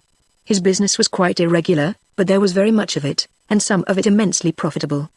He took us in completely." "I suppose so. It was old Mr. Todd that first took to him, but I was deceived as much as Todd, and then I ventured on a speculation with him outside of our house. The long and short of it is that I shall lose something about £60,000. That's a large sum of money, very large, so large as to affect my daily mode of life. In my correspondence with your daughter, I considered it to be my duty to point out to her that it would be so. I do not know whether she told you." This reference to his daughter for the moment altogether upset Mr. Longestaff. The reference was certainly most indelicate, most deserving of censure, but Mr. Longestaff did not know how to pronounce his censure on the spur of the moment, and was moreover at the present time so very anxious for Braggart's assistance in the arrangement of his affairs that, so to say, he could not afford to quarrel with the man. But he assumed something more than his normal dignity as he asserted that his daughter had never mentioned the fact. "It was so," said Braggart, "no doubt," and Mr. Longestaff assumed a great deal of dignity. "Yes, it was so. I had promised your daughter when she was good enough to listen to the proposition which I made to her, that I would maintain a second house when we should be married. It was impossible," said Mr. Longestaff, meaning to assert that such hymeneals were altogether unnatural and out of the question. "It would have been quite possible as things were when that proposition was made. But looking forward to the loss which I afterwards anticipated from the affairs of our deceased friend, I found it to be prudent to relinquish my intention for the present, and I thought myself bound to inform Miss Longestaff." "There were other reasons," muttered Mr. Longestaff, in a suppressed voice, almost in a whisper which was intended to convey a sense of present horror and a desire for future reticence. "There may have been, but in the last letter which Miss Longestaff did me the honor to write to me, a letter with which I have not the slightest right to find any fault, she seemed to me to confine herself almost exclusively to that reason." "Why mention this now, Mr. Braggart? Why mention this now? The subject is painful." "Just because it is not painful to me, Mr. Longestaff, and because I wish that all they who have heard of the matter should know that it is not painful. I think that throughout I behaved like a gentleman." Mr. Longestaff, in an agony, first shook his head twice, and then bowed it 3 times, leaving the Jew to take what answer he could from so dubious an oracle. "I am sure," continued Braget, "that I behaved like an honest man, and I didn't quite like that the matter should be passed over as if I was in any way ashamed of myself. Perhaps on so delicate a subject the less said the soonest mended. I've nothing more to say, and I've nothing at all to mend." Finishing the conversation with this little speech, Braget arose to take his leave, making some promise at the time that he would use all the expedition in his power to complete the arrangement of the Melmotte affairs. As soon as he was gone, Mr. Longestaff opened the door and walked about the room and blew out long puffs of breath, as though to cleanse himself from the impurities of his late contact. He told himself that he could not touch pitch and not be defiled. How vulgar had the man been, how indelicate, how regardless of all feeling, how little grateful for the honor which Mr. Longestaff had conferred upon him by asking him to dinner. Yes, yes. A horrid Jew. Were not all Jews necessarily an abomination? Yet Mr. Longestaff was aware that in the present crisis of his fortunes he could not afford to quarrel with Mr. Braget. Chapter 89 The Wheel of Fortune. It was a long time now since Lady Carberry's great historical work on the criminal queens of the world had been completed and given to the world. Any reader careful as to dates will remember that it was as far back as in February that she had solicited the assistance of certain of her literary friends who were connected with the daily and weekly press. These gentlemen had responded to her call with more or less zealous aid, so that The Criminal Queens had been regarded in the trade as one of the successful books of the season. Messrs. Ledham and Loiter had published a second, and then, very quickly, a 4th and 5th edition, and had been able in their advertisements to give testimony from various criticisms showing that Lady Carberry's book was about the greatest historical work which had emanated from the press in the present century. With this object a passage was extracted even from the columns of the Evening Pulpit, which showed very great ingenuity on the part of some young man connected with the establishment of Messrs. Ledham and Loiter. Lady Carberry had suffered something in the struggle. What efforts can mortals make as to which there will not be some disappointment? Paper and print cannot be had for nothing, and advertisements are very costly. An edition may be sold with startling rapidity, but it may have been but a scanty edition. When Lady Carberry received from Messrs. Ledham and Loiter their second very moderate cheque, with the expression of a fear on their part that there would not probably be a third comma unless some unforeseen demand should arise, she repeated to herself those well-known lines from the satirist, "Oh, Amos Cottle, for a moment think, what meagre profits spread from pen and ink." But not on that account did she for a moment hesitate as to further attempts. Indeed, she had hardly completed the last chapter of her Criminal Queens before she was busy on another work, and although the last 6 months had been to her a period of incessant trouble, and sometimes of torture, though the conduct of her son had more than once forced her to declare to herself that her mind would fail her, still she had persevered. From day to day, with all her cares heavy upon her, she had sat at her work, with a firm resolve that so many lines should be always forthcoming, let the difficulty of making them be what it might. Messrs. Ledham and Loiter had thought that they might be justified in offering her certain terms for a novel, terms not very high indeed, and those contingent on the approval of the manuscript by their reader. The smallness of the sum offered, and the want of certainty, and the pain of the work in her present circumstances, had all been felt by her to be very hard. But she had persevered, and the novel was now complete. It cannot with truth be said of her that she had had any special tale to tell. She had taken to the writing of a novel because Mr. Loiter had told her that upon the whole novels did better than anything else. She would have written a volume of sermons on the same encouragement, and have gone about the work exactly after the same fashion. The length of her novel had been her first question. It must be in 3 volumes, and each volume must have 300 pages. But what fewest number of words might be supposed sufficient to fill a page? The money offered was too trifling to allow a very liberal measure on her part. She had to live, and if possible to write another novel, and, as she hoped, upon better terms, when this should be finished. Then what should be the name of her novel, what the name of her hero, and above all what the name of her heroine? It must be a love story, of course, but she thought that she would leave the complications of the plot to come by chance, and they did come. Don't let it end unhappily, Lady Carberry, Mr. Loiter had said, because though people like it in a play, they hate it in a book. And whatever you do, Lady Carberry, don't be historical. Your historical novel, Lady Carberry, isn't worth a Mr. Loiter stopping himself suddenly, and remembering that he was addressing himself to a lady, satisfied his energy at last by the use of the word straw. Lady Carberry had followed these instructions with accuracy. The name for the story had been the great thing. It did not occur to the authoress that, as the plot was to be allowed to develop itself and was, at this moment when she was perplexed as to the title, altogether uncreated, she might as well wait to see what appellation might best suit her work when its purpose should have declared itself. A novel, she knew well, was most unlike a rose, which by any other name will smell as sweet. The faultless father, the mysterious mother, the lame lover, such names as that she was aware would be useless now. Mary Jane Walker, if she could be very simple, would do, or Blanche Dove, if she were able to maintain throughout a somewhat high-stilted style of feminine rapture. But as she considered that she could best deal with rapid action and strange coincidences, she thought that something more startling and descriptive would better suit her purpose. After an hour's thought a name did occur to her, and she wrote it down, and with considerable energy of purpose framed her work in accordance with her chosen title, The Wheel of Fortune. She had no particular fortune in her mind when she chose it, and no particular wheel semicolon, but the very idea conveyed by the words gave her the plot which she wanted. A young lady was blessed with great wealth, and lost it all by an uncle, and got it all back by an honest lawyer, and gave it all up to a distressed lover, and found it all again in a third volume. And the lady's name was Cordelia, selected by Lady Carberry as never having been heard before either in the world of fact or in that of fiction.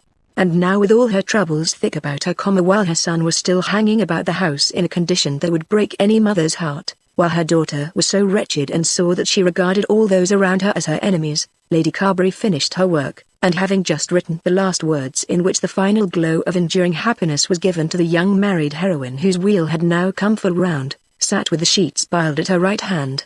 She had allowed herself a certain number of weeks for the task, and had completed it exactly in the time fixed. As she sat with her hand near the pile, she did give herself credit for her diligence. Whether the work might have been better done she never asked herself. I do not think that she prided herself much on the literary merit of the tale. But if she could bring the papers to praise it, if she could induce Moody to circulate it, if she could manage that the air for a month should be so loaded with the Wheel of Fortune, as to make it necessary for the reading world to have read or to have said that it had read the book, then she would pride herself very much upon her work. As she was so sitting on a Sunday afternoon, in her own room, Mr. Alf was announced. According to her habit, she expressed warm delight at seeing him. Nothing could be kinder than such a visit just at such a time, when there was so very much to occupy such a one as Mr. Alf. Mr. Alf, in his usual mildly satirical way, declared that he was not peculiarly occupied just at present. The Emperor has left Europe at last, he said. Poor Melmotte poisoned himself on Friday, and the inquest sat yesterday. I don't know that there is anything of interest today. Of course Lady Carberry was intent upon her book, rather even than on the exciting death of a man whom she had herself known. Oh, if she could only get Mr. Alf. She had tried it before, and had failed lamentably. She was well aware of that, and she had a deep-seated conviction that it would be almost impossible to get Mr. Alf. But then she had another deep-seated conviction, that that which is almost impossible may possibly be done. How great will be the glory, how infinite the service. And did it not seem as though Providence had blessed her with this special opportunity, sending Mr. Alf to her just at the one moment at which she might introduce the subject of her novel without seeming premeditation? I am so tired, she said, affecting to throw herself back as though stretching her arms out for ease. I hope I am not adding to your fatigue, said Mr. Alf. Oh dear no. It is not the fatigue of the moment, but of the last 6 months. Just as you knocked at the door, I had finished the novel at which I have been working. Oh, with such diligence. A novel. When is it to appear, Lady Carberry? You must ask Ledham and Loiter that question. I have done my part of the work. I suppose you never wrote a novel, Mr. Alf? I? Oh dear no, I never write anything. I have sometimes wondered whether I have hated or loved it the most. One becomes so absorbed in one's plot and one's characters. One loves the lovable so intensely, and hates with such fixed aversion those who are intended to be hated. When the mind is attuned to it, one is tempted to think that it is also good. One cries at one's own pathos, laughs at one's own humor, and is lost in admiration at one's own sagacity and knowledge. How very nice. But then there comes the reversed picture, the other side of the coin. On a sudden everything becomes flat, tedious, and unnatural. The heroine who was yesterday alive with the celestial spark is found today to be a lump of motionless clay. The dialogue that was so cheery on the first perusal is utterly uninteresting at a second reading.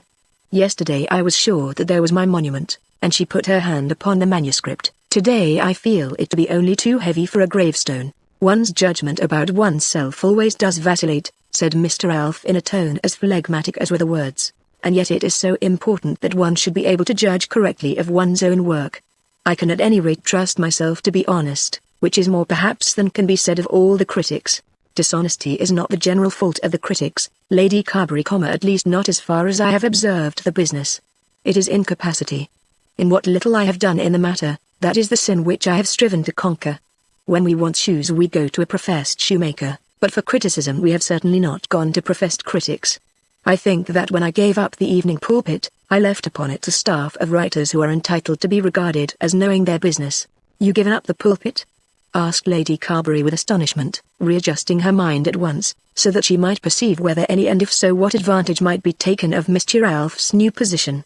He was no longer editor, and therefore his heavy sense of responsibility would no longer exist, but he must still have influence. Might he not be persuaded to do one act of real friendship? Might she not succeed if she would come down from her high seat, sink on the ground before him, tell him the plain truth, and beg for a favor as a poor struggling woman? "Yes, Lady Carberry, I had given it up. It was a matter of course that I should do so when I stood for Parliament. Now that the new member has so suddenly vacated his seat, I shall probably stand again." "And you are no longer an editor?" "I had given it up, and I suppose I have now satisfied the scruples of those gentlemen who seem to think that I was committing a crime against the Constitution in attempting to get into Parliament while I was managing a newspaper. I never heard such nonsense. Of course I know where it came from. Where did it come from? Where should it come from but a breakfast table? Brown and I have been very good friends, but I do think that of all the men I know he is the most jealous." "That is so little," said Lady Carberry. She was really very fond of Mr. Brown, but at the present moment she was obliged to humour Mr. Alf. "It seems to me that no man can be better qualified to sit in Parliament than an editor of a newspaper, that is if he is capable as an editor. No one, I think, has ever doubted that of you. The only question is whether he be strong enough for the double work. I have doubted about myself, and have therefore given up the paper. I almost regret it." "I dare say you do," said Lady Carberry, feeling intensely anxious to talk about her own affairs instead of his. "I suppose you still retain an interest in the paper?" "Some pecuniary interest, nothing more." "Oh, Mr. Alf, you could do me such a favor, can I?" "If I can, you may be sure I will." False-hearted, false-tongued man. Of course he knew at the moment what was the favor Lady Carberry intended to ask, and of course he had made up his mind that he would not do as he was asked. "Will you?" And Lady Carberry clasped her hands together as she poured forth the words of her prayer. "I never asked you to do anything for me as long as you were editing the paper." "Did I? I did not think it right, and I would not do it. I took my chance like others, and I am sure you must own that I bore what was said of me with a good grace. I never complained." "Did I? Certainly not. But now that you have left it yourself, if you would have the Wheel of Fortune done for me, really well done." "The Wheel of Fortune. That is the name of my novel," said Lady Carberry, putting her hand softly upon the manuscript. "Just at this moment it would be the making of a fortune for me. And oh, Mr. Alf, if you could but know how I want such assistance. I have nothing further to do with the editorial management, Lady Carberry. Of course you could get it done. A word from you would make it certain. A novel is different from an historical work, you know. I have taken so much pains with it. Then no doubt it will be praised on its own merits." "Don't say that, Mr. Alf. The evening pulpit is like, it is like the throne of heaven. Who can be justified before it? Don't talk about its own merits, but say that you will have it done. It couldn't do any man any harm, and it would sell 500 copies at once, that is if it were done really, ma." Mr. Alf looked at her almost piteously, and shook his head. "The paper stands so high, it can't hurt it to do that kind of thing once. A woman is asking you, Mr. Alf. It is for my children that I am struggling. The thing is done every day of the week, with much less noble motives. I do not think that it has ever been done by the evening pulpit. I have seen books praised." "Of course you have. I think I saw a novel spoken highly of." Mr. Alf laughed. "Why not? You do not suppose that it is the object of the pulpit to cry down novels? I thought it was, but I thought you might make an exception here. I would be so thankful, so grateful, my dear Lady Carberry. Pray believe me when I say that I have nothing to do with it. I need not preach to you sermons about literary virtue." "Oh, no," she said, not quite understanding what he meant. "The scepter has passed from my hands, and I need not vindicate the justice of my successor. I shall never know your successor." But I must assure you that on no account should I think of meddling with the literary arrangement of the paper. I would not do it for my sister." Lady Carberry looked greatly pained. "Send the book out, and let it take its chance. How much prouder you will be to have it praised because it deserves praise, than to know that it has been eulogized as a mark of friendship." "No, I shan't," said Lady Carberry. "I don't believe that anything like real selling praise is ever given to anybody, except to friends. I don't know how they manage it, but they do." Mr. Ralph shook his head. "Oh yes, that is all very well from you. Of course you have been a dragon of virtue, but they tell me that the authoress of the new Cleopatra is a very handsome woman." Lady Carberry must have been worried much beyond her wont, when she allowed herself so far to lose her temper as to bring against Mr. Ralph the double charge of being too fond of the authoress in question, and of having sacrificed the justice of his columns to that improper affection. "At this moment I do not remember the name of the lady to whom you allude," said Mr. Ralph, getting up to take his leave, "and I am quite sure that the gentleman who reviewed the book, if there be any such lady and any such book, had never seen her." And so Mr. Ralph departed. Lady Carberry was very angry with herself, and very angry also with Mr. Ralph. She had not only meant to be piteous, but had made the attempt and then had allowed herself to be carried away into anger. She had degraded herself to humility, and had then wasted any possible good result by a foolish fit of chagrin. The world in which she had to live was almost too hard for her. When left alone she sat weeping over her sorrows, but when from time to time she thought of Mr. Ralph and his conduct, she could hardly repress her scorn. What lies he had told her! Of course he could have done it had he chosen. But the assumed honesty of the man was infinitely worse to her than his lies. No doubt the pulpit had two objects in its criticisms. Other papers probably had but one. The object common to all papers, that of helping friends and destroying enemies, of course prevailed with the pulpit. There was the second purpose of enticing readers by crushing authors, as crowds used to be enticed to see men hanged when executions were done in public. But neither the one object nor the other was compatible with that Aristidean justice which Mr. Ralph arrogated to himself and to his paper. She hoped with all her heart that Mr. Ralph would spend a great deal of money at Westminster, and then lose his seat. On the following morning she herself took the manuscript to Messrs. Ledham and Loiter, and was hurt again by the small amount of respect which seemed to be paid to the collected sheets.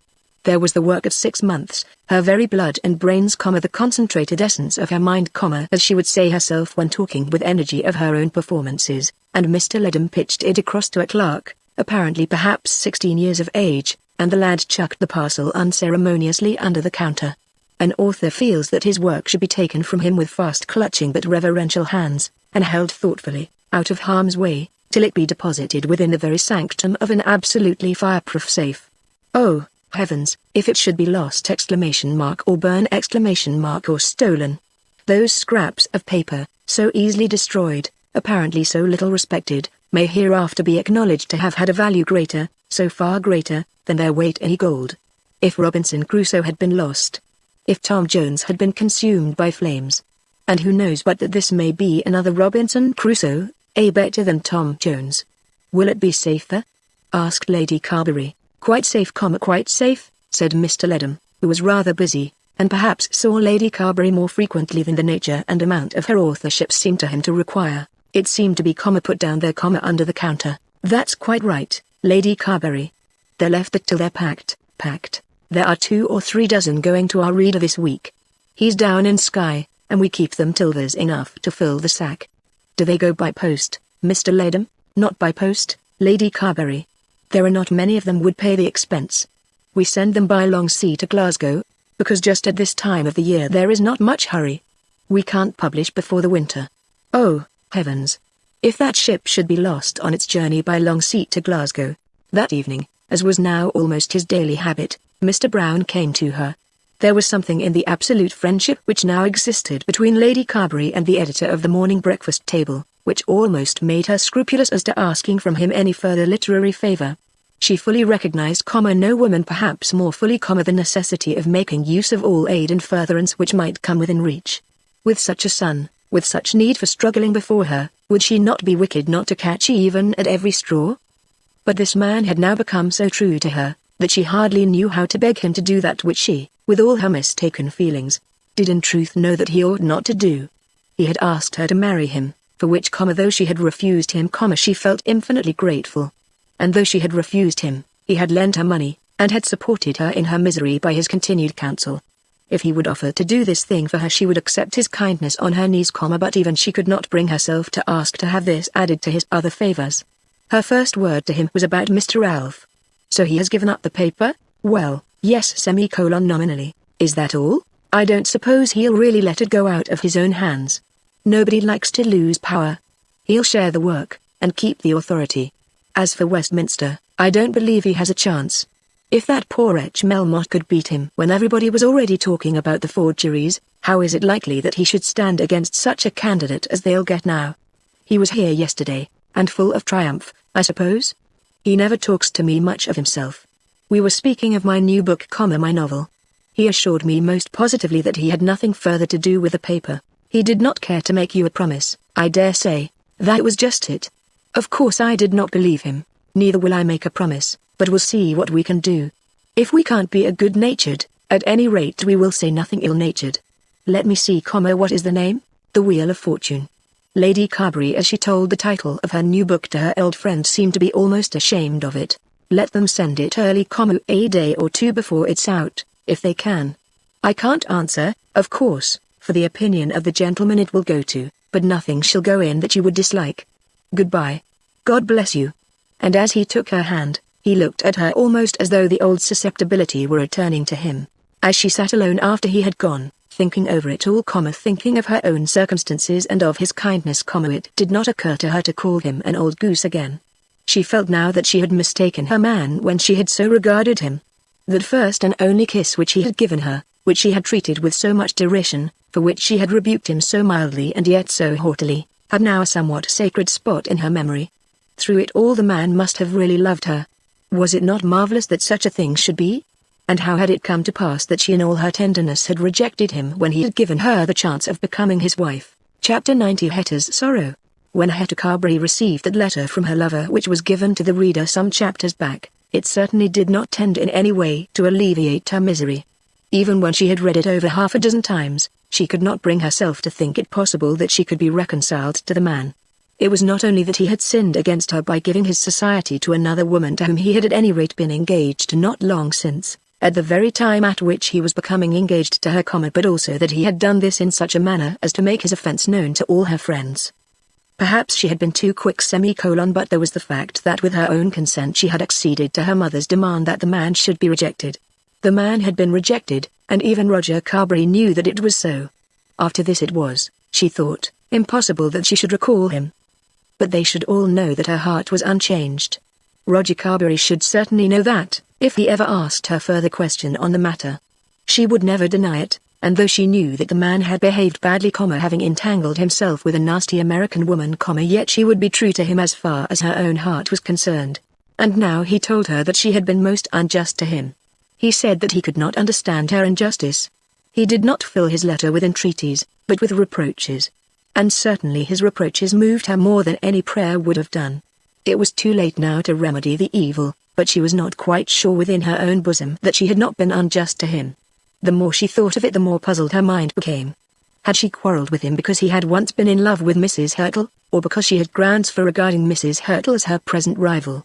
She hated Mrs. Hurtle, and she was very angry with him in that he had ever been on affectionate terms with a woman she hated, but that had not been the reason put forward by her for quarrelling with him.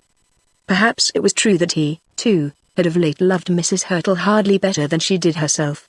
It might be that he had been indeed constrained by hard circumstances to go with the woman to Lowestoft. Having so gone with her, it was no doubt right that he should be rejected, for how can it be that a man who is engaged shall be allowed to travel about the country with another woman to whom also he was engaged a few months back? But still there might be hardship in it. To her, to Hetta herself, the circumstances were very hard. She loved the man with all her heart. She could look forward to no happiness in life without him. But yet it must be so. At the end of his letter he had told her to go to Mrs. Hurtle herself if she wanted corroboration of the story as told by him. Of course he had known when he wrote it that she could not and would not go to Mrs. Hurtle. But when the letter had been in her possession 3 or 4 days unanswered, for, as a matter of course, no answer to it from herself was possible, and had been read and re-read till she knew every word of it by heart, she began to think that if she could hear the story as it might be told by Mrs. Hurtle, a good deal that was now dark might become light to her. As she continued to read the letter, and to brood over it all, by degrees her anger was turned from her lover to her mother, her brother, and to her cousin Roger. Paul had of course behaved badly, very badly, but had it not been for them she might have had an opportunity of forgiving him. They had driven her on to the declaration of a purpose from which she could now see no escape. There had been a plot against her, and she was a victim. In the first dismay and agony occasioned by that awful story of the American woman, which had, at the moment, struck her with a horror which was now becoming less and less every hour, she had fallen head foremost into the trap laid for her. She acknowledged to herself that it was too late to recover her ground. She was, at any rate, almost sure that it must be too late. But yet she was disposed to do battle with her mother and her cousin in the matter, if only with the object of showing that she would not submit her own feelings to their control. She was savage to the point of rebellion against all authority.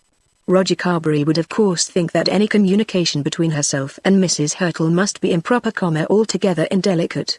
2 or 3 days ago she thought so herself. But the world was going so hard with her, that she was beginning to feel herself capable of throwing propriety and delicacy to the winds. This man whom she had once accepted, whom she altogether loved, and who, in spite of all his faults, certainly still loved her, of that she was beginning to have no further doubt, accused her of dishonesty, and referred her to her rival for a corroboration of his story. She would appeal to Mrs. Hurtle. The woman was odious, abominable, a nasty, intriguing American female.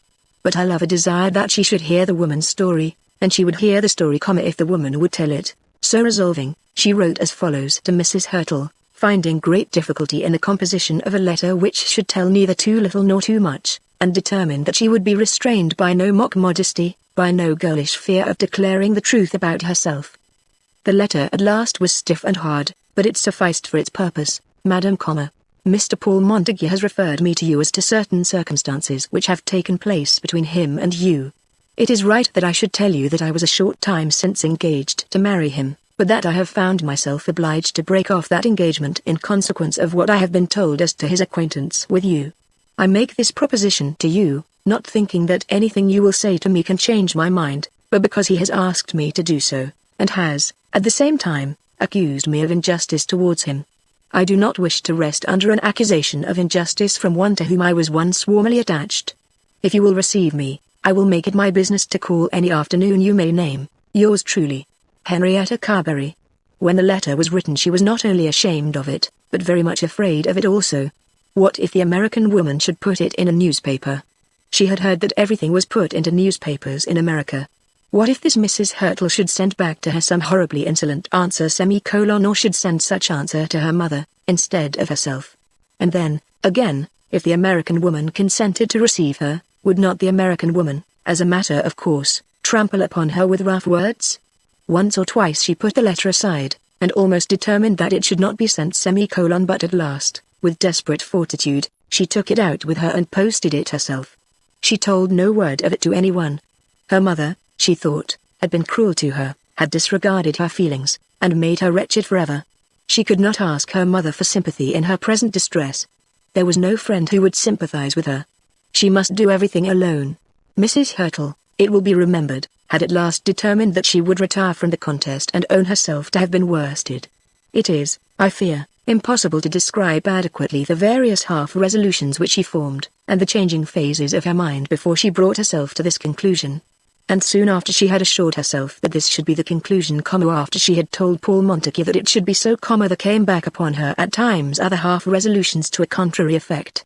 She had written a letter to the man threatening desperate revenge, and had then abstained from sending it, and had then shown it to the man, not intending to give it to him as a letter upon which he would have to act, but only that she might ask him whether, had he received it, he would have said that he had not deserved it. Then she had parted with him, refusing either to hear or to say a word of farewell, and had told Mrs. Pipkin that she was no longer engaged to be married.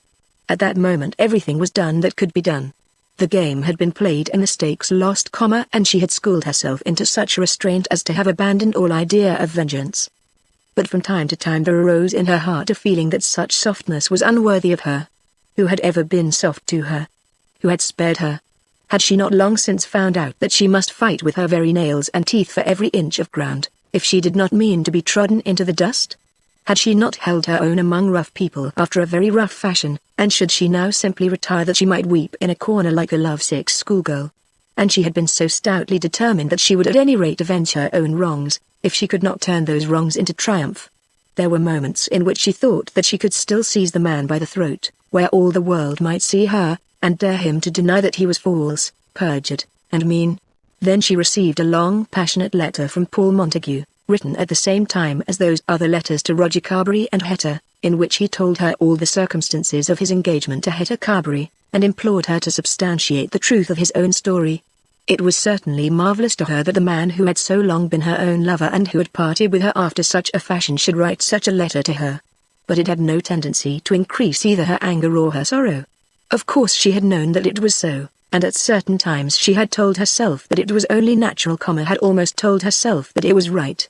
She and this young Englishman were not fit to be mated. He was to her thinking a tame, sleek household animal, whereas she knew herself to be wild, fitter for the woods than for polished cities. It had been one of the faults of her life that she had allowed herself to be bound by tenderness of feeling to this soft, over-civilized man. The result had been disastrous, as might have been expected. She was angry with him, almost to the extent of tearing him to pieces, but she did not become more angry because he wrote to her of her rival. Her only present friend was Mrs. Pipkin, who treated her with the greatest deference, but who was never tired of asking questions about the lost lover. "That letter was from Mr. Montague?" said Mrs. Pipkin on the morning after it had been received. "How can you know that?" "I'm sure it was. One does get to know handwritings when letters come frequent. It was from him." "And why not?" "Oh dear no, why not certainly? I wish he'd write every day of his life, so that things would come round again. Nothing ever troubles me so much as broken love. Why don't he come again himself, Mrs. Hurtle? It is not at all likely that he should come again. It is all over, and there is no good in talking of it. I shall return to New York on Saturday week." "Oh, Mrs. Hurtle, I can't remain here, you know, all my life doing nothing. I came over here for a certain purpose and that has gone by. Now I may just go back again. I know he has ill-treated you. I know he has. I am not disposed to talk about it, Mrs. Pipkin. I should have thought it would have done you good to speak your mind out free. I knew it would me if I'd been served in that way. If I had anything to say at all after that fashion it would be to the gentleman, and not to any other else. As it is I shall never speak of it again to anyone. You have been very kind to me, Mrs. Pipkin, and I shall be sorry to leave you." "Oh, Mrs. Hurtle, you can't understand what it is to me. It isn't only my feelings. The likes of me can't stand by their feelings only, as their betters do. I've never been above telling you what a godsend you've been to me this summer, have I? I've paid everything, butcher, baker, rates and all, just like clockwork. And now you're going away." Then Mrs. Pipkin began to sob.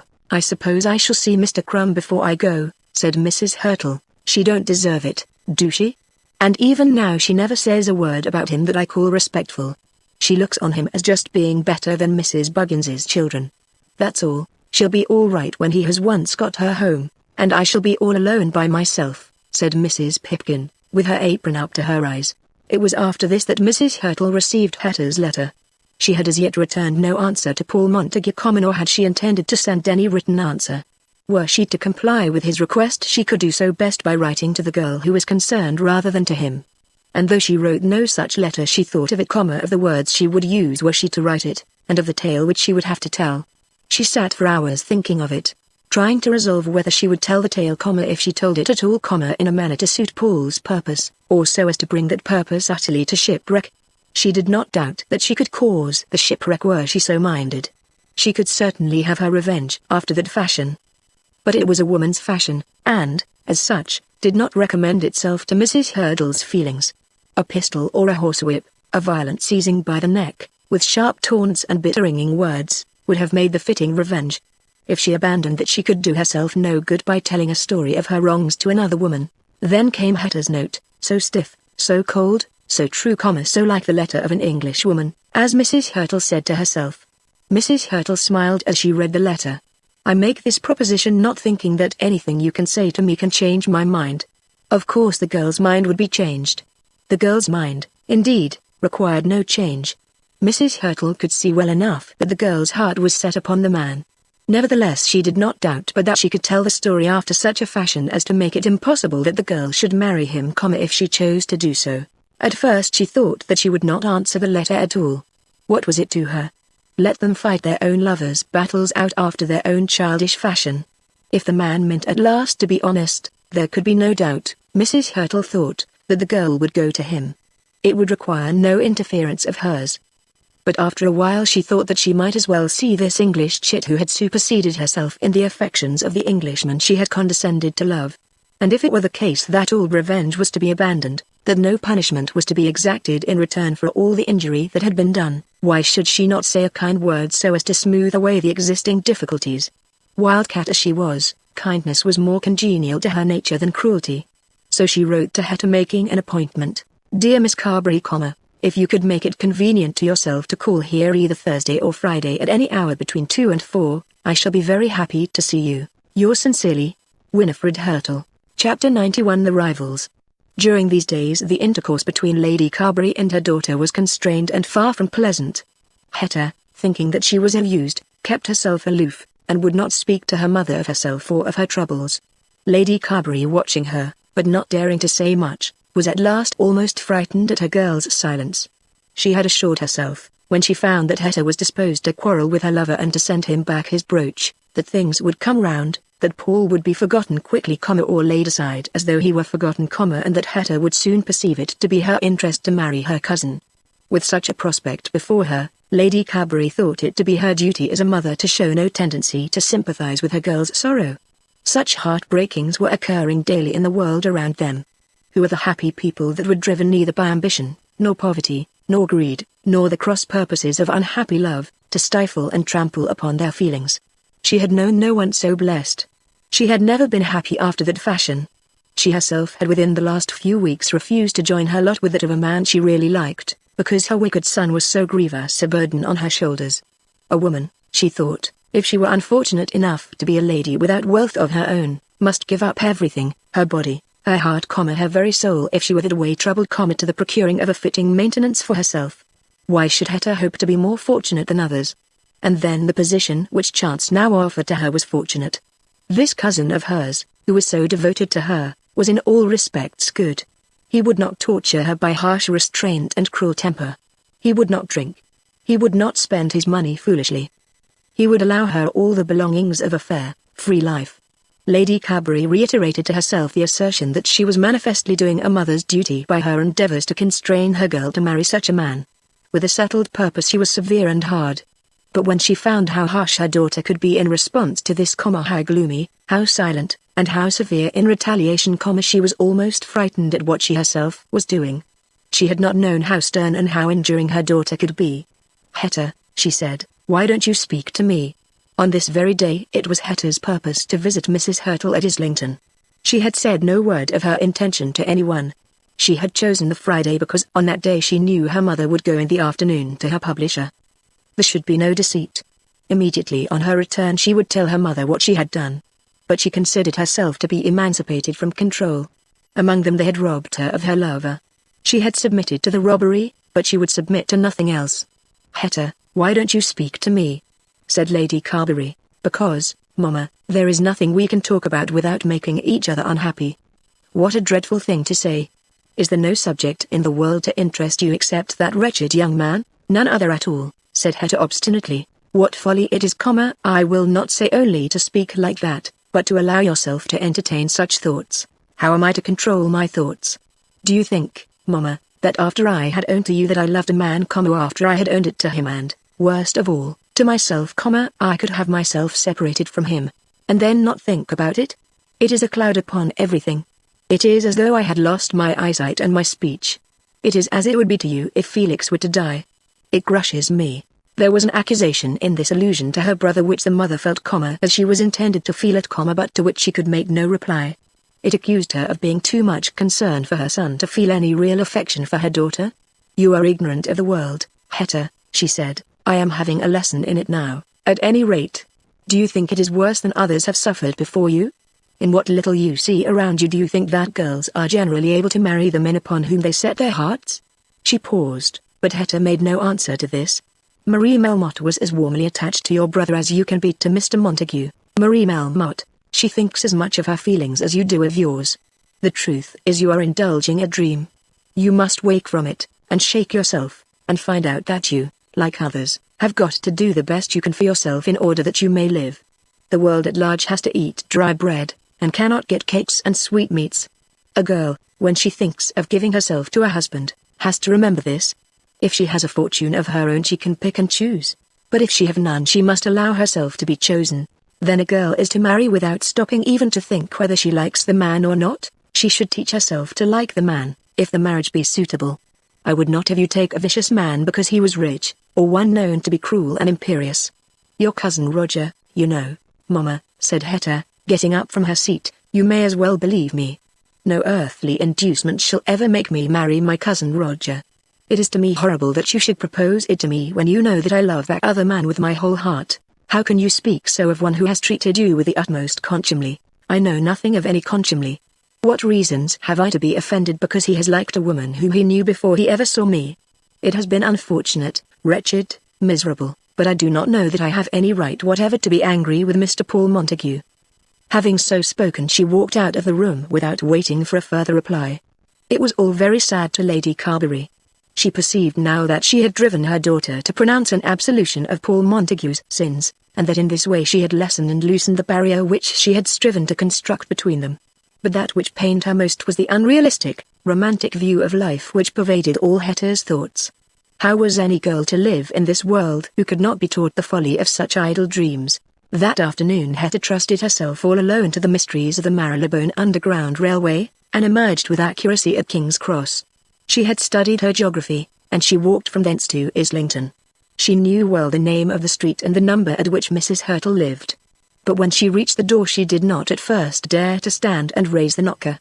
She passed on to the end of the silent, vacant street, endeavoring to collect her thoughts, striving to find and to arrange the words with which she would commence her strange petition. And she endeavored to dictate to herself some defined conduct should the woman be insolent to her. Personally she was not a coward, but she doubted her power of replying to a rough speech. She could at any rate escape. Should the worst come to the worst, the woman would hardly venture to impede her departure. Having gone to the end of the street, she returned with a very quick step and knocked at the door. It was opened almost immediately by Ruby Ruggles, to whom she gave her name. "Oh laws, Miss Carberry," said Ruby, looking up into the stranger's face. Yes, sure enough she must be Felix's sister. But Ruby did not dare to ask any question. She had admitted to all around her that Sir Felix should not be her lover any more, and that John Crumb should be allowed to return. But, nevertheless, her heart twittered as she showed Miss Carberry up to the lodger's sitting-room.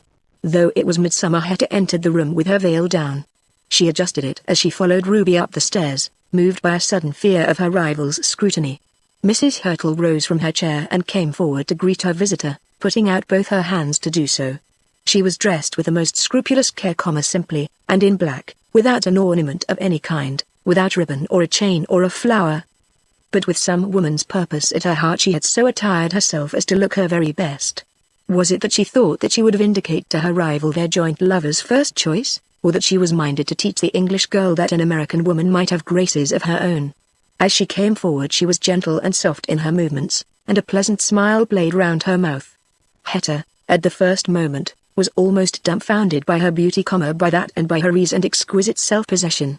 "Miss Carberry," she said with that low, rich voice which in old days had charmed Paul almost as much as her loveliness, "I need not tell you how interested I am in seeing you. May I not ask you to lay aside your veil, so that we may look at each other fairly?" Hetta, dumbfounded, not knowing how to speak a word, stood gazing at the woman when she had removed her veil.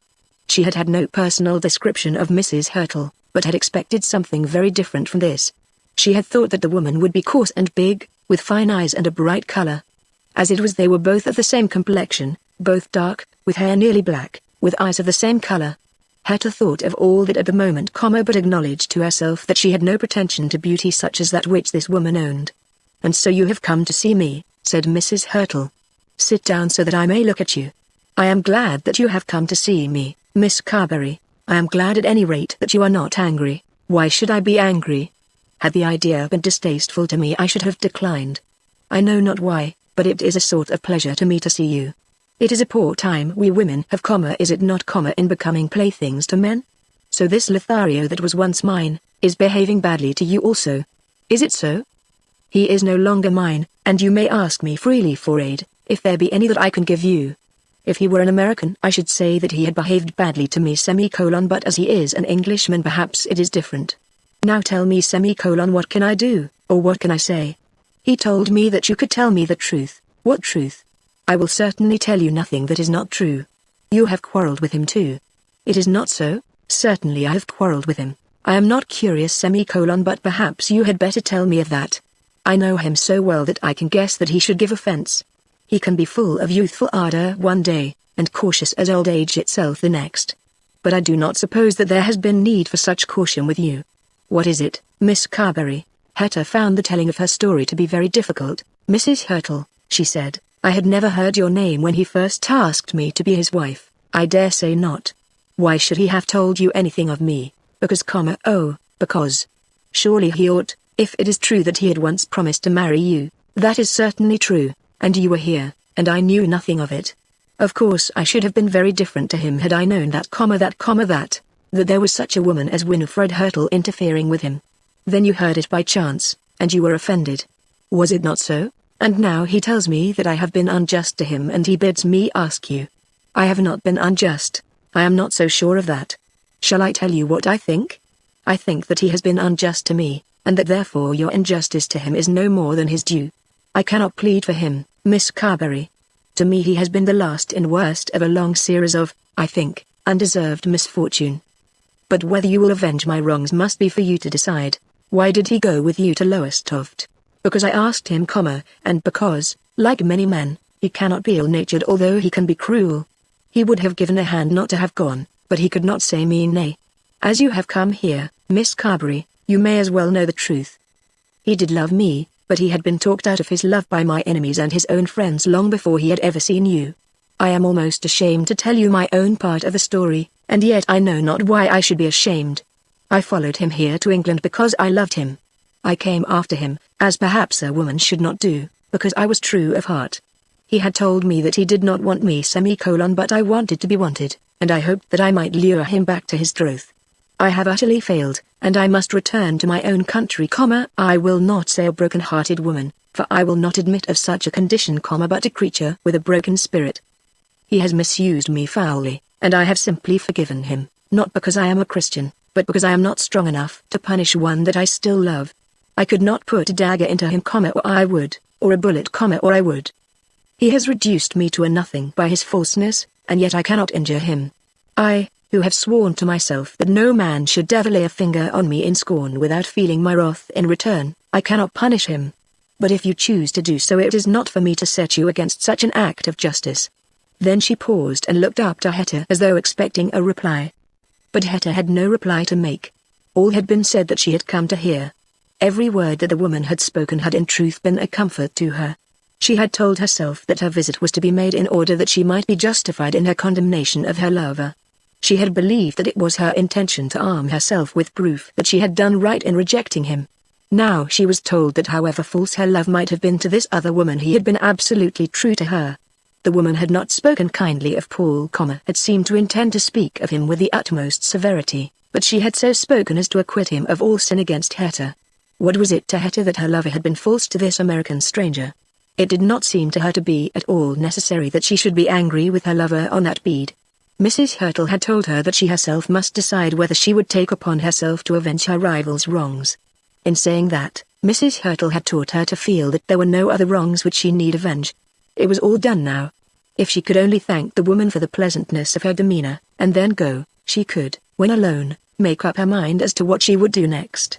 She had not yet told herself she would submit herself again to Paul Montague. She had only told herself that, within her own breast, she was bound to forgive him. "You have been very kind," she said at last, speaking only because it was necessary that she should say something. "It is well that there should be some kindness where there has been so much that is unkind. Forgive me, Miss Carberry, if I speak plainly to you. Of course you will go back to him. Of course you will be his wife. You have told me that you love him dearly, as plainly as I have told you the same story of myself. Your coming here would of itself have declared it, even if I did not see your satisfaction at my account of his treachery to me. Oh, Mrs. Hurtle, do not say that of me, but it is true, and I do not in the least quarrel with you on that account. He has preferred you to me, and as far as I am concerned there is an end of it. You are a girl, whereas I am a woman, and he likes your youth. I have undergone the cruel roughness of the world, which has not as yet touched you, and therefore you are softer to the touch. I do not know that you are very superior in other attractions, but that is sufficed, and you are the victor. I am strong enough to acknowledge that I have nothing to forgive in you and am weak enough to forgive all his treachery. Hetta was now holding the woman by the hand, and was weeping, she knew not why. I am so glad to have seen you, continued Mrs. Hurtle, so that I may know what his wife was like. In a few days I shall return to the States, and then neither of you will ever be troubled further by Winifred Hurtle. Tell him that if he will come and see me once before I go, I will not be more unkind to him than I can help. When Hetta did not decline to be the bearer of this message, she must have at any rate resolved that she would see Paul Montague again, and to see him would be to tell him that she was again his own. She now got herself quickly out of the room, absolutely kissing the woman whom she had both dreaded and despised. As soon as she was alone in the street she tried to think of it all. How full of beauty was the face of that American female, how rich and glorious her voice in spite of a slight taint of the well-known nasal twang, and above all how powerful and at the same time how easy and how gracious was her manner. That she would be an unfit wife for Paul Montague was certain to Hetta, but that he or any man should have loved her and have been loved by her, and then have been willing to part from her, was wonderful. And yet Paul Montague had preferred herself, Hetta Carberry, to this woman.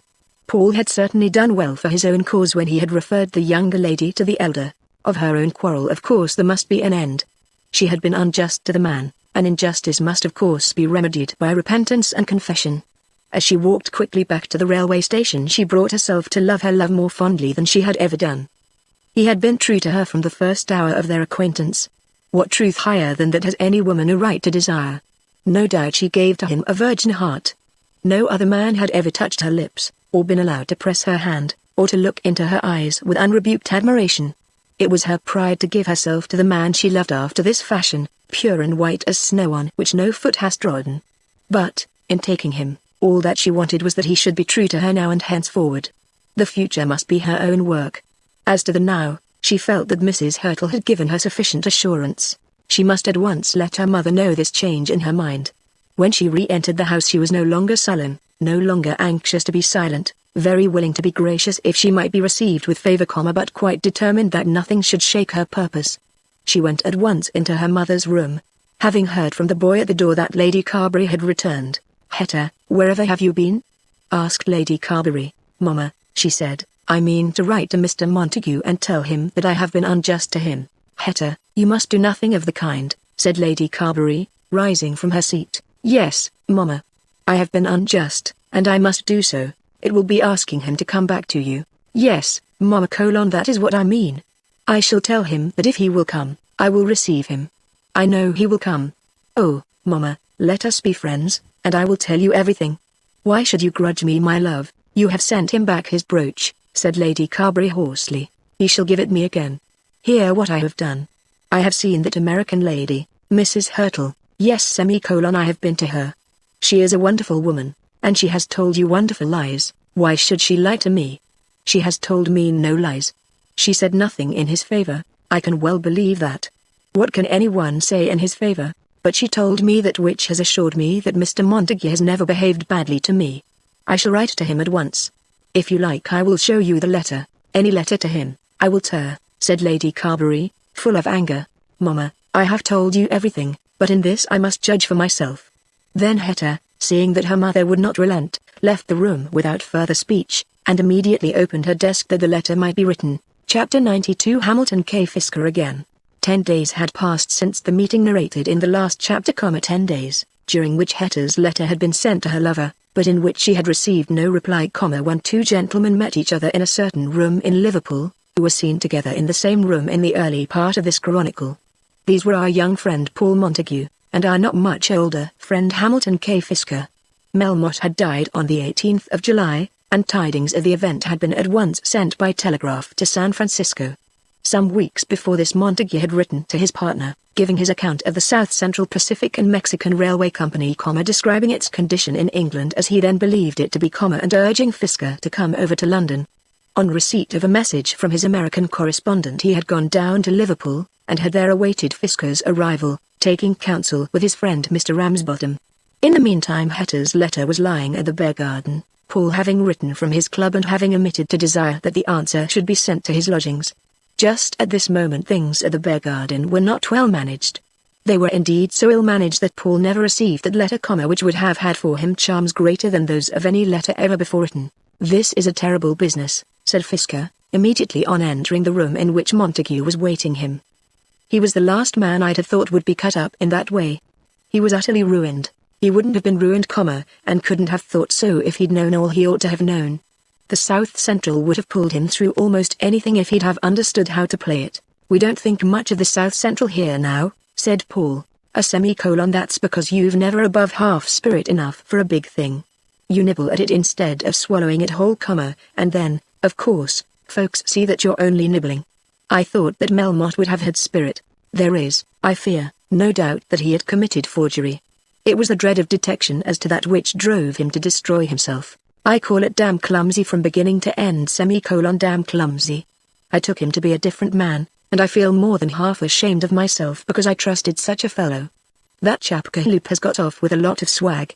Only think of Melmotte allowing Trollope to get the better of him." "I suppose the thing will be broken up now at San Francisco," suggested Paul. "Bust up at Frisco." "Not if I know it. Why should it be bust up? Do you think we're all going to smash because a fool like Melmotte blows his brains out in London? He took poison. Or pizen either. That's not just our way. I'll tell you what I'm going to do, and why I'm over here so uncommon sharp. These shares are at almost nothing now in London. I'll buy every share in the market. I wired for as many as I dared, so as not to spoil our own game, and I'll make a clean sweep of every one of them. Bust up. I'm sorry for him because I thought him a biggish man, but what he's done'll just be the making of us over there. Will you get out of it, or will you come back to Frisco with me?" In answer to this, Paul asserted most strenuously that he would not return to San Francisco, and, perhaps too ingenuously, gave his partner to understand that he was altogether sick of the great railway, and would under no circumstances have anything more to do with it. Fisker shrugged his shoulders, and was not displeased at the proposed rupture. He was prepared to deal fairly, nay, generously, by his partner, having recognized the wisdom of that great commercial rule which teaches us that honor should prevail among associates of a certain class, but he had fully convinced himself that Paul Montague was not a fit partner for Hamilton K. Fisker. Fisker was not only unscrupulous himself, but he had a thorough contempt for scruples in others. According to his theory of life, 999 men were obscure because of their scruples, whilst the 1000th man predominated and cropped up into the splendor of commercial wealth because he was free from such bondage. He had his own theories, too, as to commercial honesty. That which he had promised to do he would do, if it was within his power. He was anxious that his bond should be good, and his word equally so. But the work of robbing mankind in gross by magnificently false representations, was not only the duty, but also the delight and the ambition of his life. How could a man so great endure a partnership with one so small as Paul Montague? "And now what about Winifred Hurtle?" asked Fisker. "What makes you ask?" "She's in London." "Oh yes, I know she's in London, and Hurtle's at Frisco, swearing that he'll come after her." "He would, only he hasn't got the dollars." "He's not dead then?" muttered Paul. "Dead? No, nor likely to die. She'll have a bad time of it with him yet, but she divorced him. She got a Kansas lawyer to say so, and he's got a Frisco lawyer to say that there's nothing of the kind. She hasn't played her game badly neither, for she's had the handling of her own money, and has put it so that he can't get hold of a dollar. Even if it suited other ways, I wouldn't marry her myself till I saw my way clearer out of the wood. I'm not thinking of marrying her, if you mean that. There was a talk about it in Frisco, that's all. And I have heard Hurtle say when he was a little farther gone than usual that she was here with you, and that he meant to drop in on you some of these days." To this Paul made no answer, thinking that he had now both heard enough and said enough about Mrs. Hurtle. On the following day the two men, who were still partners, went together to London, and Fisker immediately became immersed in the arrangement of Melmotte's affairs. He put himself into communication with Mr. Braggart, went in and out of the offices in Abchurch Lane and the rooms which had belonged to the railway company, cross-examined Kroll, mastered the books of the company as far as they were to be mastered, and actually summoned both the Grendells, father and son, up to London. Lord Alfred, and Miles with him, had left London a day or two before Melmotte's death, having probably perceived that there was no further occasion for their services. To Fisker's appeal Lord Alfred was proudly indifferent. Who was this American that he should call upon a director of the London company to appear? Does not everyone know that a director of company need not direct unless he pleases?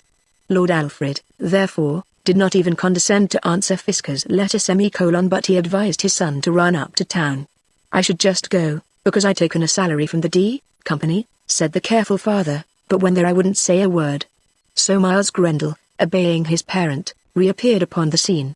But Fisker's attention was perhaps most usefully and most sedulously paid to Madame Melmotte and her daughter. Till Fisker arrived no one had visited them in their solitude at Hampstead, except Grohl, the clerk. Mr. Braggett had abstained, thinking that a widow's, who had become a widow under such terrible circumstances, would prefer to be alone. Lord Nidderdale had made his adducts, and felt that he could do no more. It need hardly be said that Lord Alfred had too much good taste to interfere at such a time, although for some months he had been domestically intimate with the poor woman, or that Sir Felix would not be prompted by the father's death to renew his suit to the daughter. But Fisker had not been 2 days in London before he went out to Hampstead, and was admitted to Madame Melmotte's presence, and he had not been there 4 days before he was aware that in spite of all misfortunes, Marie Melmotte was still the undoubted possessor of a large fortune.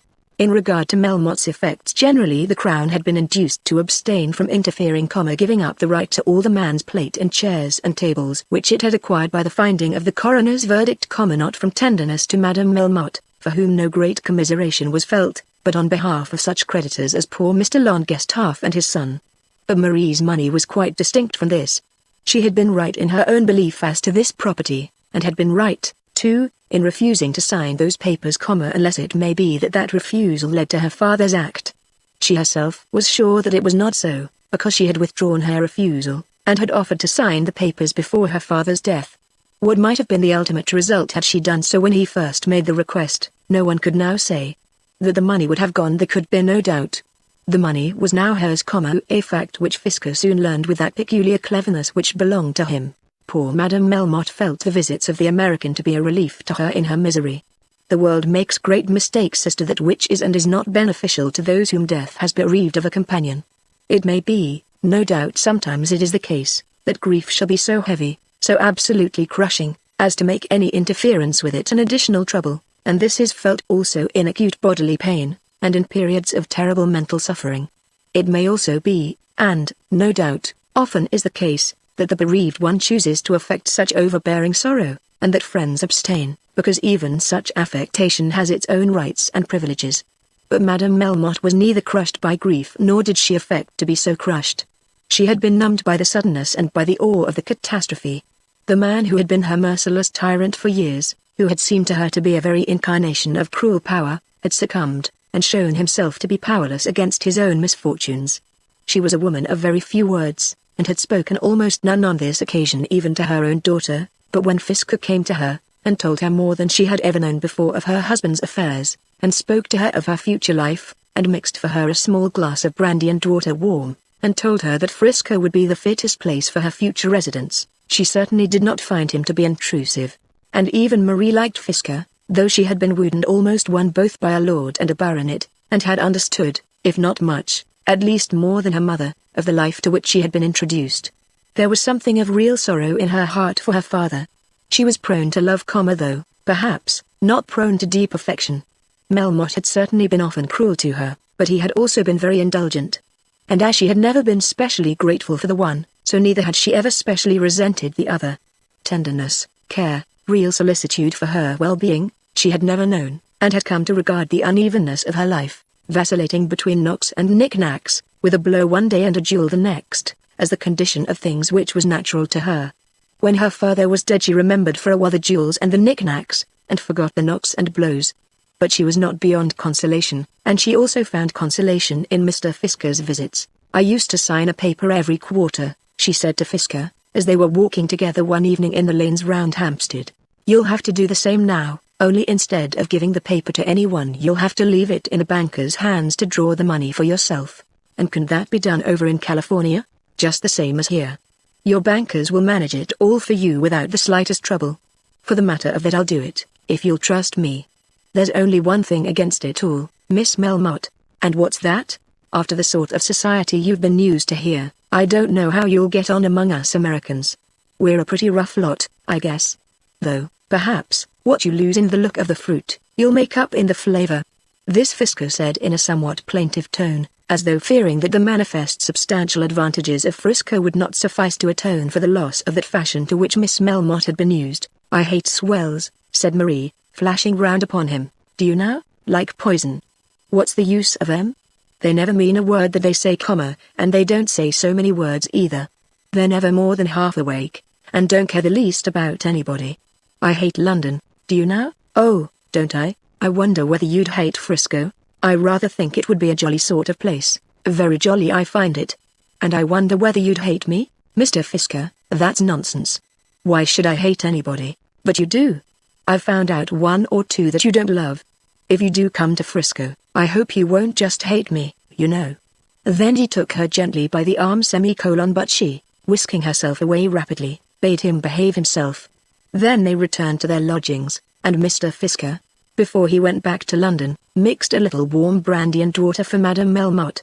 I think that upon the whole Madame Melmotte was more comfortable at Hampstead than she had been either in Grosvenor Square or Bruton Street, although she was certainly not a thing beautiful to look at in her widow's weeds.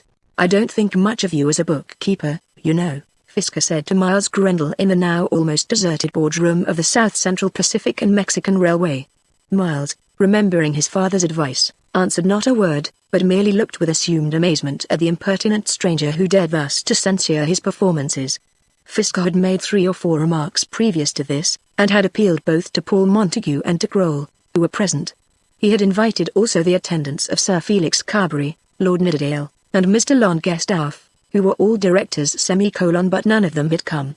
Sir Felix had paid no attention to Fisker's letter. Lord Nidderdale had written a short but characteristic reply. "Dear Mr. Fisker, I really don't know anything about it. Yours, Nidderdale." Mr. Longestaff, with laborious zeal, had closely covered 4 pages with his reasons for non-attendance, with which the reader shall not be troubled, and which it may be doubted whether even Fisker perused to the end. "Upon my word," continued Fisker, "it's astonishing to me that Melmotte should have put up with this kind of thing. I suppose you understand something of business, Mr. Kroll?" "It was not my department, Mr. Fisker," said the German. "Nor anybody else's either," said the domineering American. "Of course it's on the cards, Mr. Grendel, that we shall have to put you into a witness box, because there are certain things we must get at." Miles was silent as the grave, but at once made up his mind that he would pass his autumn at some pleasant but economical German retreat, and that his autumnal retirement should be commenced within a very few days or perhaps hours might suffice. But Fisker was not in earnest in his threat. In truth, the greater the confusion in the London office, the better, he thought, with the prospect of the company at San Francisco. Miles underwent purgatory on this occasion for 3 or 4 hours, and when dismissed had certainly revealed none of Melmotte's secrets. He did, however, go to Germany, finding that a temporary absence from England would be comfortable to him in more respects than one, and need not be heard of again in these pages. When Melmotte's affairs were ultimately wound up, there was found to be nearly enough of property to satisfy all his proved liabilities. Very many men started up with huge claims, asserting that they had been robbed, and in the confusion it was hard to ascertain who had been robbed, or who had simply been unsuccessful in their attempts to rob others. Some, no doubt, as was the case with poor Mr. Braihart, had speculated in dependence on Melmotte's sagacity, and had lost heavily without dishonesty. But of those who, like the Longestaffs, were able to prove direct debts, the condition at last was not very sad. Our excellent friend Dolly got his money early in the day, and was able, under Mr. Squickham's guidance, to start himself on a new career. Having paid his debts, and with still a large balance at his bankers, he assured his friend Nidderdale that he meant to turn over an entirely new leaf. "I shall just make Squickham allow me so much a month, and I shall have all the bills and that kind of thing sent to him, and he will do everything, and pull me up if I'm getting wrong. I like Squickham. Won't he rob you, old fellow?" suggested Nidderdale. "Of course he will, but he won't let anyone else do it.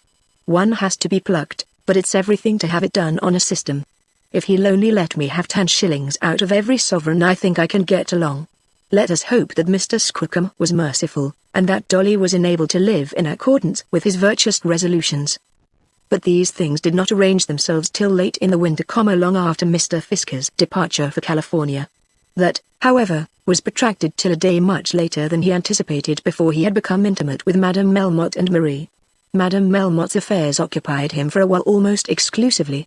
The furniture and plate were of course sold for the creditors, but Madame Melmotte was allowed to take whatever she declared to be specially her own property and, though much was said about the jewels, no attempt was made to recover them. Marie advised Madame Melmotte to give them up, assuring the old woman that she should have whatever she wanted for her maintenance. But it was not likely that Melmotte's widow would willingly abandon any property, and she did not abandon her jewels. It was agreed between her and Fisker that they were to be taken to New York. "You'll get as much there as in London, if you like to part with them, and nobody'll say anything about it there. You couldn't sell a locket or chain here without all the world talking about it." In all these things Madame Melmotte put herself into Fisker's hands with the most absolute confidence, and, indeed, with a confidence that was justified by its results. It was not by robbing an old woman that Fisker intended to make himself great. To Madame Melmotte's thinking, Fisker was the finest gentleman she had ever met, so infinitely pleasanter in his manner than Lord Alfred, even when Lord Alfred had been most gracious, with so much more to say for himself than Miles Grendel, understanding her so much better than any man had ever done, especially when he supplied her with those small warm beakers of sweet brandy and water. "I shall do whatever he tells me," she said to Marie. "I'm sure I've nothing to keep me here in this country. I'm willing to go," said Marie. "I don't want to stay in London. I suppose you'll take him if he asks you?" "I don't know anything about that," said Marie. "A man may be very well without one's wanting to marry him. I don't think I'll marry anybody. What's the use? It's only money. Nobody cares for anything else. Fisker's all very well, but he only wants the money. Do you think Fisker'd ask me to marry him if I hadn't got anything? Not he. He ain't slow enough for that. I think he's a very nice young man," said Madame Melmotte. Chapter 93 A True Lover. Hetta Carberry, out of the fullness of her heart, having made up her mind that she had been unjust to her lover, wrote to him a letter full of penitence, full of love, telling him at great length all the details of her meeting with Mrs. Hurtle, and bidding him come back to her, and bring the brooch with him. But this letter she had unfortunately addressed to the Bear Garden, as he had written to her from that club, and partly through his own fault, and partly through the demoralization of that once perfect establishment, the letter never reached his hands. When, therefore, he returned to London, he was justified in supposing that she had refused even to notice his appeal. He was, however, determined that he would still make further struggles. He had, he felt, to contend with many difficulties. Mrs. Hurtle, Roger Carberry, and Hetta's mother were, he thought, all inimical to him. Mrs. Hurtle, though she had declared that she would not rage as a lioness, could hardly be his friend in the matter. Roger had repeatedly declared his determination to regard him as a traitor. And Lady Carberry, as he well knew, had always been and always would be opposed to the match. But Hetta had owned that she loved him, had submitted to his caresses, and had been proud of his admiration. And Paul, though he did not probably analyze very carefully the character of his beloved, still felt instinctively that, having so far prevailed with such a girl, his prospects could not be altogether hopeless. And yet how should he continue the struggle? With what weapons should he carry on the fight? The writing of letters is but a one-sided, troublesome proceeding, when the person to whom they are written will not answer them, and the calling at a door at which the servant has been instructed to refuse a visitor admission, becomes disagreeable, if not degrading, after a time. But Hetta had written a second epistle, not to her lover, but to one who received his letters with more regularity. When she rashly and with precipitate wrath quarrelled with Paul Montague, she at once communicated the fact to her mother, and through her mother to her cousin Roger. Though she would not recognize Roger as a lover, she did acknowledge him to be the head of her family, and her own special friend, and entitled in some special way to know all that she herself did, and all that was done in regard to her. She therefore wrote to her cousin, telling him that she had made a mistake about Paul, that she was convinced that Paul had always behaved to her with absolute sincerity, and, in short, that Paul was the best, and dearest, and most ill-used of human beings. In her enthusiasm she went on to declare that there could be no other chance of happiness for her in this world than that of becoming Paul's wife, and to beseech her dearest friend and cousin Roger not to turn against her, but to lend her an aiding hand. There are those whom strong words in letters never affect at all, who, perhaps, hardly read them, and take what they do read as meaning no more than half what is said. But Roger Carberry was certainly not one of these. As he sat on the garden wall at Carberry, with his cousin's letter in his hand, her words had their full weight with him. He did not try to convince himself that all this was the verbiage of an enthusiastic girl, who might soon be turned and trained to another mode of thinking by fitting admonitions. To him now, As he read and reread Hetter's letter sitting on the wall, there was not at any rate further hope for himself. Though he was altogether unchanged himself, though he was altogether incapable of change, though he could not rally himself sufficiently to look forward to even a passive enjoyment of life without the girl whom he had loved, yet he told himself what he believed to be the truth. At last he owned directly and plainly that, whether happy or unhappy, he must do without her. He had let time slip by with him too fast and too far before he had ventured to love. He must now stomach his disappointment, and make the best he could of such a broken, ill-conditioned life as was left to him. But, if he acknowledged this, and he did acknowledge it, in what fashion should he in future treat the man and woman who had reduced him so low? At this moment his mind was tuned to high thoughts. If it were possible he would be unselfish. He could not, indeed, bring himself to think with kindness of Paul Montague. He could not say to himself that the man had not been treacherous to him, nor could he forgive the man's supposed treason. But he did tell himself very plainly that in comparison with Hetta the man was nothing to him. It could hardly be worth his while to maintain a quarrel with a man if he were once able to assure Hetta that she, as the wife of another man, should still be dear to him as a friend might be dear. He was well aware that such assurance, such forgiveness, must contain very much. If it were to be so, Hetta's child must take the name of Carberry, and must be to him as his heir, as near as possible his own child. In her favor he must throw aside that law of primogeniture which to him was so sacred that he had been hitherto minded to make Sir Felix his heir in spite of the absolute unfitness of the wretched young man. All this must be changed, should he be able to persuade himself to give his consent to the marriage. In such case Carberry must be the home of the married couple, as far as he could induce them to make it so. There must be born the future infant to whose existence he was already looking forward with some idea that in his old age he might there find comfort. In such case, though he should never again be able to love Paul Montague in his heart of hearts, he must live with him for her sake on affectionate terms. He must forgive Hetta altogether, as though there had been no fault, and he must strive to forgive the man's fault as best he might. Struggling as he was to be generous, passionately fond as he was of justice, yet he did not know how to be just himself. He could not see that he in truth had been to no extent ill-used. And ever and again, as he thought of the great prayer as to the forgiveness of trespasses, he could not refrain from asking himself whether it could really be intended that he should forgive such trespasses that committed against him by Paul Montague.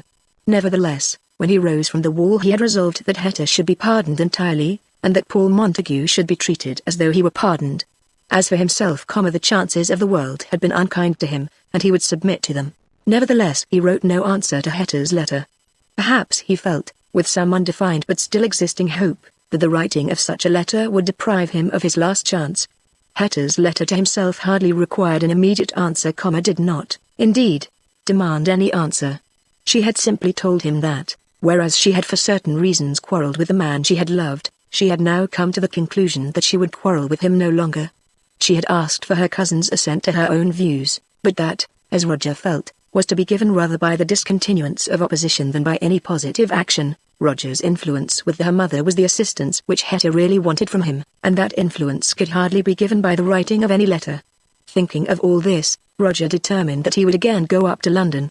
He would have the vacant hours of the journey in which to think of it all again, and tell himself whether it was possible for him to bring his heart to agree to the marriage, and then he would see the people, and perhaps learn something further from their manner and their words, before he finally committed himself to the abandonment of his own hopes and the completion of theirs. He went up to town, and I do not know that those vacant hours served him much. To a man not accustomed to thinking, there is nothing in the world so difficult as to think.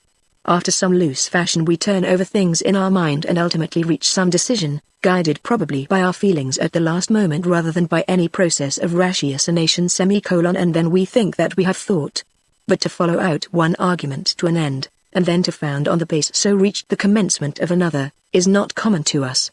Such a process was hardly within the compass of Roger's mind, who, when he was made wretched by the dust, and by a female who had a basket of objectionable provisions opposite to him, almost forswore his charitable resolutions of the day before, but who again, as he walked lonely at night round the square which was near to his hotel, looking up at the bright moon with a full appreciation of the beauty of the heavens, asked himself what was he that he should wish to interfere with the happiness of two human beings much younger than himself and much fitter to enjoy the world.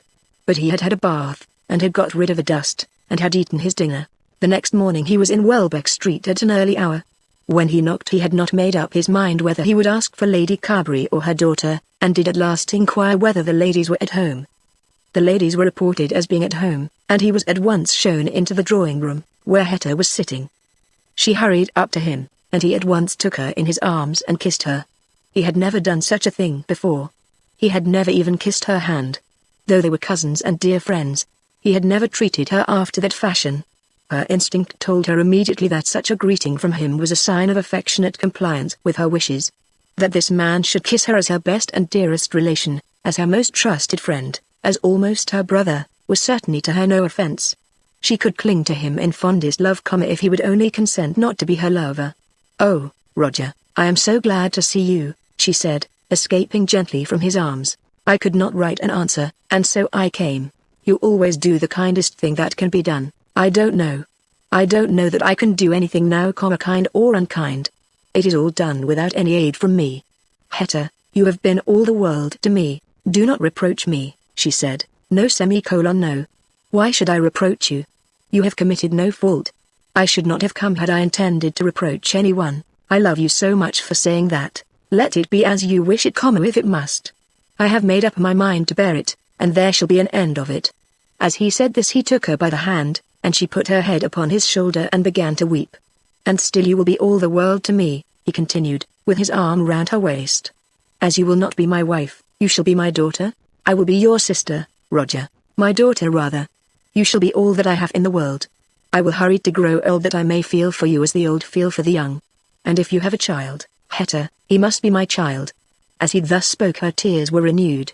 "I have planned it all out in my mind, dear. There. If there be anything that I can do to add to your happiness, I will do it. You must believe this of me, that to make you happy shall be the only enjoyment of my life." It had been hardly possible for her to tell him as yet that the man to whom he was thus consenting to surrender her had not even condescended to answer the letter in which she had told him to come back to her. And now, sobbing as she was, overcome by the tenderness of her cousin's affection, anxious to express her intense gratitude, she did not know how first to mention the name of Paul Montague. "Have you seen him?" she said in a whisper. "Seen whom? Mr. Montague? No, why should I have seen him? It is not for his sake that I am here. But you will be his friend? Your husband shall certainly be my friend, or, if not, the fault shall not be mine. It shall all be forgotten, Hetta, as nearly as such things may be forgotten. But I had nothing to say to him till I had seen you." At that moment the door was opened and Lady Carberry entered the room, and, after her greeting with her cousin, looked first at her daughter and then at Roger. "I have come up," said he, "to signify my adhesion to this marriage." Lady Carberry's face fell very low. "I need not speak again of what were my own wishes. I have learned at last that it could not have been so. Why should you say so?" exclaimed Lady Carberry. Pray, Mamma," Hetta began, but was unable to find words with which to go on with her prayer. "I do not know that it need be so at all," continued Lady Carberry. "I think it is very much in your own hands. Of course it is not for me to press such an arrangement, if it be not in accord with your own wishes. I look upon her as engaged to marry Paul Montague," said Roger. "Not at all," said Lady Carberry. "Yes, Mamma, yes," cried Hetta boldly. "It is so. I am engaged to him. I beg to let your cousin know that it is not so with my consent, nor, as far as I can understand at present, with the consent of Mr. Montague himself." "Mamma, Paul Montague!" ejaculated Roger Carberry. "The consent of Paul Montague. I think I may take upon myself to say that there can be no doubt as to that. There has been a quarrel," said Lady Carberry. "Surely he has not quarrelled with you, Hetta?" "I wrote to him, and he has not answered me," said Hetta piteously. Then Lady Carberry gave a full and somewhat coloured account of what had taken place, while Roger listened with admirable patience. "The marriage is on every account objectionable," she said at last. "His means are precarious. His conduct with regard to that woman has been very bad. He has been sadly mixed up with that wretched man who destroyed himself. And now, when Henrietta has written to him without my sanction, in opposition to my express commands, he takes no notice of her. She, very properly, sent him back a present that he made her, and no doubt he has resented her doing so. I trust that his resentment may be continued." Hetta was now seated on a sofa hiding her face and weeping. Roger stood perfectly still, listening with respectful silence till Lady Carberry had spoken her last word. And even then he was slow to answer, considering what he might best say. "I think I had better see him," he replied. "If, as I imagine, he has not received my cousin's letter, that matter will be set at rest. We must not take advantage of such an accident as that. As to his income, that I think may be managed. His connection with Mr. Melmotte was unfortunate, but was due to no fault of his. At this moment he could not but remember Lady Carberry's great anxiety to be closely connected with Melmotte, but he was too generous to say a word on that head. I will see him, Lady Carberry, and then I will come to you again. Lady Carberry did not dare to tell him that she did not wish him to see Paul Montague. She knew that if he really threw himself into the scale against her, her opposition would weigh nothing. He was too powerful in his honesty and greatness of character, and had been too often admitted by herself to be the guardian angel of the family, for her to stand against him. But she still thought that had he persevered, Hetta would have become his wife. It was late that evening before Roger found Paul Montague, who had only then returned from Liverpool with Fisker, whose subsequent doings have been recorded somewhat out of their turn. I don't know what letter you mean, said Paul. You wrote to her? Certainly I wrote to her. I wrote to her twice. My last letter was one which I think she ought to have answered. She had accepted me, and had given me a right to tell my own story when she unfortunately heard from other sources the story of my journey to Lowestoft with Mrs. Hurtle. Paul pleaded his own case with indignant heat, not understanding at first that Roger had come to him on a friendly mission. She did answer your letter. I have not had a line from her, not a word. She did answer your letter. What did she say to me? Nay, you must ask her that. But if she will not see me, she will see you. I can tell you that. And I will tell you this also, that she wrote to you as a girl writes to the lover whom she does wish to see. Is that true? Exclaimed Paul, jumping up. I am here especially to tell you that it is true. I should hardly come on such a message if there were a doubt. You may go to her, and need have nothing to fear, unless, indeed, it be the opposition of her mother. She is stronger than her mother, said Paul. I think she is. And now I wish you to hear what I have to say. Of course, said Paul, sitting down suddenly. Up to this moment Roger Carberry, though he had certainly brought glad tidings, had not communicated them as a joyous, sympathetic messenger. His face had been severe, and the tone of his voice almost harsh, and Paul, remembering well the words of the last letter which his old friend had written him, did not expect personal kindness. Roger would probably say very disagreeable things to him, which he must bear with all the patience which he could summon to his assistance. You know what feelings have been, Roger began, and how deeply I have resented what I thought to be an interference with my affections. But no quarrel between you and me, whatever the rights of it may be. I have never quarrelled with you, Paul began. If you will listen to me for a moment it will be better. No anger between you and me, let it arise as it might, should be allowed to interfere with the happiness of her whom I suppose we both love better than all the rest of the world put together. I do, said Paul, and so do I, and so I always shall. But she is to be your wife. She shall be my daughter. She shall have my property, or her child shall be my heir. My house shall be her house, if you and she will consent to make it so. You will not be afraid of me. You know me, I think, too well for that. You may now count on any assistance you could have from me were I a father giving you a daughter in marriage. I do this because I will make the happiness of her life the chief object of mine. Now good night. Don't say anything about it at present. By and by we shall be able to talk about these things with more equable temper. Having so spoken he hurried out of the room, leaving Paul Montague bewildered by the tidings which had been announced to him. Chapter 94 John Crumb's Victory. In the meantime great preparations were going on down in Suffolk for the marriage of that happiest of lovers, John Crumb. John Crumb had been up to London, had been formally reconciled to Ruby, who had submitted to his flowery embraces, not with the best grace in the world, but still with a submission that had satisfied her future husband, had been intensely grateful to Mrs. Hurtle, and almost munificent in liberality to Mrs. Pipkin, to whom he presented a purple silk dress, in addition to the cloak which he had given on a former occasion. During this visit he had expressed no anger against Ruby, and no indignation in reference to the baronet. When informed by Mrs. Pipkin, who hoped thereby to please him, that Sir Felix was supposed to be still all one mash of gore, he blandly smiled, remarking that no man could be much worse for a few such taps as them. He only stayed a few hours in London, but during these few hours he settled everything. When Mrs. Pipkin suggested that Ruby should be married from her house, he winked his eye as he declined the suggestion with thanks. Daniel Ruggles was old, and, under the influence of continued gin and water, was becoming feeble. John Crumb was of opinion that the old man should not be neglected, and hinted that with a little care the £500 which had originally been promised as Ruby's fortune, might at any rate be secured. He was of opinion that the marriage should be celebrated in Suffolk, the feast being spread at Sheepsacre Farm, if Dan Ruggles could be talked into giving it, and if not, at his own house. When both the ladies explained to him that this last proposition was not in strict accordance with the habits of the fashionable world, John expressed an opinion that, under the peculiar circumstances of his marriage, the ordinary laws of the world might be suspended. "It ain't just like other folks, after all as we've been through," said he, meaning probably to imply that having had to fight for his wife, he was entitled to give a breakfast on the occasion if he pleased. But whether the banquet was to be given by the bride's grandfather or by himself, he was determined that there should be a banquet, and that he would bid the guests. He invited both Mrs. Pipkin and Mrs. Hurtle, and at last succeeded in inducing Mrs. Hurtle to promise that she would bring Mrs. Pipkin down to Bungay for the occasion. Then it was necessary to fix the day, and for this purpose it was of course essential that Ruby should be consulted.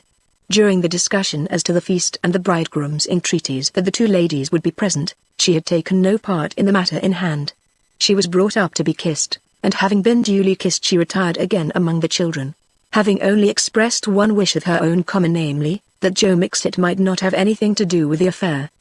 But the day could not be fixed without her, and she was summoned. Crumb had been absurdly impatient, proposing next Tuesday, making his proposition on a Friday. They could cook enough meat for all Bungay to eat by Tuesday, and he was aware of no other cause for delay. "That's out of the question," Ruby had said decisively, and as the two elder ladies had supported her, Mr. Crumb yielded with a good grace. He did not himself appreciate the reasons given because, as he remarked, gowns can be bought ready-made at any shop. But Mrs. Pipkin told him with a laugh that he didn't know anything about it, and when the 14th of August was named he only scratched his head and, muttering something about Thetford Fair, agreed that he would, yet once again, allow love to take precedence of business. If Tuesday would have suited the ladies as well, he thought that he might have managed to combine the marriage and the fair, but when Mrs. Pipkin told him that he must not interfere any further, he yielded with a good grace. He merely remained in London long enough to pay a friendly visit to the policeman who had locked him up, and then returned to Suffolk, revolving in his mind how glorious should be the matrimonial triumph which he had at last achieved. Before the day arrived, old Ruggles had been constrained to forgive his granddaughter, and to give a general assent to the marriage. When John Crumb, with a sound of many trumpets, informed all Bungay that he had returned victorious from London, and that after all the ups and downs of his courtship Ruby was to become his wife on a fixed day, all Bungay took his part, and joined in a general attack upon Mr. Daniel Ruggles.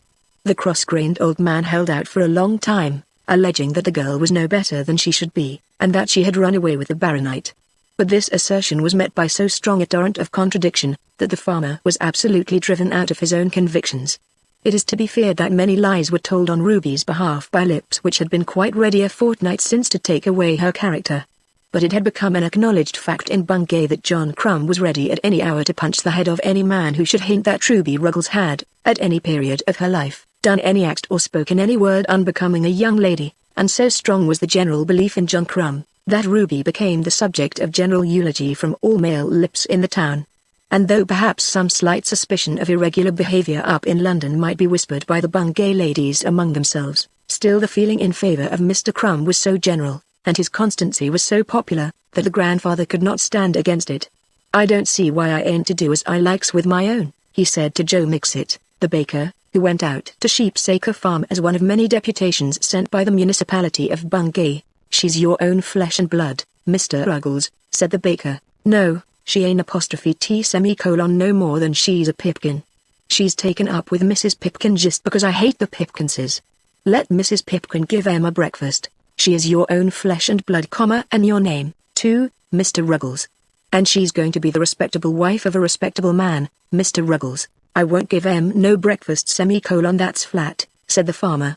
But he had yielded in the main when he allowed himself to base his opposition on one immaterial detail.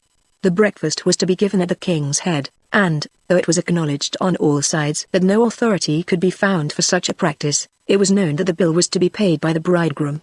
Nor would Mr. Ruggles pay the £500 down as in early days he had promised to do. He was very clear in his mind that his undertaking on that head was altogether cancelled by Ruby's departure from Sheepsacre. When he was reminded that he had nearly pulled his granddaughter's hair out of her head, and had thus justified her act of rebellion, he did not contradict the assertion, but implied that if Ruby did not choose to earn her fortune on such terms as those, that it was her fault. It was not to be supposed that he was to give a girl, who was after all as much a Pipkin as a Ruggles, £500 for nothing. But, in return for that night's somewhat harsh treatment of Ruby, He did at last consent to have the money settled upon John Crumb at his death, an arrangement which both the lawyer and Joe Mixit thought to be almost as good as a free gift, being both of them aware that the consumption of gin and water was on the increase. And he, moreover, was persuaded to receive Mrs. Pipkin and Ruby at the farm for the night previous to the marriage.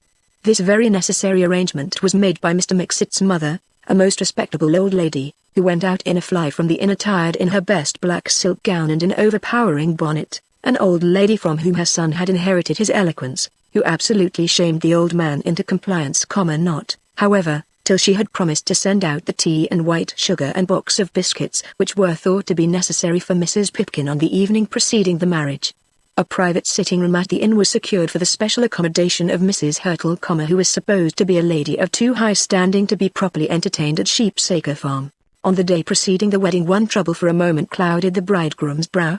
Ruby had demanded that Joe Mixit should not be among the performers, and John Crumb, with the urbanity of a lover, had assented to her demand, as far, at least, as silence can give consent.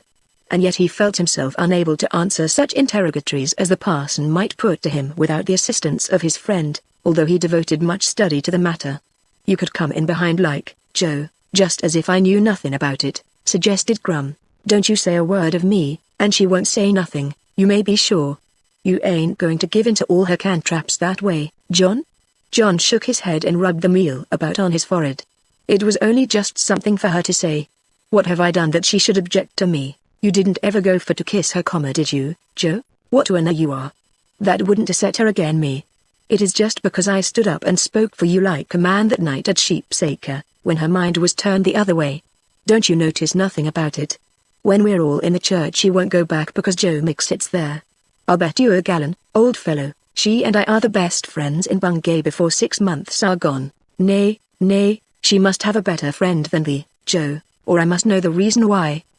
But John Crumb's heart was too big for jealousy, and he agreed at last that Joe Mixit should be his best man, undertaking to square it all with Ruby, after the ceremony. He met the ladies at the station and for him was quite eloquent in his welcome to Mrs. Hurtle and Mrs. Pipkin. To Ruby he said but little. But he looked at her in her new hat, and generally bright in subsidiary wedding garments, with great delight. "Ain't she beautiful now?" he said aloud to Mrs. Hurtle on the platform, to the great delight of half Bungay, who had accompanied him on the occasion. Ruby, hearing her praises thus sung, made a fearful grimace as she turned round to Mrs. Pipkin, and whispered to her aunt, so that those only who were within a yard or two could hear her, "He is such a fool." Then he conducted Mrs. Hurtle in an omnibus up to the inn, and afterwards himself drove Mrs. Pipkin and Ruby out to Sheepsacre, in the performance of all which duties he was dressed in the green cute waistcoat with brass buttons which had been expressly made for his marriage. "Thought I'd come back then, Ruby," said the old man. "I ain't going to trouble you long, grandfather," said the girl, "so best so best. And this is Mrs. Pipkin?" "Yes, Mr. Ruggles, that's my name. I've heard your name, and I don't know as I ever want to hear it again. But they say as you've been kind to that girl as dear been on the town only for that." "Grandfather, that ain't true," said Ruby with energy. The old man made no rejoinder, and Ruby was allowed to take her aunt up into the bedroom which they were both to occupy. "Now, Mrs. Pipkin, just you say," pleaded Ruby, "how was it possible for any girl to live with an old man like that? But, Ruby, you might always have gone to live with a young man instead when you pleased." "You mean John Crumb?" "Of course I mean John Crumb, Ruby. There ain't much to choose between 'em. What one says is all spite, and the other man says nothing at all." "Oh Ruby, said Mrs. Pipkin, with solemnly persuasive voice, "I hope you'll come to learn some day, that a loving heart is better nor a fickle tongue, especially with victuals certain." On the following morning the Bungay church bells rang merrily, and half its population was present to see John Crumb made a happy man. He himself went out to the farm and drove the bride and Mrs. Pipkin into the town, expressing an opinion that no hired charioteer would bring them so safely as he would do himself, nor did he think it any disgrace to be seen performing this task before his marriage. He smiled and nodded at everyone, now and then pointing back with his whip to Ruby when he met any of his specially intimate friends, as though he would have said, "See, I've got her at last in spite of all difficulties." Poor Ruby, in her misery under this treatment, would have escaped out of the cart had it been possible. But now she was altogether in the man's hands and no escape was within her reach. "What's the odds?" said Mrs. Pipkin as they settled their bonnets in a room at the inn just before they entered the church. "Drat it, you make me that angry I'm half-minded to cuff you. Ain't he fond o' you? Ain't he got a house of his own? Ain't he well-to-do all round? Manners? What's manners? I don't see nothing amiss in his manners. He means what he says, and I call that the best of good manners." Ruby, when she reached the church, had been too completely quelled by outward circumstances to take any notice of Joe Mixit, who was standing there, quite unabashed, with a splendid nosegay in his buttonhole. She certainly had no right on this occasion to complain of her husband's silence. Whereas she could hardly bring herself to utter the responses in a voice loud enough for the clergyman to catch the familiar words, he made his assertions so vehemently that they were heard throughout the whole building. "I, John, take thee Ruby, to my wedded wife, to Ave and to old, from this day forward, for better nor worse, for richer nor poorer," and so on to the end. And when he came to the worldly goods with which he endowed his Ruby, he was very emphatic indeed. Since the day had been fixed he had employed all his leisure hours in learning the words by heart, and would now hardly allow the clergyman to say them before him. He thoroughly enjoyed the ceremony, and would have liked to be married over and over again, every day for a week, had it been possible. And then there came the breakfast, to which he marshalled the way up the broad stairs of the inn at Bungay, with Mrs. Hurtle on one arm and Mrs. Pipkin on the other. He had been told that he ought to take his wife's arm on this occasion, but he remarked that he meant to see a good deal of her in future, and that his opportunities of being civil to Mrs. Hurtle and Mrs. Pipkin would be rare. Thus it came to pass that, in spite of all that poor Ruby had said, she was conducted to the marriage feast by Joe Mixit himself. Ruby, I think, had forgotten the order which she had given in reference to the baker. When desiring that she might see nothing more of Joe Mixit, she had been in her pride but now she was so tamed and quelled by the outward circumstances of her position, that she was glad to have someone near her who knew how to behave himself. "Mrs. Crumb, you have my best wishes for your continued health and happiness," said Joe Mixit in a whisper. "It's very good of you to say so, Mr. Mixit. He's a good un, is he?" "Oh, I dare say. You just be fond of him and stroke him down, and make much of him, and I'm blessed if you may and do a'most anything with him, all's one as a bababy. A man shouldn't be all's one as a bababy, Mr. Mixit, and he don't drink hard, but he works hard, and go where he will he can hold his own."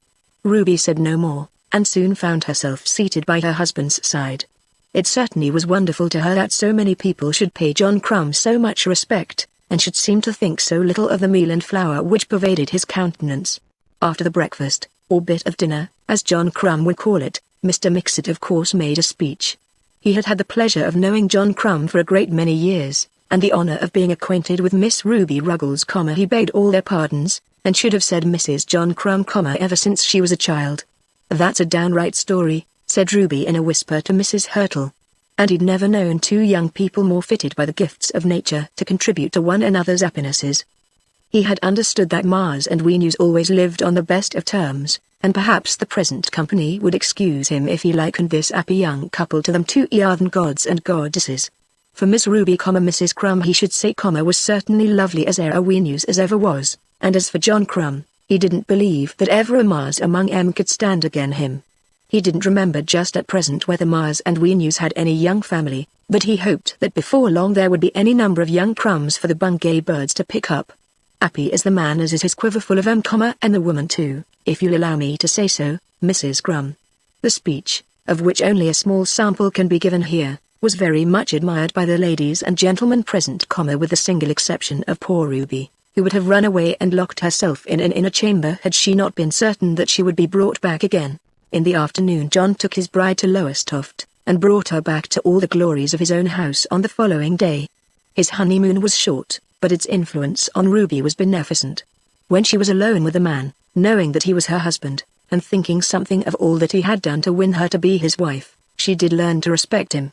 "Now, Ruby, give a fellow a buss, as though you meant it," he said, when the first fitting occasion presented itself. "Oh, John, what nonsense. It ain't nonsense to me, I can tell you.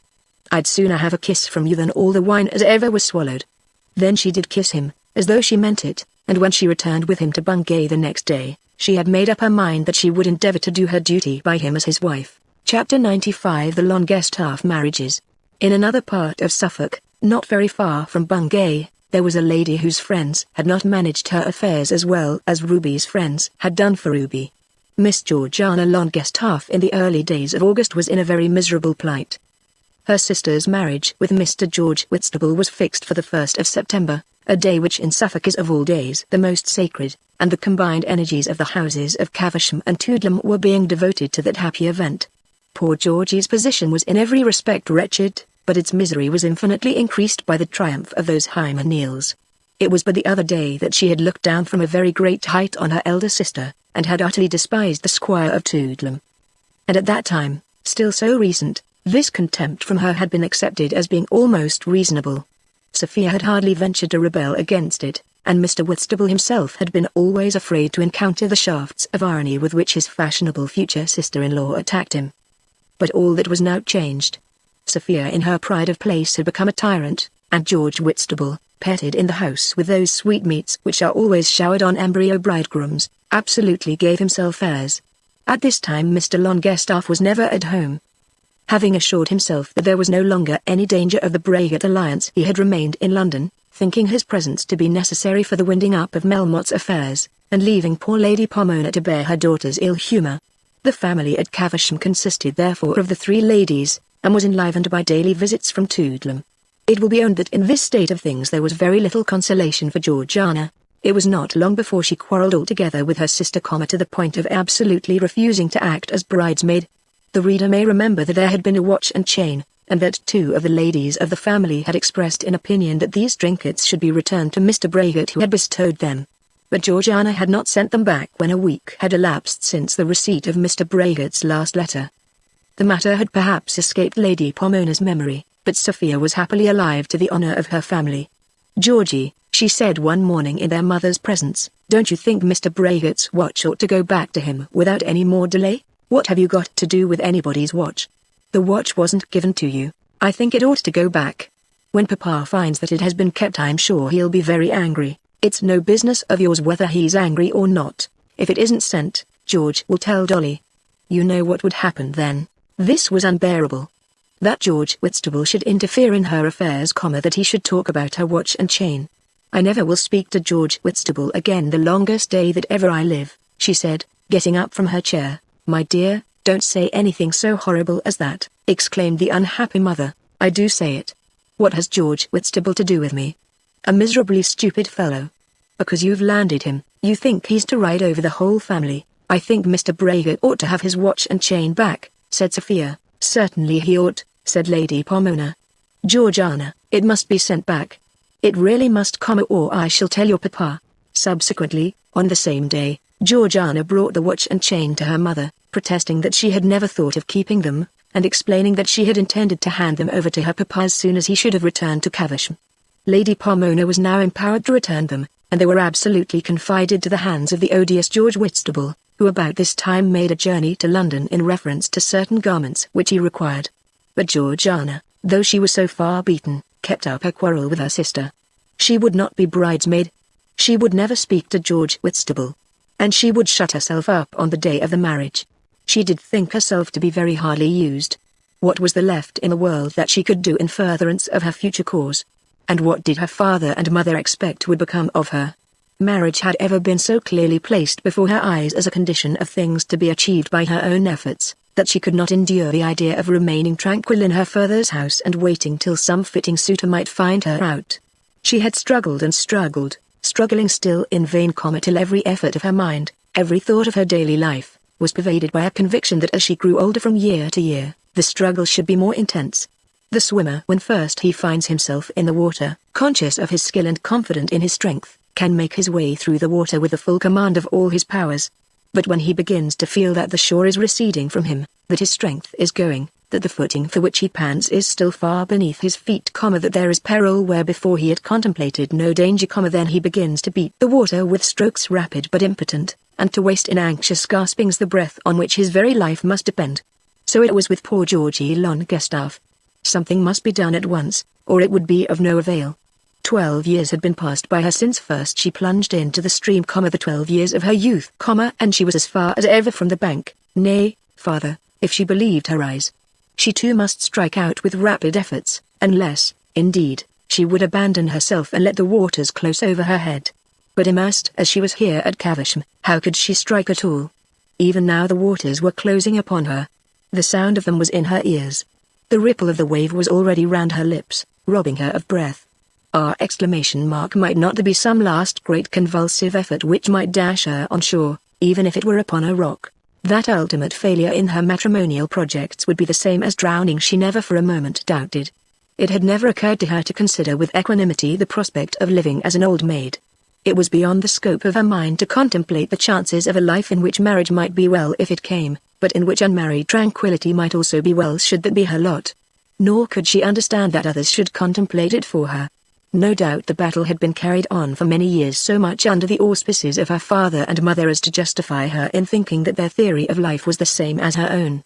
Lady Pomona had been very open in her teaching, and Mr. Longestaff had always given a silent adherence to the idea that the house in London was to be kept open in order that husbands might be caught.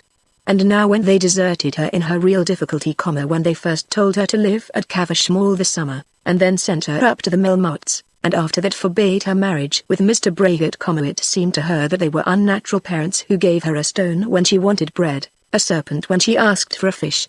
She had no friend left. There was no one living who seemed to care whether she had a husband or not. She took to walking in solitude about the park, and thought of many things with a grim earnestness which had not hitherto belonged to her character. "Mamma," she said one morning when all the care of the household was being devoted to the future comforts, chiefly in regard to linen, of Mrs. George Whitstable, "I wonder whether Papa has any intention at all about me." "In what sort of way, my dear?" "In any way. Does he mean me to live here for ever and ever?" "I don't think he intends to have a house in town again." "And what am I to do?" "I suppose we shall stay here at Caversham. And I'm to be buried just like a nun in a convent, only that the nun does it by her own consent and I don't." "Mamma, I won't stand it." "I won't indeed. I think, my dear, that is nonsense. You see company here, just as other people do in the country, and as for not standing it, I don't know what you mean. As long as you are one of your papa's family, of course you must live where he lives." "Oh, Mamma, to hear you talk like that! It is horrible, horrible. As if you didn't know. As if you couldn't understand. Sometimes I almost doubt whether Papa does know, and then I think that if he did he would not be so cruel. But you understand it all as well as I do myself. What is to become of me? Is it not enough to drive me mad to be going about here by myself, without any prospect of anything? Should you have liked at my age to have felt that you had no chance of having a house of your own to live in? Why didn't you, among you, let me marry Mr. Braggett?" As she said this she was almost eloquent with passion. "You know, my dear," said Lady Pomona, "that your papa wouldn't hear of it. I know that if you would have helped me I would have done it in spite of Papa. What right has he to domineer over me in that way? Why shouldn't I have married the man if I chose? I am old enough to know surely. You talk now of shutting up girls in convents as being a thing quite impossible. This is much worse.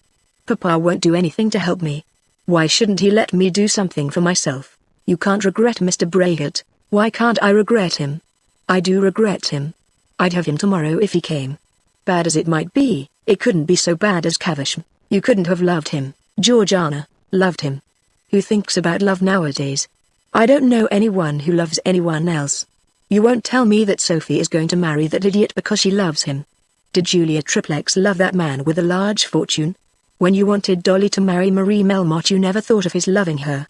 I had got the better of all that kind of thing before I was 20. I think a young woman should love her husband. It makes me sick, Mamma, to hear you talk in that way. It does indeed.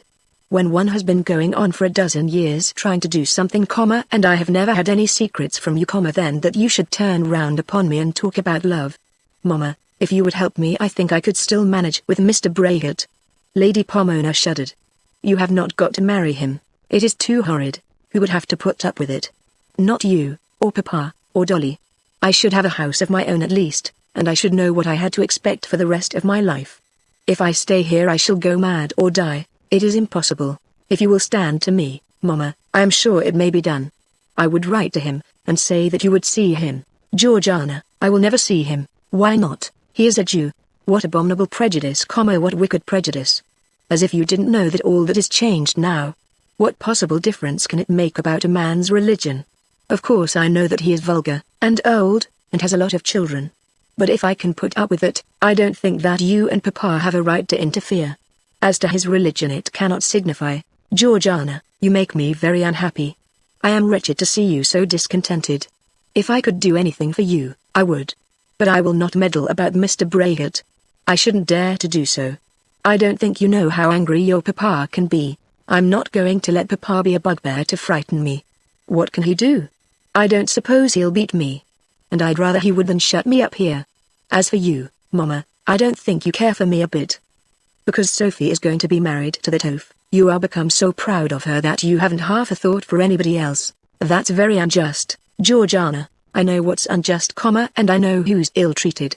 I tell you fairly, Mama, that I shall write to Mr. Braggett and tell him that I am quite ready to marry him. I don't know why he should be afraid of Papa.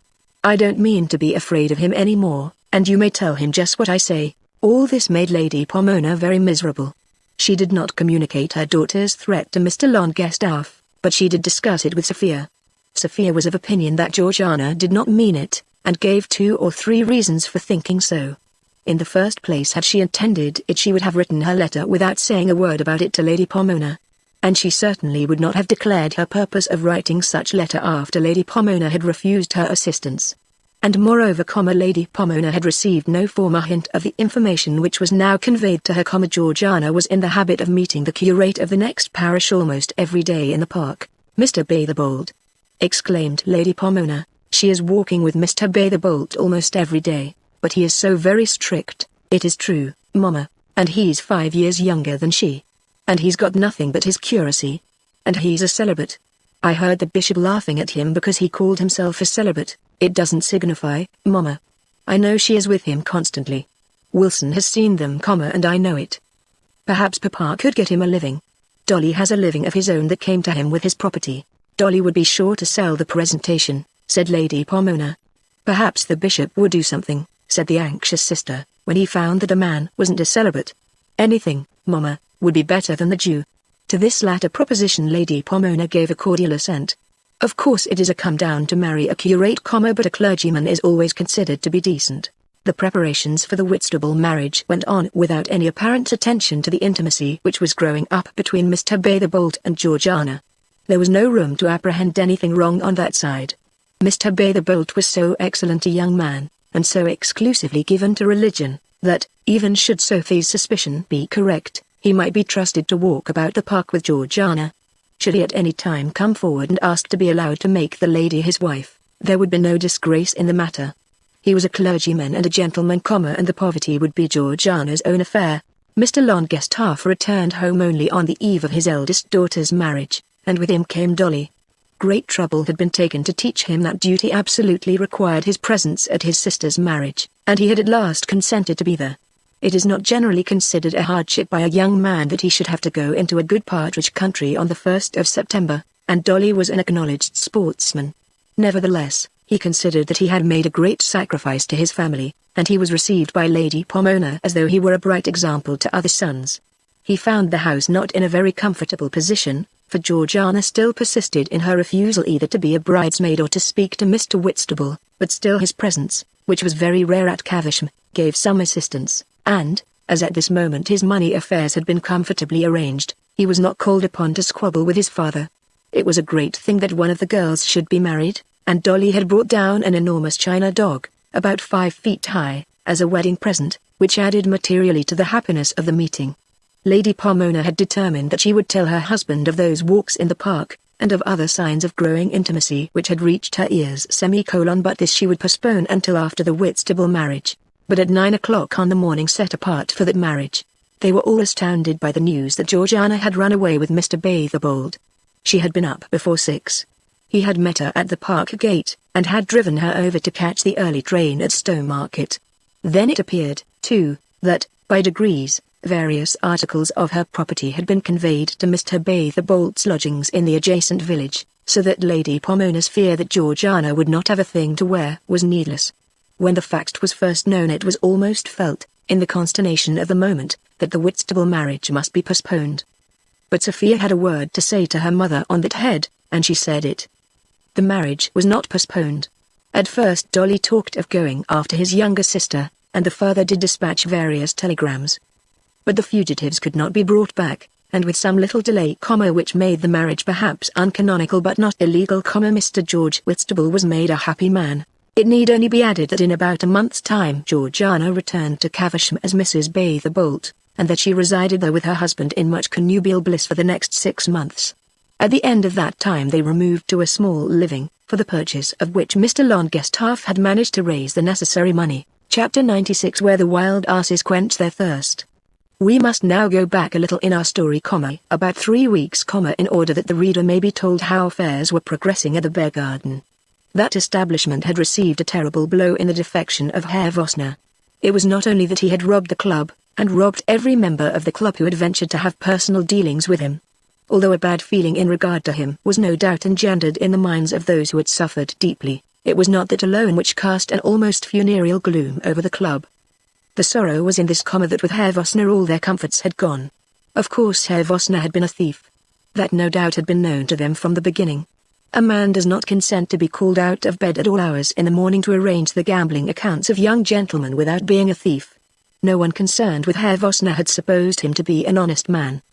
But then as a thief he had been so comfortable that his absence was regretted with a tenderness almost amounting to love even by those who had suffered most severely from his rapacity. Dolly Longestaff had been robbed more outrageously than any other member of the club, and yet Dolly Longestaff had said since the departure of the purveyor that London was not worth living in now that Herr Vossner was gone.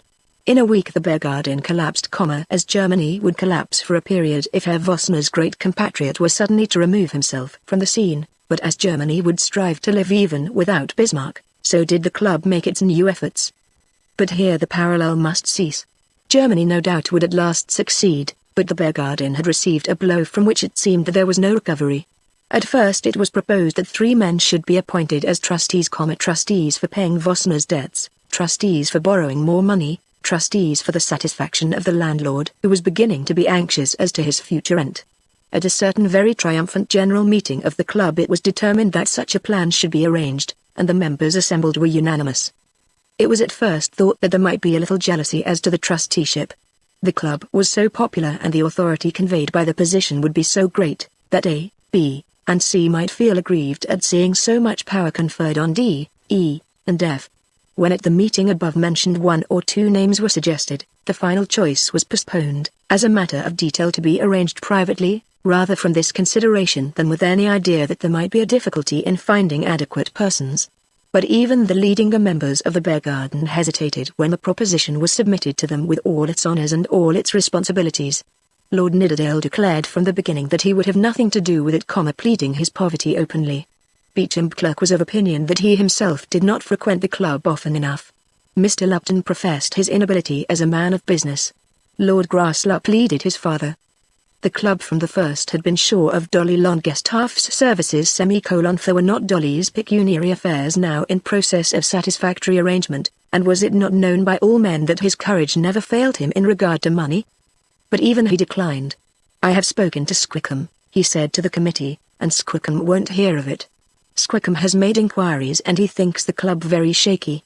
When one of the committee made a remark as to Mr. Squickham which was not complimentary, insinuated indeed that Squickham without injustice might be consigned to the infernal deities, Dolly took the matter up warmly.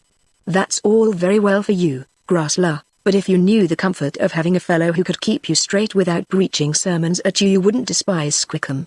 I've tried to go alone and I find that does not answer. Squickham's my coach, and I mean to stick pretty close to him." Then it came to pass that the triumphant project as to the trustees fell to the ground, although Squickham himself advised that the difficulty might be lessened if 3 gentlemen could be selected who lived well before the world and yet had nothing to lose. Whereupon Dolly suggested Miles Grendel. But the committee shook its heads, not thinking it possible that the club could be re-established on a basis of 3 Miles Grendels. Then dreadful rumours were heard. The Bear Garden must surely be abandoned. "It is such a pity," said Nidderdale, "because there never has been anything like it. Smoke all over the house," said Dolly. "No horrid nonsense about closing," said Grasslop, "and no infernal old fogies wearing out the carpets and paying for nothing. Not a vestige of propriety, or any beastly rules to be kept."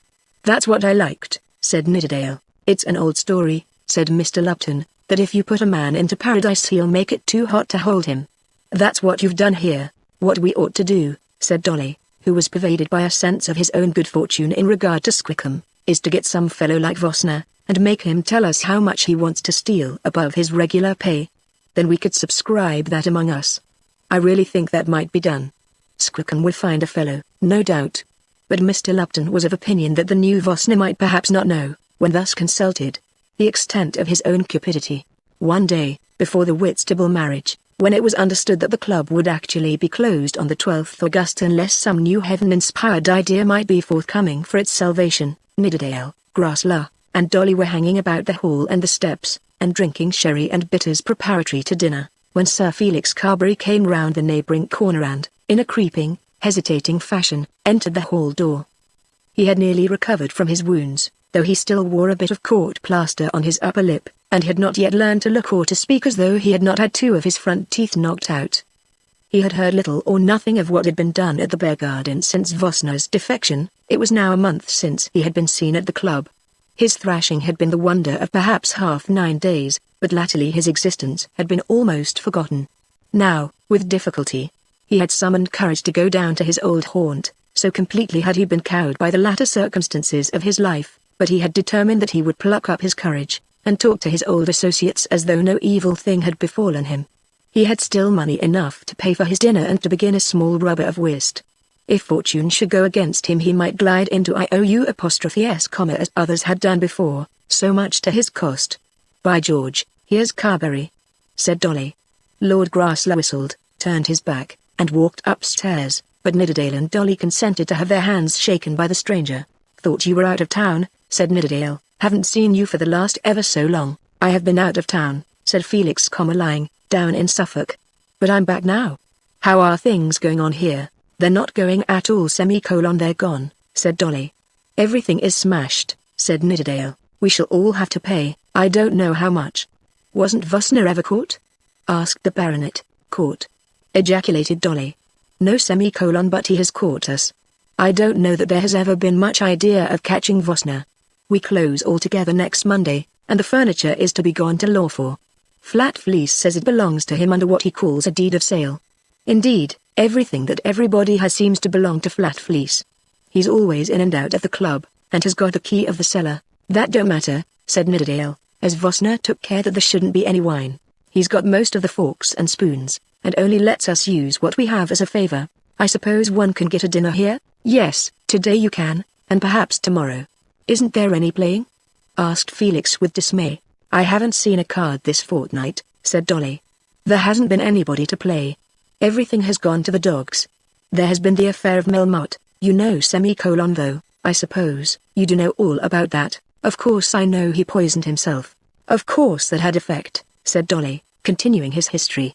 "Though why fellows shouldn't play cards because another fellow like that takes poison, I can't understand.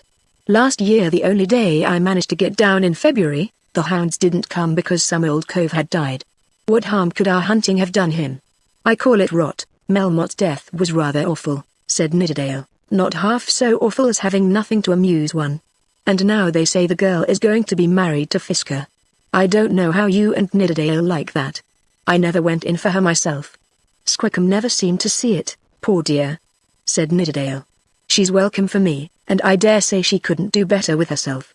I was very fond of her, I'll be shot if I wasn't. And Carberry too, I suppose," said Dolly. "No, I wasn't. If I'd really been fond of her I suppose it would have come off. I should have had her safe enough to America, if I'd cared about it." This was Sir Felix's view of the matter. "Come into the smoking room, Dolly," said Nidderdale. "I can stand most things, and I try to stand everything, but, by George, that fellow is such a cad that I cannot stand him. You and I are bad enough, but I don't think we're so heartless as Carberry." "I don't think I'm heartless at all," said Dolly. "I'm good-natured to everybody that is good-natured to me, and to a great many people who ain't. I'm going all the way down to Caversham next week to see my sister married, though I hate the place and hate marriages, and if I was to be hung for it I couldn't say a word to the fellow who is going to be my brother-in-law. But I do agree about Carberry. It's very hard to be good-natured to him." But, in the teeth of these adverse opinions, Sir Felix managed to get his dinner table close to theirs and to tell them at dinner something of his future prospects. He was going to travel and see the world. He had, according to his own account, completely run through London life and found that it was all barren. "In life I've rung all changes through. Run every pleasure down. midst each excess of folly too, and lived with half the town. Sir Felix did not exactly quote the old song, probably having never heard the words. But that was the burden of his present story. It was his determination to seek new scenes, and in search of them to travel over the greater part of the known world. "How jolly for you," said Dolly. "It will be a change, you know, no end of a change. Is anyone going with you?" "Well, yes. I've got a traveling companion, a very pleasant fellow, who knows a lot, and will be able to coach me up in things. There's a deal to be learned by going abroad, you know. A sort of a tutor," said Nidderdale. "A parson, I suppose," said Dolly. "Well, he is a clergyman." "Who told you?" "It's only my inventive genius." "Well, yes, I should say that would be nice, traveling about Europe with a clergyman. I shouldn't get enough advantage out of it to make it pay, but I fancy it will just suit you. It's an expensive sort of thing, isn't it?" asked Nidderdale. "Well, it does cost something. But I've got so sick of this kind of life, and then that railway board coming to an end, and the club smashing up, and Marie Melmotte marrying Fisker," suggested Dolly. "That too, if you will. But I want a change, and a change I mean to have. I've seen this side of things, and now I'll have a look at the other. Didn't you have a row in the street with someone the other day?" This question was asked very abruptly by Lord Grasler, who, though he was sitting near them, had not yet joined in the conversation, and who had not before addressed a word to Sir Felix. "We heard something about it, but we never got the right story." Nidderdale glanced across the table at Dolly, and Dolly whistled. Grasler looked at the man he addressed as one does look when one expects an answer. Mr. Lupton, with whom Grasler was dining, also sat expectant. Dolly and Nidderdale were both silent. It was the fear of this that had kept Sir Felix away from the club. Grasler, as he had told himself, was just the fellow to ask such a question, ill-natured, insolent, and obtrusive. But the question demanded an answer of some kind. "Yes," said he, "a fellow attacked me in the street, coming behind me when I had a girl with me. He didn't get much the best of it though." "Oh, didn't he?" said Grasler. "I think, upon the whole, you know, you're right about going abroad. What business is it of yours?"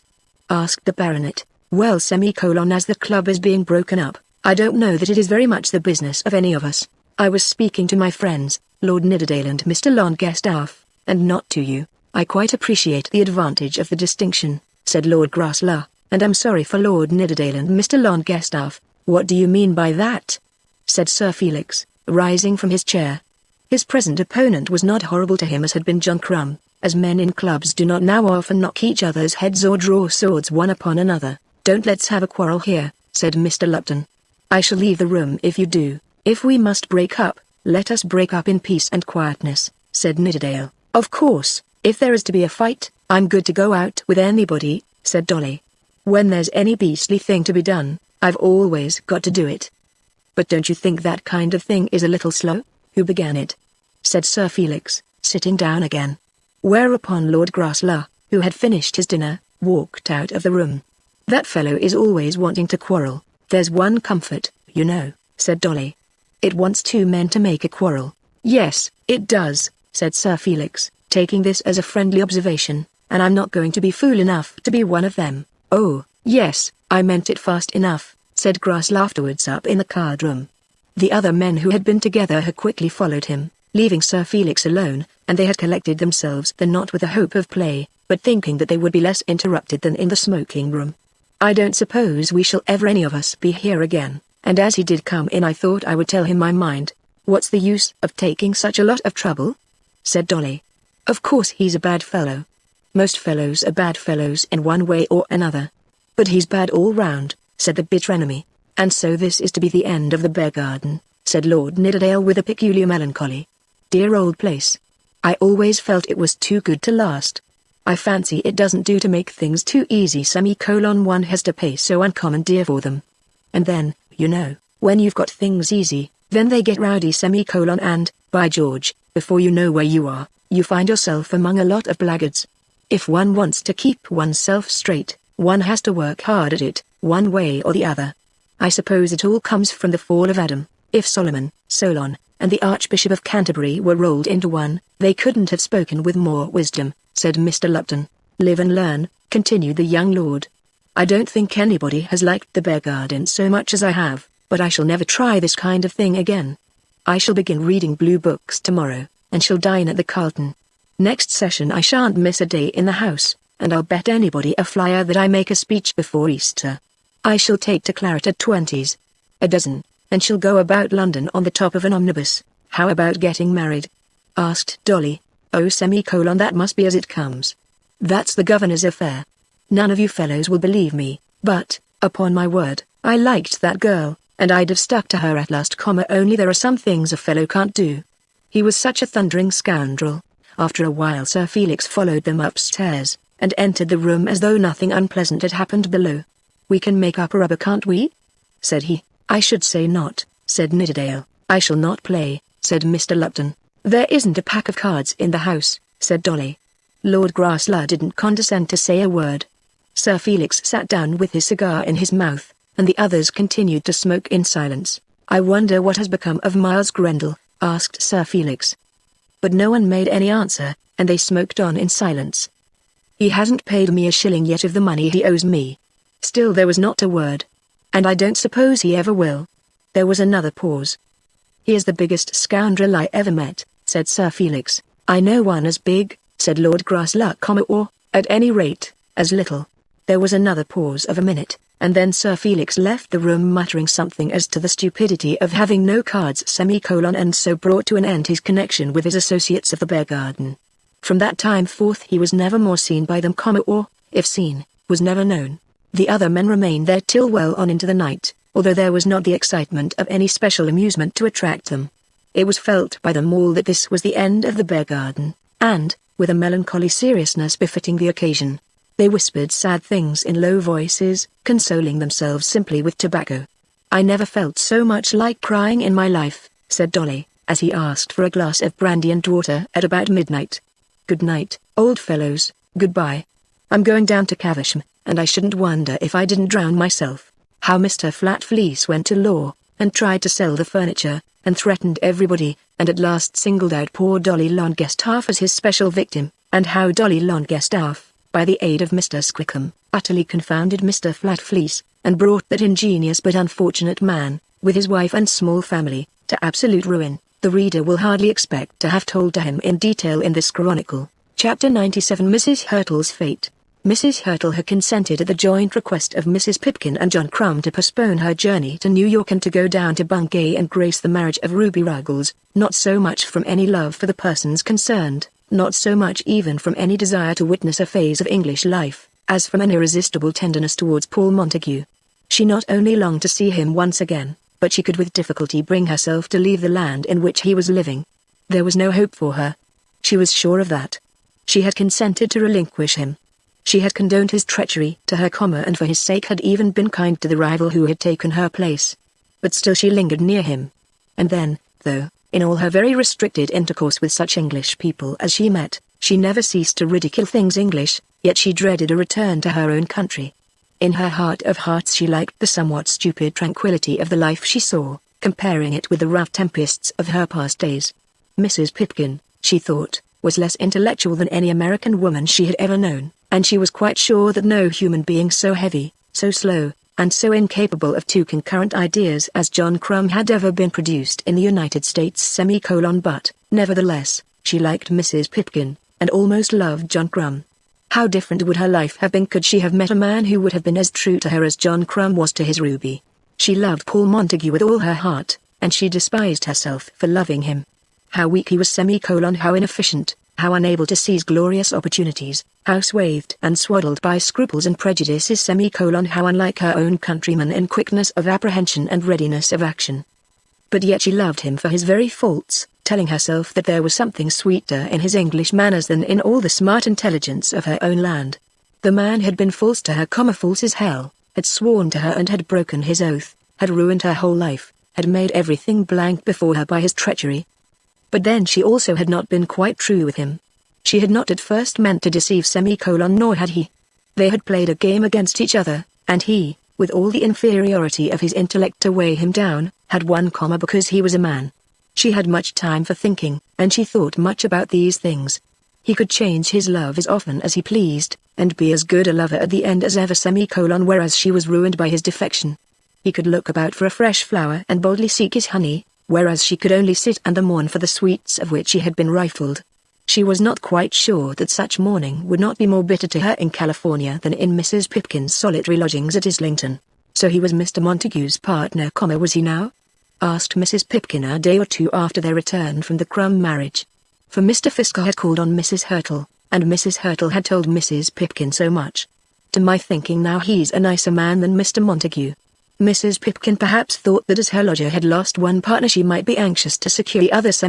Perhaps felt, too, that it might be well to praise an American at the expense of an Englishman. There's no accounting for tastes, Mrs. Pipkin. And that's true, too, Mrs. Hurtle. Mr. Montague is a gentleman. I always did say that of him, Mrs. Hurtle. And Mr. Fisker is an American citizen. Mrs. Hurtle, when she said this, was very far gone in tenderness. Indeed now, said Mrs. Pipkin, who did not in the least understand the meaning of her friend's last remark. Mr. Fisker came to me with tidings from San Francisco which I had not heard before, and has offered to take me back with him. Mrs. Pipkin's apron was immediately at her eyes. I must go some day, you knew. I suppose you must. I couldn't hope as you'd stay here always. I wish I could. I never shall forget the comfort it's been. There hasn't been a week without everything settled, and most ladylike, most ladylike. You seem to me, Mrs. Hurtle, just as though you had the bank in your pocket. All this the poor woman said, moved by her sorrow to speak the absolute truth. Mr. Fisker isn't in any way a special friend of mine, but I hear that he will be taking other ladies with him, and I fancy I might as well join the party. It will be less dull for me, and I shall prefer company just at present for many reasons. We shall start on the 1st of September. As this was said about the middle of August, there was still some remnant of comfort for poor Mrs. Pipkin. A fortnight gained was something, and as Mr. Fisker had come to England on business, and as business is always uncertain, there might possibly be further delay. Then Mrs. Hurtle made a further communication to Mrs. Pipkin, which, though not spoken till the latter lady had her hand on the door, was, perhaps, the one thing which Mrs. Hurtle had desired to say. By the by, Mrs. Pipkin, I expect Mr. Montague to call tomorrow at 11. Just show him up when he comes. She had feared that unless some such instructions were given, there might be a little scene at the door when the gentleman came. Mr. Montague Oh. Of course, Mrs. Hurtle, of course. I'll see to it myself. Then Mrs. Pipkin went away abashed, feeling that she had made a great mistake in preferring any other man to Mr. Montague. If, after all, recent difficulties were to be adjusted.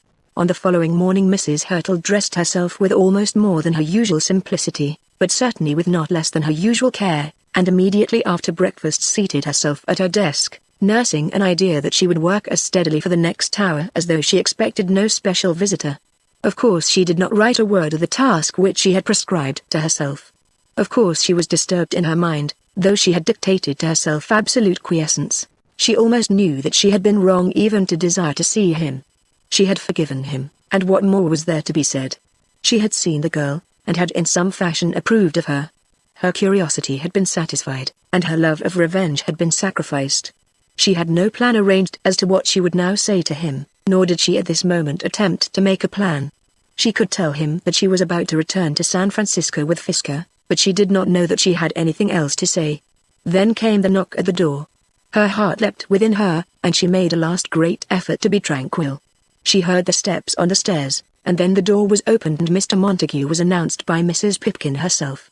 Mrs. Pipkin, however, quite conquered by a feeling of gratitude to her lodger, did not once look in through the door, nor did she pause a moment to listen at the keyhole. I thought you would come and see me once again before I went, said Mrs. Hurtle, not rising from her sofa, but putting out her hand to greet him. Sit there opposite, so that we can look at one another. I hope it has not been a trouble to you. Of course I came when you left word for me to do so. I certainly should not have expected it from any wish of your own. I should not have dared to come, had you not bade me. You know that. I know nothing of the kind but as you are here we will not quarrel as to your motives. Has Miss Carberry pardoned you as yet? Has she forgiven your sins? We are friends, if you mean that. Of course you are friends. She only wanted to have somebody to tell her that somebody had maligned you. It mattered not much who it was. She was ready to believe anyone who would say a good word for you. Perhaps I wasn't just the person to do it, but I believe even I was sufficient to serve a turn. Did you say a good word for me? Well, no, replied Mrs. Hurtle.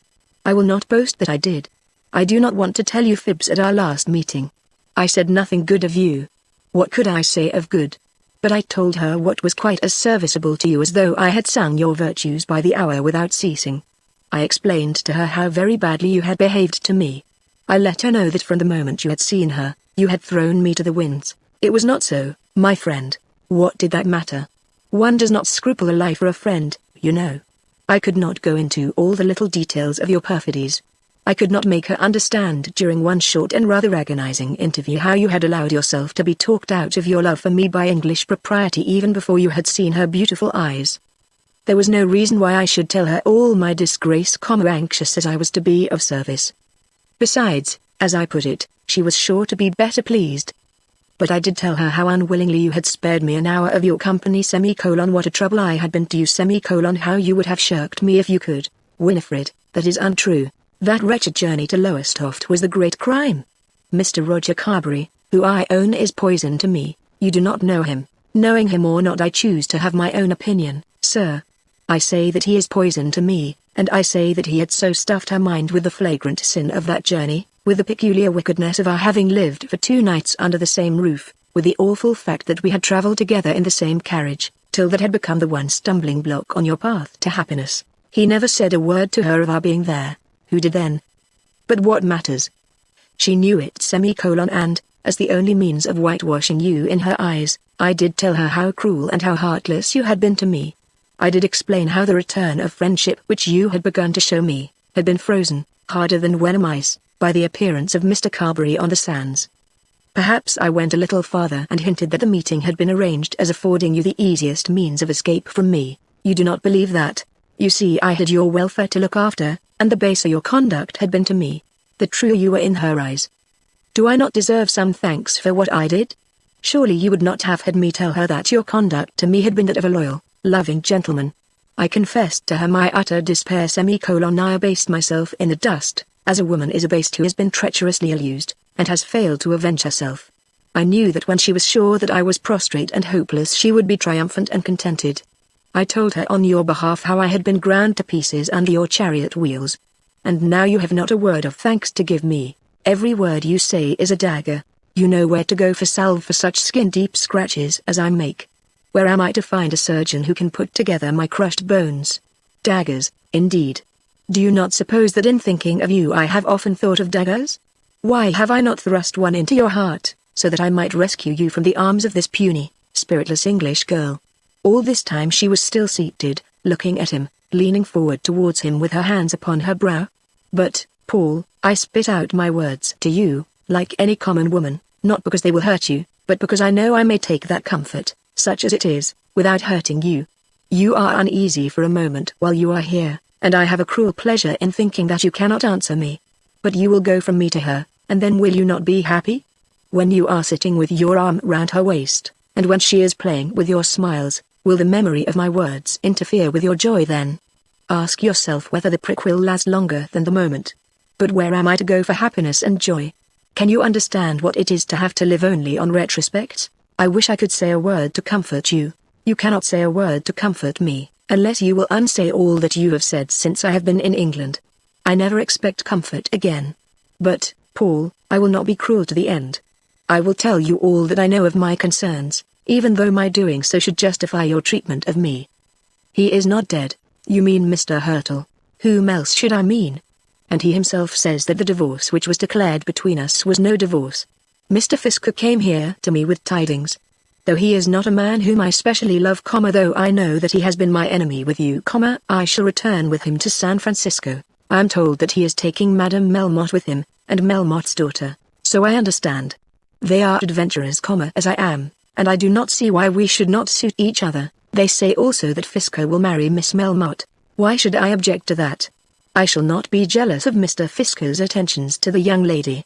But it will suit me to have someone to whom I can speak on friendly terms when I am back in California. I may have a job of work to do which will require the backing of some friends. I shall be hand and glove with these people before I have traveled half across the ocean with them. I hope they will be kind to you, said Paul. No, but I will be kind to them. I have conquered others by being kind, but I have never had much kindness myself. Did I not conquer you, sir, by being gentle and gracious to you? Ah, how kind I was to that poor wretch, till he lost himself in drink. And then, Paul, I used to think of better people, perhaps of softer people, of things that should be clean and sweet and gentle, of things that should smell of lavender instead of wild garlic. I would dream of fair, feminine women, of women who would be scared by seeing what I saw, who would die rather than do what I did. And then I met you, Paul, and I said that my dreams should come true. I ought to have known that it could not be so. I did not dare quite to tell you all the truth. I know I was wrong, and now the punishment has come upon me. Well, I suppose you had better say goodbye to me.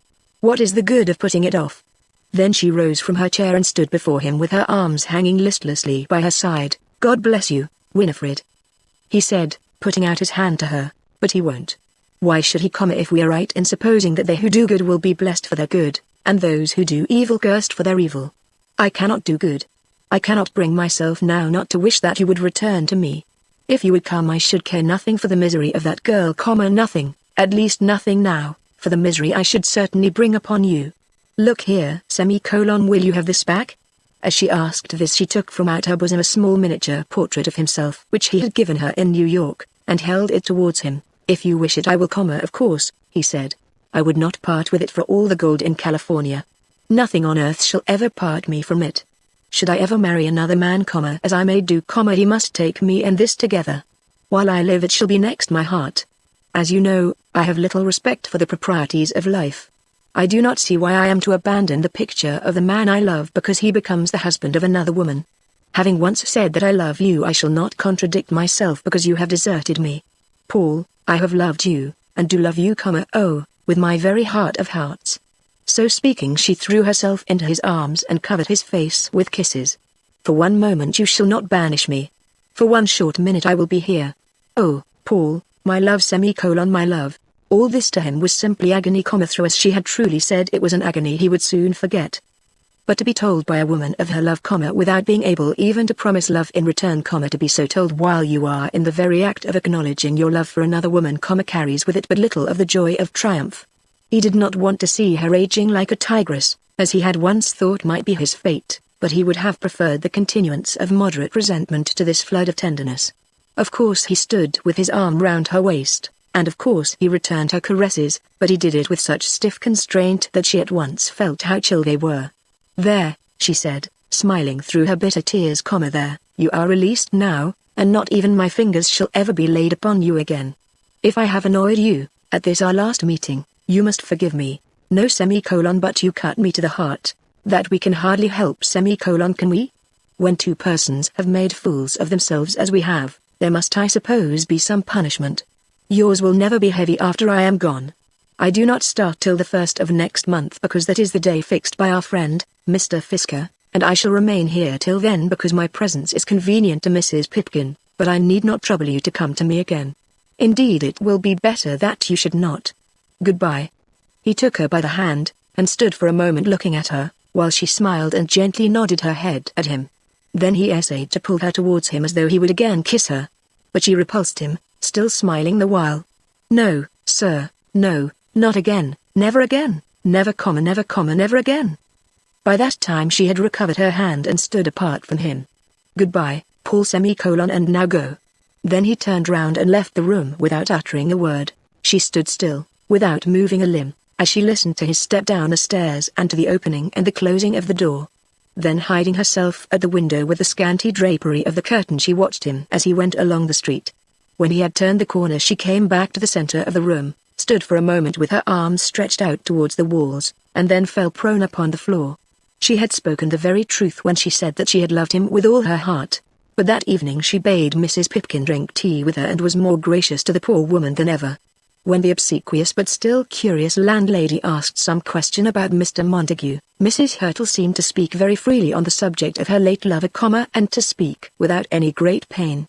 They had put their heads together, she said, and had found that the marriage would not be suitable. Each of them preferred their own country, and so they had agreed to part. On that evening Mrs. Hurtle made herself more than usually pleasant, having the children up into her room, and giving them jam and bread and butter. During the whole of the next fortnight she seemed to take a delight in doing all in her power for Mrs. Pipkin and her family. She gave toys to the children, and absolutely bestowed upon Mrs. Pipkin a new carpet for the drawing-room.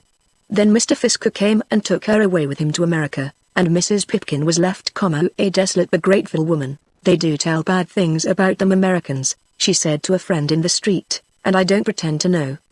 But for a lodger, I only wish Providence would send me another just like the one I have lost." She had that good nature about her. She liked to see the bairns eating pudding just as if they was her own. I think Mrs. Pipkin was right, and that Mrs. Hurtle, with all her faults, was a good-natured woman. Chapter 98 Marie Melmotte's Fate. In the meantime Marie Melmotte was living with Madame Melmotte in their lodgings up at Hampstead, and was taking quite a new look out into the world. Fisker had become her devoted servant, not with that old-fashioned service which meant making love, but with perhaps a truer devotion to her material interests.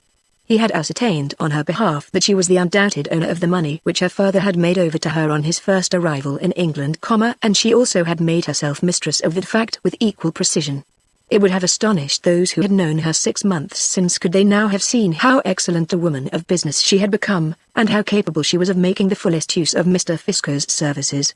In doing him justice it must be owned that he kept nothing back from her of that which he learned, probably feeling that he might best achieve success in his present project by such honesty, feeling also, no doubt, the girl's own strength in discovering truth and falsehood. "She's her father's own daughter," he said one day to Kroll in Abchurch Lane for Kroll, though he had left Melmotte's employment when he found that his name had been forged, had now returned to the service of the daughter in some undefined position, and had been engaged to go with her and Madame Melmotte to New York. "Ah, yes," said Kroll, "but bigger. He was passionate, and did lose his head, and was blowed up with bigness." Whereupon Kroll made an action as though he were a frog swelling himself to the dimensions of an ox. He bursted himself, Mr. Fisker. He was a great man, but the greater he grew he was always less and less wise. He ate so much that he became too fat to eat his victuals. It was thus that Herr Kroll analyzed the character of his late master. "But me cell, she is different. She will never eat too much, but will see to eat always." Thus too he analyzed the character of his young mistress. At first things did not arrange themselves pleasantly between Madame Melmotte and Marie. The reader will perhaps remember that they were in no way connected by blood. Madame Melmotte was not Marie's mother, nor, in the eye of the law, could Marie claim Melmotte as her father.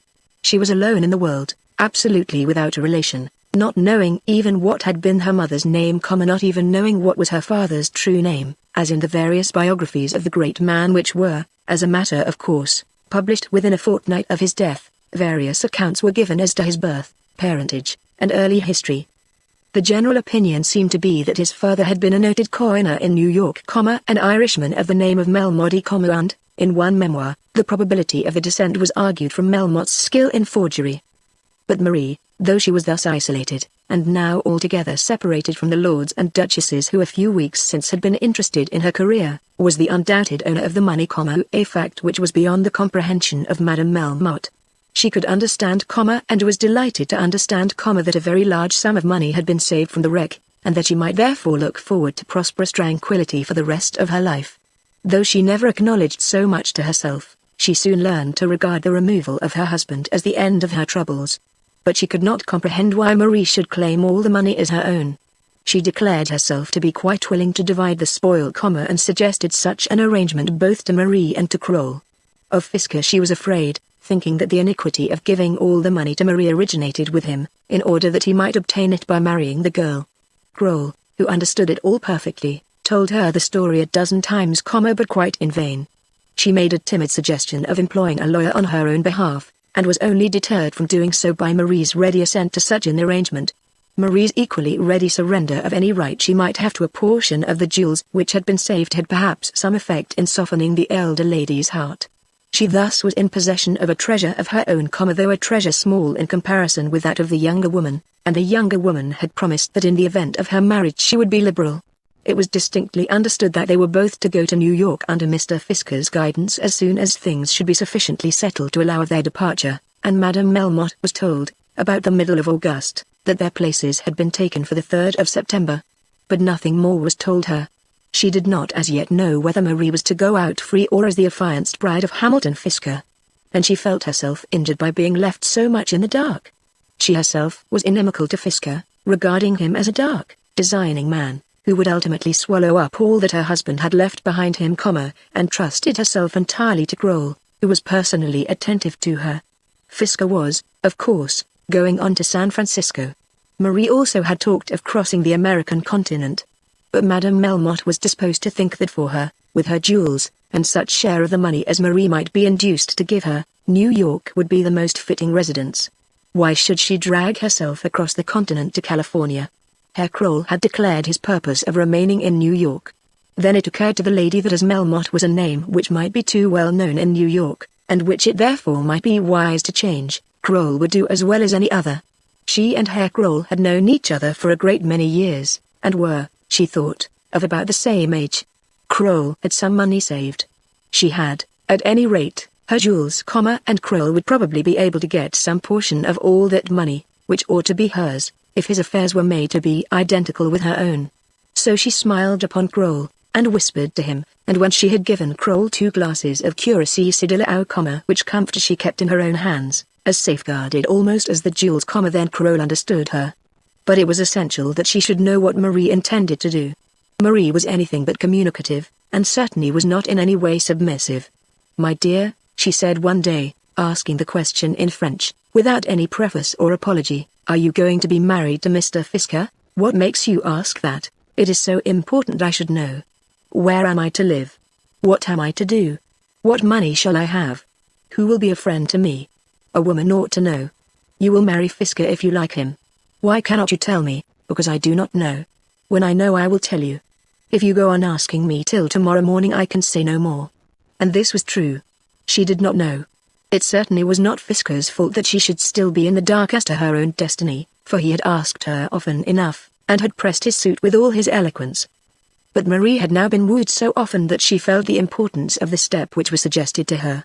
The romance of the thing was with her a good deal worn, and the material view of matrimony had also been damaged in her sight. She had fallen in love with Sir Felix Carberry, and had assured herself over and over again that she worshipped the very ground on which he stood. But she had taught herself this business of falling in love as a lesson, rather than felt it. After her father's first attempts to marry her to this and that suitor because of her wealth, attempts which she had hardly opposed amidst the consternation and glitter of the world to which she was suddenly introduced, she had learned from novels that it would be right that she should be in love, and she had chosen Sir Felix as her idol. The reader knows what had been the end of that episode in her life. She certainly was not now in love with Sir Felix Carberry. Then she had as it were relapsed into the hands of Lord Nidderdale, one of her early suitors, and had felt that as love was not to prevail, and as it would be well that she should marry someone, he might probably be as good as any other, and certainly better than many others. She had almost learned to like Lord Nidderdale and to believe that he liked her, when the tragedy came. Lord Nidderdale had been very good-natured, but he had deserted her at last.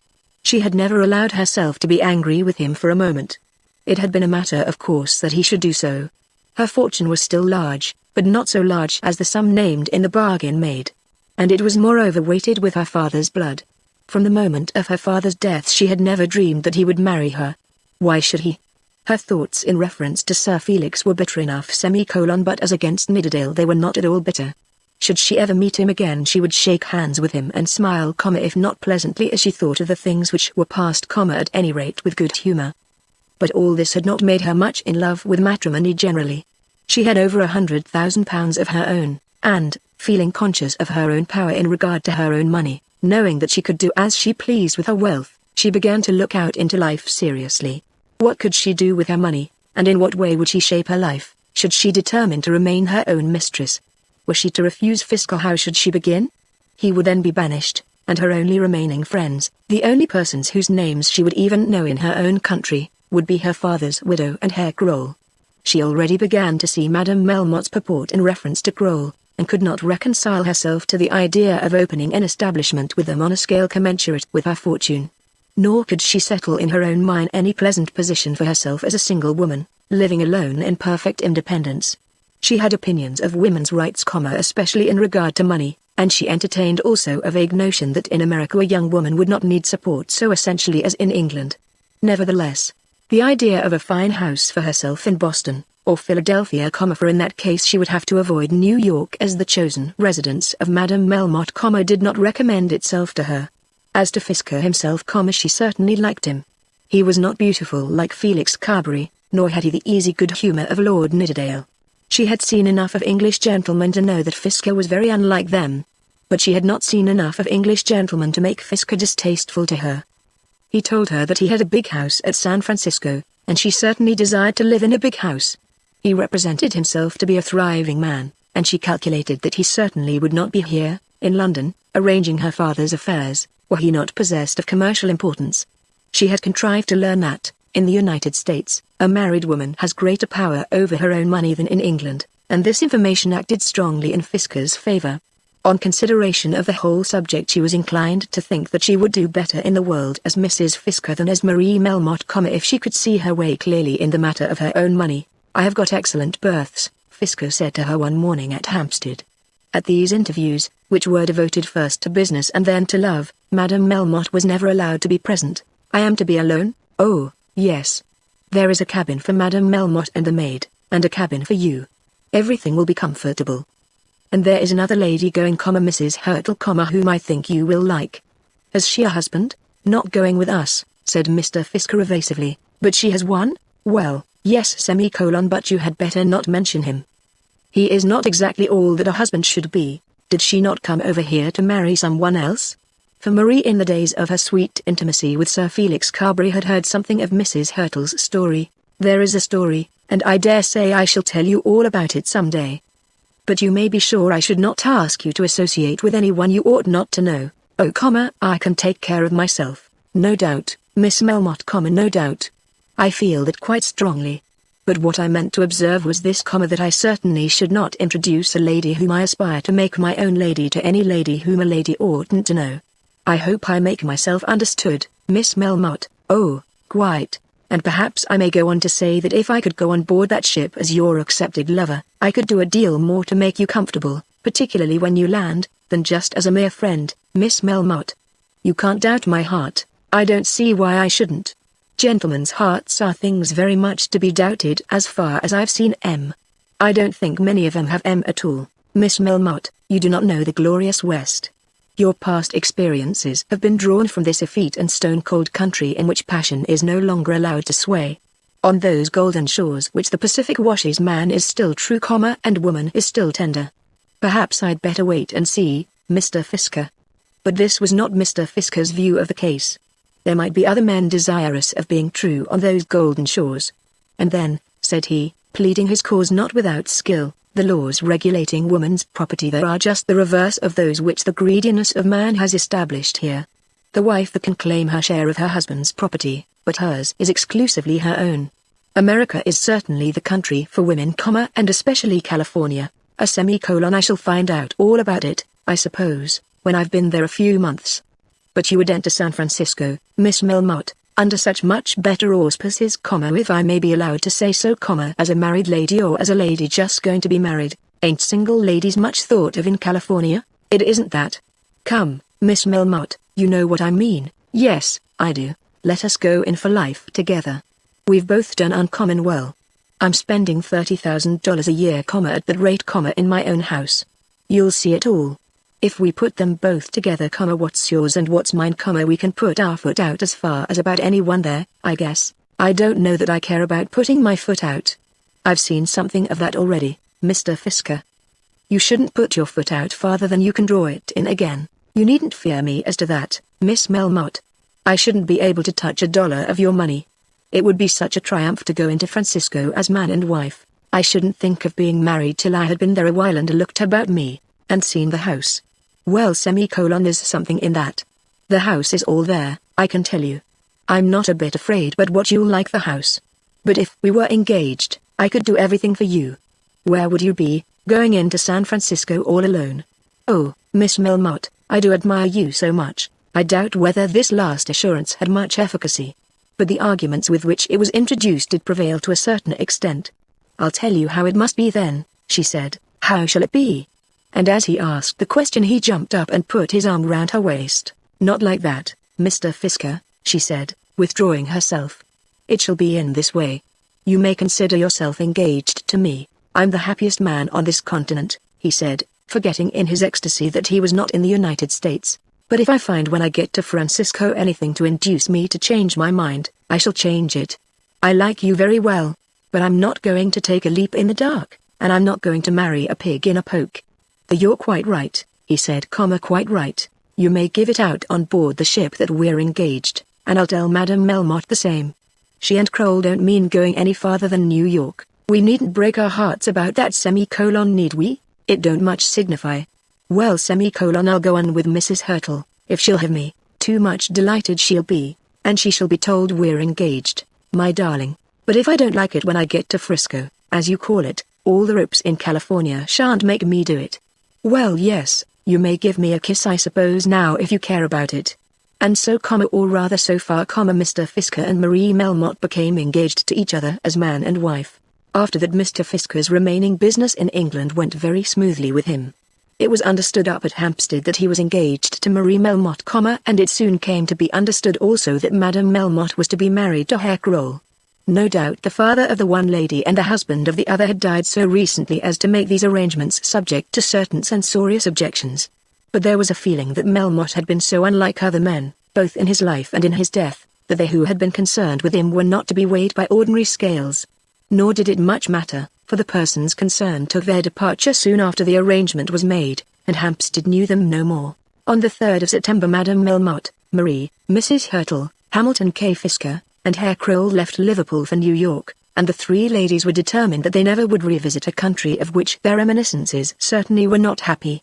The writer of the present chronicle may so far look forward, carrying his reader with him, as to declare that Marie Melmotte did become Mrs. Fisker very soon after her arrival at San Francisco. Chapter 99. Lady Carberry and Mr. Brown. When Sir Felix Carberry declared to his friends at the Bear Garden that he intended to devote the next few months of his life to foreign travel, and that it was his purpose to take with him a Protestant divine, as was much the habit with young men of rank and fortune some years since, he was not altogether lying.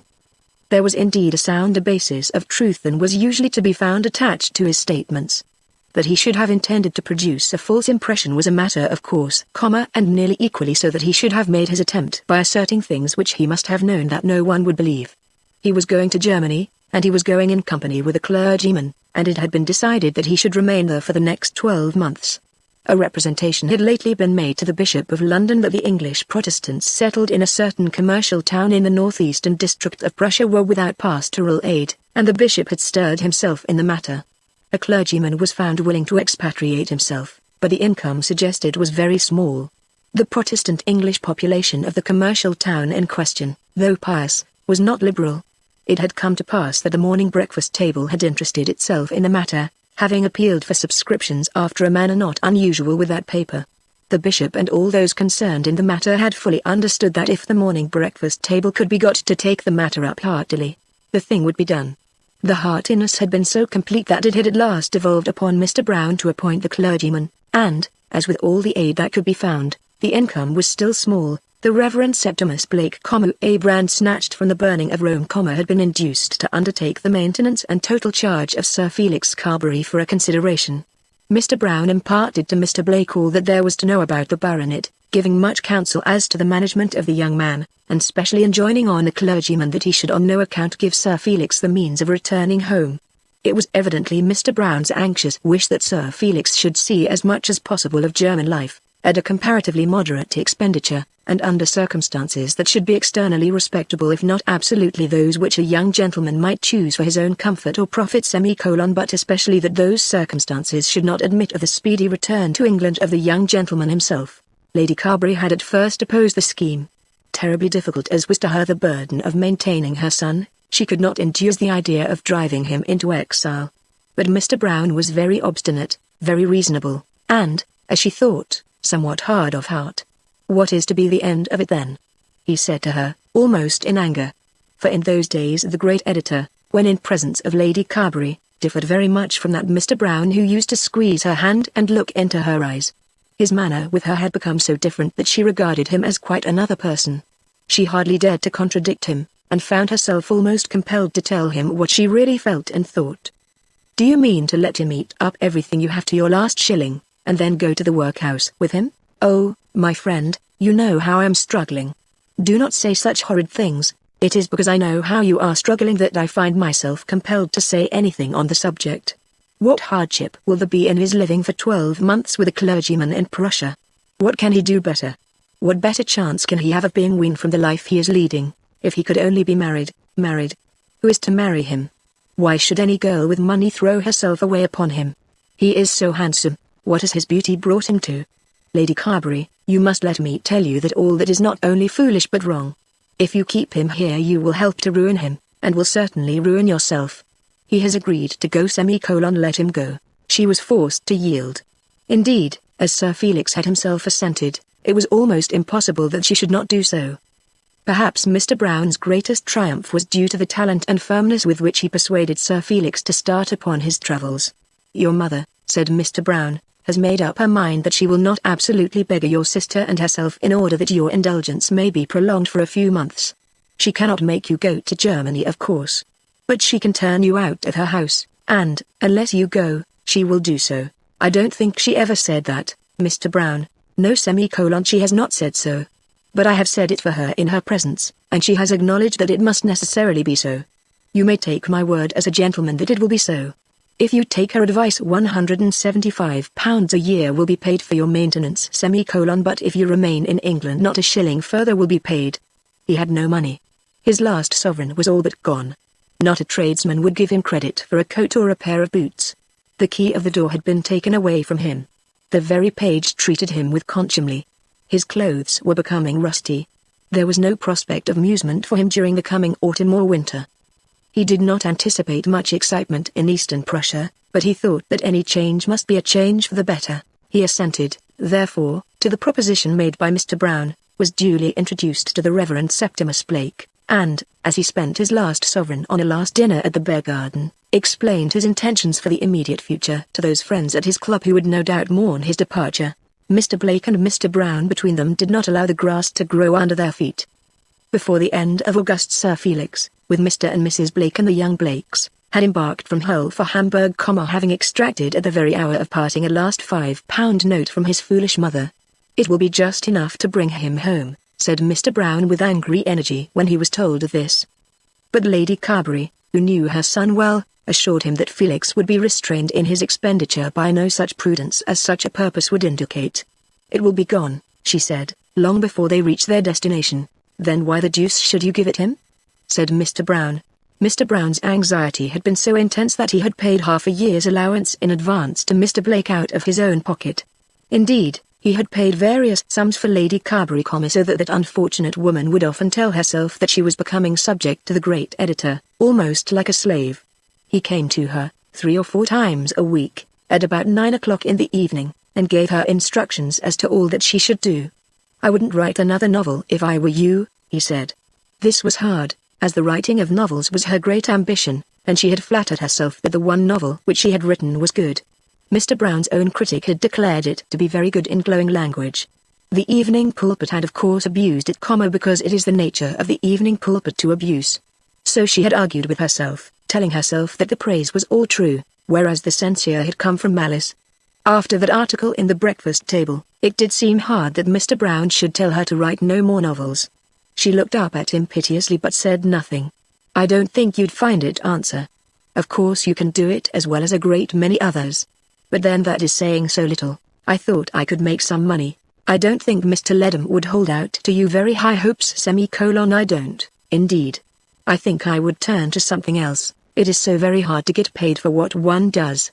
To this Mr. Brown made no immediate answer, but, after sitting for a while, almost in silence, he took his leave. On that very morning Lady Carberry had parted from her son.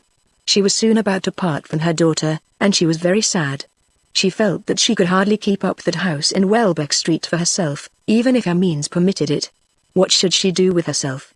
Whither should she take herself? Perhaps the bitterest drop in her cup had come from those words of Mr. Brown forbidding her to write more novels. After all, then, she was not a clever woman, not more clever than other women around her. That very morning she had prided herself on her coming success as a novelist, basing all her hopes on that review in the Breakfast Table. Now, with that reaction of spirits which is so common to all of us, she was more than equally despondent. He would not thus have crushed her without a reason. Though he was hard to her now, he who used to be so soft, he was very good. It did not occur to her to rebel against him. After what he had said, of course there would be no more praise in the Breakfast Table, and, equally of course, no novel of hers could succeed without that. The more she thought of him, the more omnipotent he seemed to be. The more she thought of herself, the more absolutely prostrate she seemed to have fallen from those high hopes with which she had begun her literary career not much more than 12 months ago. On the next day he did not come to her at all, and she sat idle, wretched, and alone. She could not interest herself in Hetter's coming marriage, as that marriage was in direct opposition to one of her broken schemes. She had not ventured to confess so much to Mr. Brown, but she had in truth written the first pages of the first chapter of a second novel. It was impossible now that she should even look at what she had written. All this made her very sad. She spent the evening quite alone, for Hetta was staying down in Suffolk, with her cousin's friend, Mrs. Yeld, the bishop's wife, and as she thought of her life past and her life to come, she did, perhaps, with a broken light, see something of the error of her ways, and did, after a fashion, repent. It was all leather or prunello, as she said to herself it was all vanity, and vanity, and vanity. What real enjoyment had she found in anything? She had only taught herself to believe that someday something would come which she would like, but she had never as yet in truth found anything to like. It had all been in anticipation, but now even her anticipations were at an end. Mr. Brown had sent her son away, had forbidden her to write any more novels, and had been refused when he had asked her to marry him. The next day he came to her as usual, and found her still very wretched. "I shall give up this house," she said. "I can't afford to keep it, and in truth I shall not want it. I don't in the least know where to go, but I don't think that it much signifies. Any place will be the same to me now. I don't see why you should say that. What does it matter? You wouldn't think of going out of London. Why not? I suppose I had better go wherever I can live cheapest. I should be sorry that you should be settled where I could not see you," said Mr. Brown plaintively. "So shall I, very. You have been more kind to me than anybody. But what am I to do? If I stay in London I can live only in some miserable lodgings. I know you will laugh at me, and tell me that I am wrong, but my idea is that I shall follow Felix wherever he goes, so that I may be near him and help him when he needs help. Hetta doesn't want me. There is nobody else that I can do any good to. I want you," said Mr. Brown, very quietly. That is so kind of you. There is nothing makes one so good as goodness, nothing binds your friend to you so firmly as the acceptance from him of friendly actions. You say you want me, because I have so sadly wanted you. When I go you will simply miss an almost daily trouble, but where shall I find a friend? When I said I wanted you, I meant more than that, Lady Carberry. 2 or 3 months ago I asked you to be my wife. You declined, chiefly, if I understood you rightly, because of your son's position. That has been altered, and therefore I ask you again. I have quite convinced myself, not without some doubts, for you shall know all, but, still, I have quite convinced myself, that such a marriage will best contribute to my own happiness. I do not think, dearest, that it would mar yours." This was said with so quiet a voice and so placid a demeanor, that the words, though they were too plain to be misunderstood, hardly at first brought themselves home to her. Of course he had renewed his offer of marriage, but he had done so in a tone which almost made her feel that the proposition could not be an earnest one. It was not that she believed that he was joking with her or paying her a poor insipid compliment. When she thought about it at all, she knew that it could not be so. But the thing was so improbable. Her opinion of herself was so poor, she had become so sick of her own vanities and littlenesses and pretenses, that she could not understand that such a man as this should in truth want to make her his wife. At this moment she thought less of herself and more of Mr. Brown than either perhaps deserved. She sat silent, quite unable to look him in the face, while he kept his place in his armchair, lounging back, with his eyes intent on her countenance. "Well," he said, "what do you think of it? I never loved you better than I did for refusing me before, because I thought that you did so because it was not right that I should be embarrassed by your son. That was the reason," she said, almost in a whisper, "but I shall love you better still for accepting me now if you will accept me." The long vista of her past life appeared before her eyes. The ambition of her youth which had been taught to look only to a handsome maintenance, the cruelty of her husband which had driven her to run from him, the further cruelty of his forgiveness when she returned to him, the calumny which had made her miserable, though she had never confessed her misery, then her attempts at life in London, her literary successes and failures, and the wretchedness of her son's career there had never been happiness, or even comfort, in any of it. Even when her smiles had been sweetest her heart had been heaviest. Could it be that now at last real peace should be within her reach, and that tranquility which comes from an anchor holding to a firm bottom? Then she remembered that first kiss, or attempted kiss, when, with a sort of pride in her own superiority, she had told herself that the man was a susceptible old goose. She certainly had not thought then that his susceptibility was of this nature. Nor could she quite understand now whether she had been right then, and that the man's feelings, and almost his nature, had since changed, or whether he had really loved her from first to last. As he remained silent, it was necessary that she should answer him. "You can hardly have thought of it enough," she said. "I have thought of it a good deal too. I have been thinking of it for 6 months at least. There is so much against me. What is there against you?" "They say bad things of me in India. I know all about that," replied Mr. Brown. "And Felix, I think I may say that I know all about that also. And then I have become so poor, I am not proposing to myself to marry you for your money. Luckily for me, I hope luckily for both of us, it is not necessary that I should do so, and then I seem so to have fallen through in everything. I don't know what I've got to give to a man in return for all that you offered to give to me, yourself," he said, stretching out his right hand to her. And there he sat with it stretched out, so that she found herself compelled to put her own into it, or to refuse to do so with very absolute words. Very slowly she put out her own, and gave it to him without looking at him. Then he drew her towards him, and in a moment she was kneeling at his feet, with her face buried on his knees. Considering their ages, perhaps we must say that their attitude was awkward. They would certainly have thought so themselves had they imagined that anyone could have seen them. But how many absurdities of the kind are not only held to be pleasant, but almost holy, as long as they remain mysteries inspected by no profane eyes. It is not that age is ashamed of feeling passion and acknowledging it, but that the display of it is without the graces of which youth is proud, and which age regrets. On that occasion there was very little more said between them. He had certainly been in earnest, and she had now accepted him. As he went down to his office, he told himself now that he had done the best, not only for her but for himself also. And yet I think that she had won him more thoroughly by her former refusal than by any other virtue. She, as she sat alone, late into the night, became subject to a thorough reaction of spirit. That morning the world had been a perfect blank to her. There was no single object of interest before her. Now everything was rose-colored. This man who had thus bound her to him, who had given her such assured proofs of his affection and truth, was one of the considerable ones of the world, a man than whom few, so she told herself, were greater or more powerful. Was it not a career enough for any woman to be the wife of such a man, to receive his friends, and to shine with his reflected glory? Whether her hopes were realized, or as human hopes never are realized, how far her content was assured, these pages cannot tell, but they must tell that, before the coming winter was over, Lady Carberry became the wife of Mr. Brown and, in furtherance of her own resolve, took her husband's name. The house in Welbeck Street was kept, and Mrs. Brown's Tuesday evenings were much more regarded by the literary world than had been those of Lady Carberry. Chapter 100. Down in Suffolk. It need hardly be said that Paul Montague was not long in adjusting his affairs with Hetta after the visit which he received from Roger Carberry.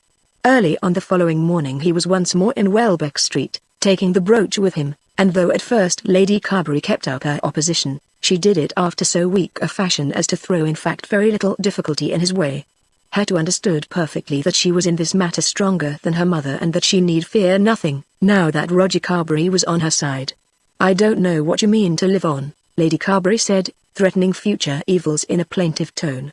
Hetta repeated, though in other language, the assurance which the young lady made, who declared that if her future husband would consent to live on potatoes, she would be quite satisfied with the potato peelings, while Paul made some vague allusion to the satisfactory nature of his final arrangements with the house of Fisker, Montague, and Montague.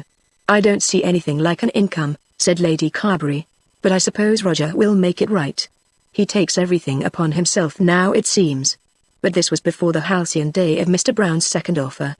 It was at any rate decided that they were to be married, and the time fixed for the marriage was to be the following spring. When this was finally arranged, Roger Carberry, who had returned to his own home, conceived the idea that it would be well that Hetta should pass the autumn and if possible the winter also down in Suffolk, so that she might get used to him in the capacity which he now aspired to fill, and with that object he induced Mrs. Yeld, the bishop's wife, to invite her down to the palace. Hetta accepted the invitation and left London before she could hear the tidings of her mother's engagement with Mr. Brown. Roger Carberry had not yielded in this matter, had not brought himself to determine that he would recognize Paul and Hetta as acknowledged lovers, without a fierce inward contest. Two convictions had been strong in his mind, both of which were opposed to this recognition, the first telling him that he would be a fitter husband for the girl than Paul Montague, and the second assuring him that Paul had ill-treated him in such a fashion that forgiveness would be both foolish and unmanly. For Roger, though he was a religious man, and one anxious to conform to the spirit of Christianity, would not allow himself to think that an injury should be forgiven unless the man who did the injury repented of his own injustice. As to giving his coat to the thief who had taken his cloak, he told himself that were he and others to be guided by that precept, honest industry would go naked in order that vice and idleness might be comfortably clothed. If anyone stole his cloak, he would certainly put that man in prison as soon as possible and not commence his lenience till the thief should at any rate affect to be sorry for his fault. Now, to his thinking, Paul Montague had stolen his cloak, and were he, Roger, to give way in this matter of his love, he would be giving Paul his coat also. No. He was bound after some fashion to have Paul put into prison, to bring him before a jury, and to get a verdict against him, so that some sentence of punishment might be at least pronounced.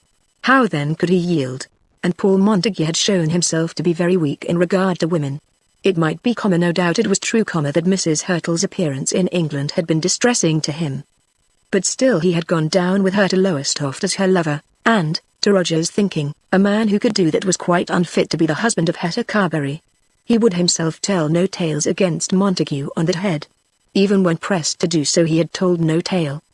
But not the less was his conviction strong that Hetta ought to know the truth, and to be induced by that knowledge to reject her young lover. But then over these convictions there came a third, equally strong, which told him that the girl loved the younger man and did not love him, and that if he loved the girl, it was his duty as a man to prove his love by doing what he could to make her happy. As he walked up and down the walk by the moat, with his hands clasped behind his back, stopping every now and again to sit on the terrace wall, walking there, mile after mile, with his mind intent on the one idea, he schooled himself to feel that, and that only, could be his duty. What did love mean if not that? What could be the devotion which men so often affect to feel if it did not tend to self-sacrifice on behalf of the beloved one? A man would incur any danger for a woman, would subject himself to any toil, would even die for her. But if this were done simply with the object of winning her, where was that real love of which sacrifice of self on behalf of another is the truest proof? So, by degrees, he resolved that the thing must be done. The man, though he had been bad to his friend, was not all bad. He was one who might become good in good hands. He, Roger, was too firm of purpose and too honest of heart to buoy himself up into new hopes by assurances of the man's unfitness. What right had he to think that he could judge of that better than the girl herself? And so, when many miles had been walked, he succeeded in conquering his own heart, though in conquering it he crushed it, and in bringing himself to the resolve that the energies of his life should be devoted to the task of making Mrs. Paul Montague a happy woman. We have seen how he acted up to this resolve when last in London, withdrawing at any rate all signs of anger from Paul Montague and behaving with the utmost tenderness to Hetta. When he had accomplished that task of conquering his own heart and of assuring himself thoroughly that Hetta was to become his rival's wife, he was, I think, more at ease and less troubled in his spirit than he had been during these months in which there had still been doubt. The sort of happiness which he had once pictured to himself could certainly never be his. That he would never marry he was quite sure. Indeed, he was prepared to settle Carberry on Hetta's eldest boy on condition that such boy should take the old name. He would never have a child whom he could in truth call his own. But if he could induce these people to live at Carberry, or to live there for at least a part of the year, so that there should be some life in the place, he thought that he could awaken himself again, and again take an interest in the property. But as a first step to this he must learn to regard himself as an old man, as one who had let life pass by too far for the purposes of his own home, and who must therefore devote himself to make happy the homes of others. So thinking of himself and so resolving, he had told much of his story to his friend the bishop, and as a consequence of those revelations Mrs. Yeld had invited Hetta down to the palace. Roger felt that he had still much to say to his cousin before her marriage which could be said in the country much better than in town, and he wished to teach her to regard Suffolk as the county to which she should be attached and in which she was to find her home. The day before she came he was over at the palace with the pretence of asking permission to come and see his cousin soon after her arrival, but in truth with the idea of talking about Hetta to the only friend to whom he had looked for sympathy in his trouble. As to settling your property on her or her children, said the bishop, it is quite out of the question. Your lawyer would not allow you to do it. Where would you be if after all you were to marry? I shall never marry, very likely not, but yet you may. How is a man of your age to speak with certainty of what he will do or what he will not do in that respect? You can make your will, doing as you please with your property, and the will, when made, can be revoked. I think you hardly understand just what I feel, said Roger. and I know very well that I am unable to explain it. But I wish to act exactly as I would do if she were my daughter, and as if her son, if she had a son, would be my natural heir. But, if she were your daughter, her son wouldn't be your natural heir as long as there was a probability or even a chance that you might have a son of your own. A man should never put the power, which properly belongs to him, out of his own hands. If it does properly belong to you, it must be better with you than elsewhere. I think very highly of your cousin, and I have no reason to think otherwise than well of the gentleman whom she intends to marry. But it is only human nature to suppose that the fact that your property is still at your own disposal should have some effect in producing the more complete observance of your wishes. I do not believe it in the least, my lord, said Roger somewhat angrily. That is because you are so carried away by enthusiasm at the present moment as to ignore the ordinary rules of life. There are not, perhaps, many fathers who have riggans and gonnerals for their daughters, but there are very many who may take a lesson from the folly of the old king. Thou hadst little wit in thy bald crown, the fool said to him, when thou gavest thy golden one away. The world, I take it, thinks that the fool was right. The bishop did so far succeed that Roger abandoned the idea of settling his property on Paul Montague's children. But he was not on that account the less resolute in his determination to make himself and his own interests subordinate to those of his cousin.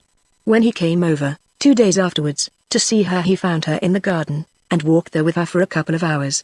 I hope all our troubles are over now, he said smiling. You mean about Felix, said Hetta, and Mamma? No, indeed.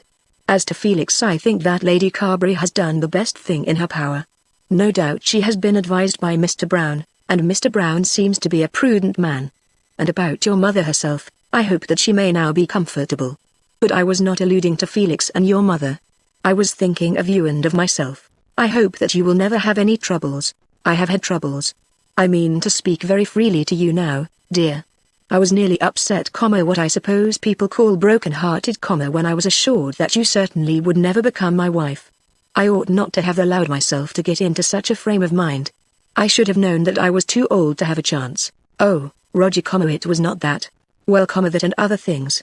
I should have known it sooner, and have got over my misery quicker. I should have been more manly and stronger.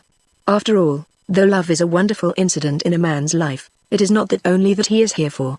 I have duties plainly marked out for me, and as I should never allow myself to be withdrawn from them by pleasure, so neither should I by sorrow.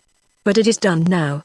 I have conquered my regrets, and I can say with safety that I look forward to your presence and Paul's presence at Carberry as the source of all my future happiness.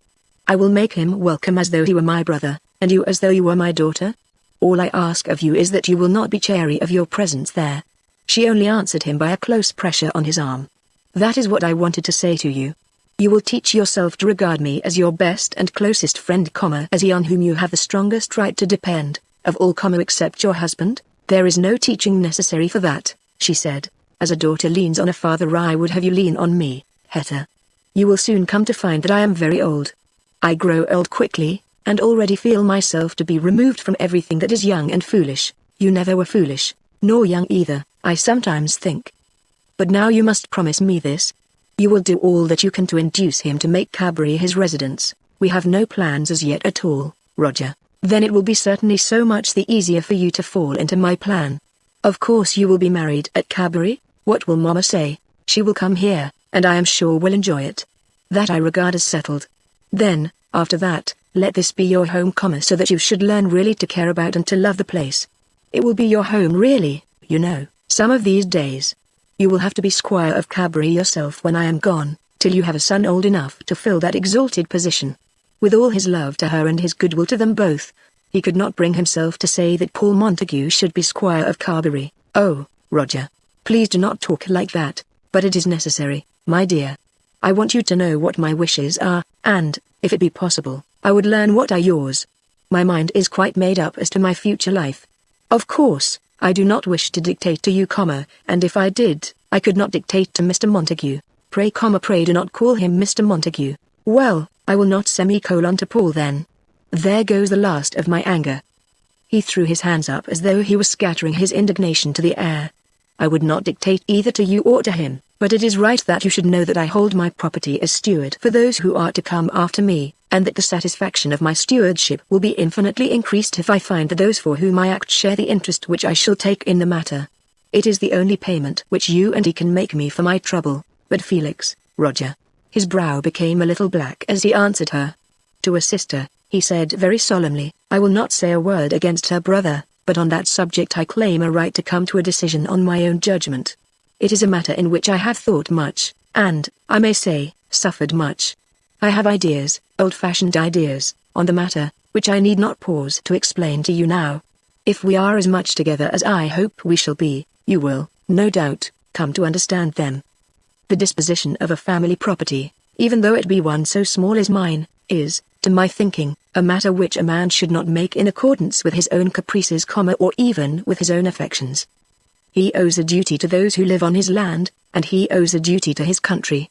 And, though it may seem fantastic to say so, I think he owes a duty to those who have been before him, and who have manifestly wished that the property should be continued in the hands of their descendants. These things are to me very holy. In what I am doing I am in some respects departing from the theory of my life, but I do so under a perfect conviction that by the course I am taking I shall best perform the duties to which I have alluded. I do not think, Hetta, that we need say any more about that. He had spoken so seriously, that, though she did not quite understand all that he had said, she did not venture to dispute his will any further. He did not endeavor to exact from her any promise, but having explained his purposes, kissed her as he would have kissed a daughter, and then left her and rode home without going into the house. Soon after that, Paul Montague came down to Carbury, and the same thing was said to him, though in a much less solemn manner. Paul was received quite in the old way. Having declared that he would throw all anger behind him, and that Paul should be again Paul, he rigidly kept his promise, whatever might be the cost to his own feelings. As to his love for Hetta, and his old hopes, and the disappointment which had so nearly unmanned him, he said not another word to his fortunate rival. Montague knew it all, but there was now no necessity that any allusion should be made to past misfortunes. Roger indeed made a solemn resolution that to Paul he would never again speak of Hetta as the girl whom he himself had loved, though he looked forward to a time, probably many years hence, when he might perhaps remind her of his fidelity. But he spoke much of the land and of the tenants and the labourers, of his own farm, of the amount of the income, and of the necessity of so living that the income might always be more than sufficient for the wants of the household. When the spring came round, Hetta and Paul were married by the bishop at the parish church of Carbury, and Roger Carbury gave away the bride. All those who saw the ceremony declared that the squire had not seemed to be so happy for many a long year. John Crumb, who was there with his wife, equals himself now one of Roger's tenants, having occupied the land which had become vacant by the death of old Daniel Ruggles, declared that the wedding was almost as good fun as his own. John, what a fool you are, Ruby said to her spouse, when this opinion was expressed with rather a loud voice. Yes, I be, said John, but not such a fool as to omit to having you. No, John, I was the fool then, said Ruby. We'll see about that when the bairn's born, said John, equally aloud. Then Ruby held her tongue. Mrs. Brown, and Mr. Brown, were also at Carbury, thus doing great honour to Mr. and Mrs. Paul Montague, and showing by their presence that all family feuds were at an end. Sir Felix was not there. Happily up to this time Mr. Septimus Blake had continued to keep the gentleman as one of his Protestant population in the German town, no doubt not without considerable trouble to himself.